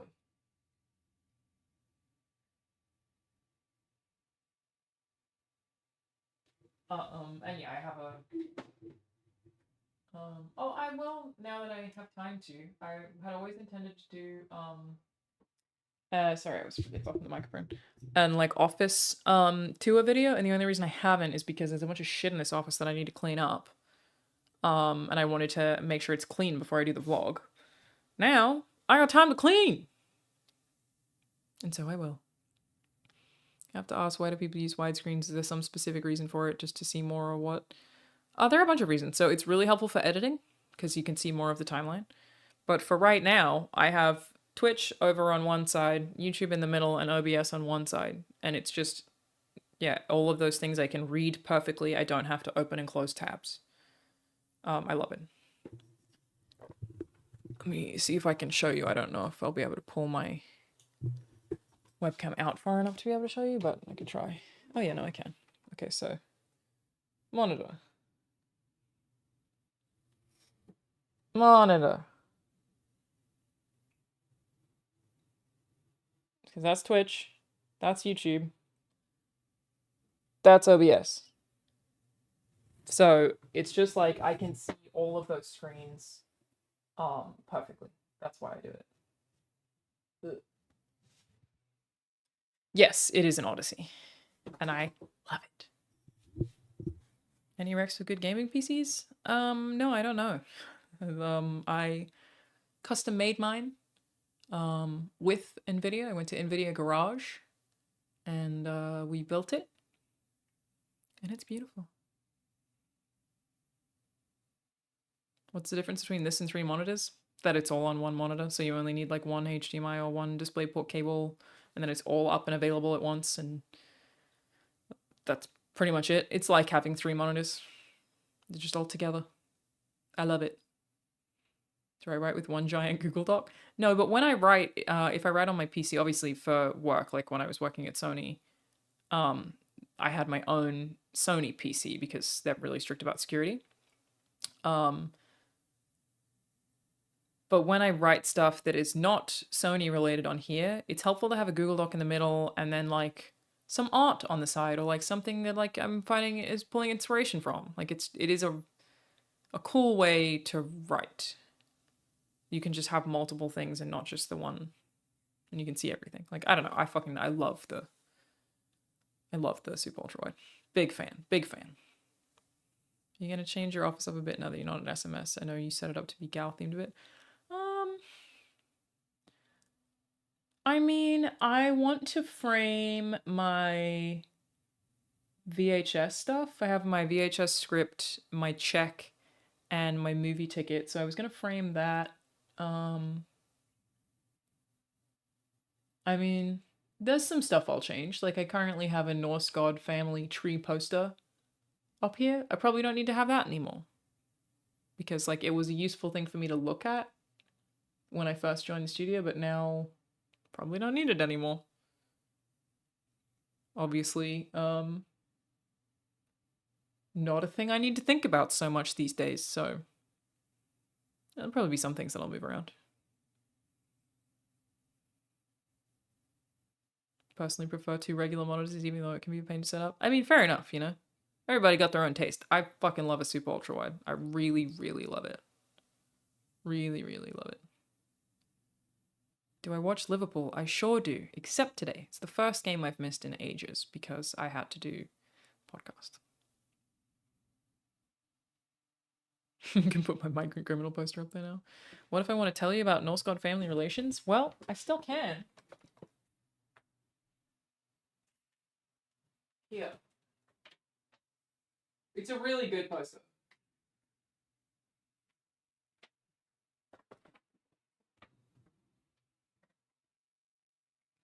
The auto blur is really going for it though. But it is a really good poster. It's got, like, obviously Ymir. And it's whose children is who's married, who had an affair. And then on the bottom it says, note, if no ancestors are listed, assume Ymir, giants, and or no one. It is a genuinely really good poster. But yeah, probably not a thing I need anymore.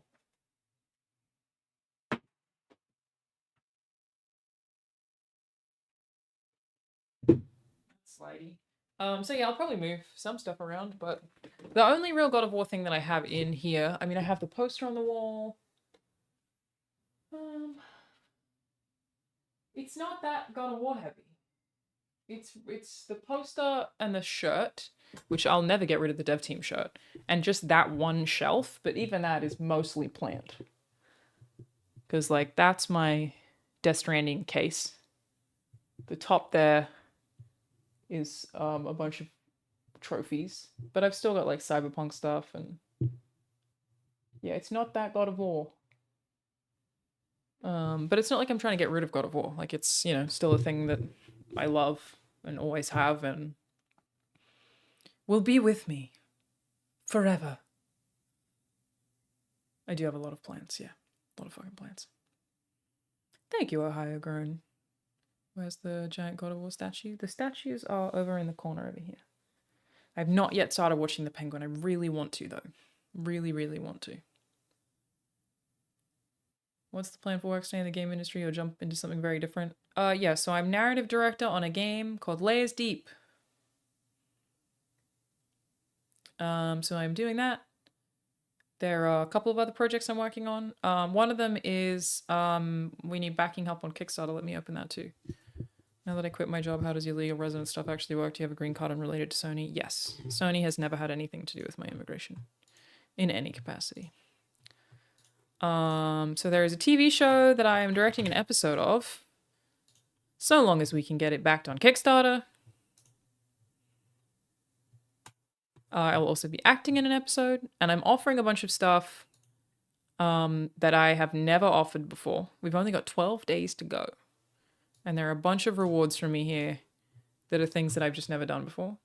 So some of you might know that I directed an episode of a cartoon recently. I have a separate web series that I'm directing, so I guess directing is a thing that I do now. And yeah, there are a bunch of awards here. Rewards, sorry. So one of them that has my face in it is access to a bunch of behind the scenes vlogs where I will, oh, we only have 5 backers. I'll like basically go through the process of how I'm directing these episodes, which I think is super cool. And a signed poster. And the personalized thank you video. Never done anything like that before either. And then the one that is a thing that I've absolutely never done before, which I have 1 backer on, is a personal Zoom call with me, 40 minutes, where you get to ask me pretty much anything. People have been asking me to do classes a lot. Like, I've been asked to do that for a long time, of like to do consulting, tell people how to get into the games industry. That's basically the purpose of this, is to just try and help get the show funded. Is obviously it's a high fee, but we have to try and make the show, which is obviously expensive. So yeah, but obviously any support helps, even if it's not, you know, you don't want to have to chat to me for 40 minutes. You don't need to do that. Anything helps, because we are trying to get this show made, which I will be directing an episode of and acting in. We have 12 days to go. I'll leave a link here as well. If you would like to support that, that would be really cool. But yeah, that's like part of the many things that I am working on, is a lot more stuff in the entertainment field, but I'm still working in the games industry, so yeah. Have you ever given a thought to novel writing, or is that something you've already done and I missed? Given your narrative writing experience, I was wondering if that's possible in the future. I've written 3 novels in my time, and the one that I'm working on right now, I'm at 60,000 pages. I'm sorry, 60,000 words, not pages. Still have, you know, tons to go. But yeah, I may actually publish it, which I've never done before, because now I'm not working full time. So maybe I will. Thank you for sharing that, Jeff. Thank you for pledging. I appreciate it. Just directing or am I writing as well? For this particular show, just directing. For the other web series that I'm directing, so this one is more of a TV series, the other one's a web series. The other one, I didn't write it either, but I have given a lot of writing notes, so you could call me a co-writer, but I didn't write the original scripts. So yeah.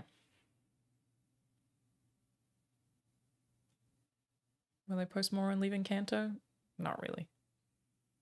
More or less of a stranger, but congrats and cheers on your future endeavors. Saw your video on YouTube. Thank you. I appreciate that. Thank you very much. Appreciate it. Thank you. Yeah, again, not 60,000 pages. That is not true. I misspoke. 60,000 words. But yeah, so I'm working on a bunch of stuff that I'm excited to do a bunch more of it. Like I said, there is also more acting stuff coming. That should be fun, and it's certainly a lot easier to do when not working full time. The voice acting stuff was easy to do while I had a job, but yeah. I have more cool announcements coming. We'll see how it goes. It is an exciting time, Jeff, though I am also, like I keep saying, nervous and uncertain. At the same time, I'm excited, so it's a big mix of emotions, as is any significant change like this. We'll see how it goes. We'll see how it goes. Who are my main influences as a writer? There are so many. And everything that I write, I try to write very differently, so I wouldn't say that I have one particular influence. The current book that I'm writing is... No, I don't want to talk about it. I don't want to spoil it. I don't want to spoil it. Am I going to get back into boxing? I never stopped boxing. I just don't fight, and I will never fight anyone ever again. No, thank you. Didn't like it. Don't want to punch anyone in the face. But yeah, great cardio. Punching pads, still a thing I do. Still work out in Supernatural VR boxing, which is like still my favorite workout in the world, so my favorite cardio by a mile. Thank you, Reverend Panda. As your current novel, are you going to maybe seek traditional publishing or self-publishing? I have not thought that far ahead. I have no plans whatsoever. I might not even do it. Yeah, I have no idea. I would have to finish it first, and finishing it is only like, I always feel like writing a first draft is easy. The editing is harder for me. Writing a first draft is you just like shit something out on a page. Fixing it is hard. So it's like, I think I only have about 20,000 words left before it's done. But that's just draft one. There'll still be like another year left of work after that. You know?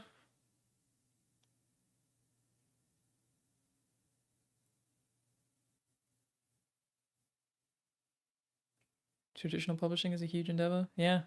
That's what editors are for? No. That's not what editors are for. You don't give your editor your first draft. A draft is so many inconsistencies. You give an editor your fifth draft.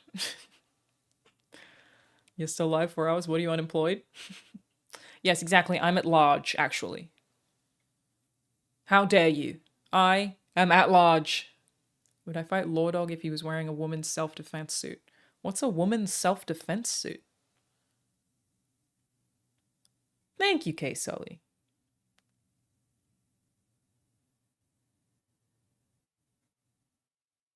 Author at large. Just a bunch of karate training equipment. Would I fight Lawrence?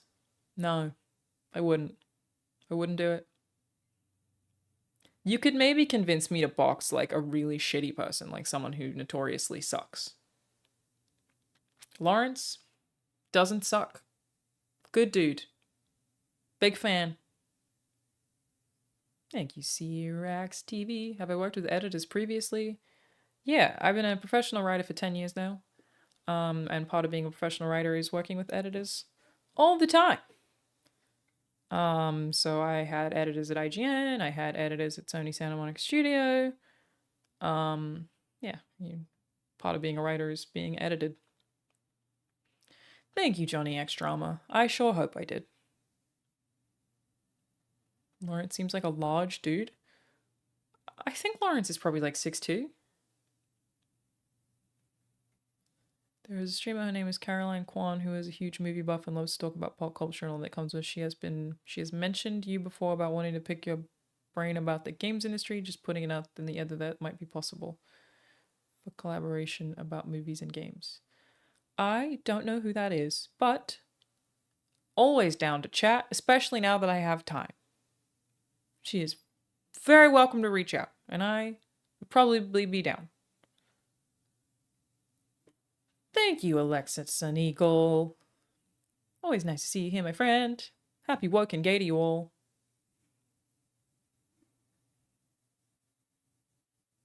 It's crazy to think that I've been writing scripts for 6+ years now and still don't consider myself a scriptwriter because I've only took on those roles because there is no scriptwriter. That's so funny. It's definitely a thing. Vouch for Caroline? Okay, cool. You could probably contact her through Jarvis. Her and Will Neff are friends with Hassan. Oh, okay. Well, yeah, obviously. Very good friends with Jarvis. Somewhat friendly with Hassan and Will Neff. I definitely don't know them as well, though. Caroline QC Cinderella. Okay, so it's actually entirely possible that I've met Caroline before. If she knows a bunch of people I know. Live every day around this time except Mondays. Cool. Good to know. Would I fight the forces of chaos? Of course, brother. For the Emperor. I love doing that, but it just, it feels so uncool. You know what I mean? Every time I do it, it's like I make myself cringe, and I'm like, worth it. It is for the Emperor, brother. What have I become? But yeah, anyway. I'm gonna head off. This is my plan, is do little 4-hour streams-ish. Would I want to be a battle sister? Fuck yes, I would, dude. You already know that. Thank you all so much. Really, people have been just so kind. And I really didn't expect it. I really genuinely mean it. Like, even if I'm not able to read every comment or read every reply or whatever,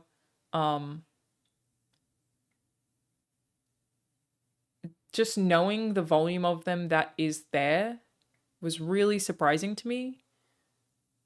And it has been very comforting. I have had so many more people say, hey, you're doing the right thing. Hey, listening to your heart is the right thing to do. And when you're insecure about a decision that you've made, leaving one of the fucking greatest companies in the entire games industry, it really has helped. So I really wasn't expecting it. I've almost been like overwhelmed by the kindness. So thank you to everyone who said anything kind. I really, really, really do appreciate it. You genuinely, unironically have had a positive impact on me, and that's so rare on the internet. So thank you so much just for saying a nice word. It really has made me take like a deep breath, and go, okay, maybe people get this more than I thought that they would, and I'm not doing something insane, because I'm so emotional at the moment because of, he died a month ago-ish, that I keep being like, am I just doing this because I'm sad? And it's totally possible that I might be, but I don't know. Like, it's just, yeah, thank you. I really do appreciate it. Thank you, F-Fish. And yeah, everyone has been really kind. And I'm excited to do the stuff that I'm planning on doing. I really like my community here on Twitch. Sorry, the YouTube chat is currently giving me a error not loading symbol, by the way. It was working earlier, but I'm currently have a little exclamation point and a triangle. Keeps happening to me, but my live streaming community in general is super lovely, and I enjoy doing the streams that I've been doing. Obviously today was a lot more, formless, low-key. Big shout out to all of my mods who are so helpful as well. Thank you all for all of your help. Thank you for being here, for helping me out. I really appreciate it. And to everyone in the community, obviously, thank you. I really, yeah. I feel like I'm just repeating myself, but I really do mean it. It was a very tough call, and you're all really fucking kind. So thank you so much. And if you would like to support me, that's crazy. Why would you do that? But also thank you for that too. Obviously watching streams helps. I'm never gonna like guilt anyone who can't sub or anything like that. You know, that's a cherry on top. Do not ever feel like you need to do that. And I am going to be putting a lot of effort into the Play, Watch, Listen channel on making that a thing that I feel really passionate about. Again, I know it's a very niche topic. But if you would like to learn more about people who make stuff and get, you know, gaming insight, film insight, whatever else from people who make stuff, that is my whole goal. Again, I know it's niche, but please check it out if you're interested at all. Thank you, Kickin81. And of course, wishlist layers deep on Steam. We're making a video game. I'm excited about it. I cannot take any credit for how it currently looks and anything that you've seen. That is the team that is already there who've done an incredible job of the reason I wanted to work on it was because I thought it looked so fucking cool. And I'm really excited to just play around in that narrative space. And I already have basically the whole thing planned out. And I think it's going to be really fun. So yeah, thank you, Dante's Dominion. I also like the vibe here, so. Oh yeah, and Jeff has a ton of stuff for us to give away. So yeah, thank you. I will see you all either tomorrow night with Indiana Jones or Friday at 1 p.m. Depends what time I get home. Let's just assume it'll be Friday at 1 p.m. And if I happen to stream Thursday night, just be a little sprinkle of fun on top. Raid Lordog and fight him? I could raid Lordog. I do have a preference for raiding whichever of my friends has the least viewers. Oh, he is playing Yakuza though. Dish. D-Tune. Duly noted. Def Gamers TV. Locomotive. Tiffany. Okay, the least viewers right now is Def Gamers TV, so that's who we're gonna raid. He is a dev streamer. Uses ASL. We'll type in chat to you. He currently only has 5 viewers. So everybody, go say hi. It's a lot of people to jump in on somebody who has 5 viewers. So just be nice. I am no longer at large. I'll see you guys on Friday. Thank you all so much again. Thank you for being so nice. It really means a lot to me. I appreciate you all a lot. Thank you. Okay, bye.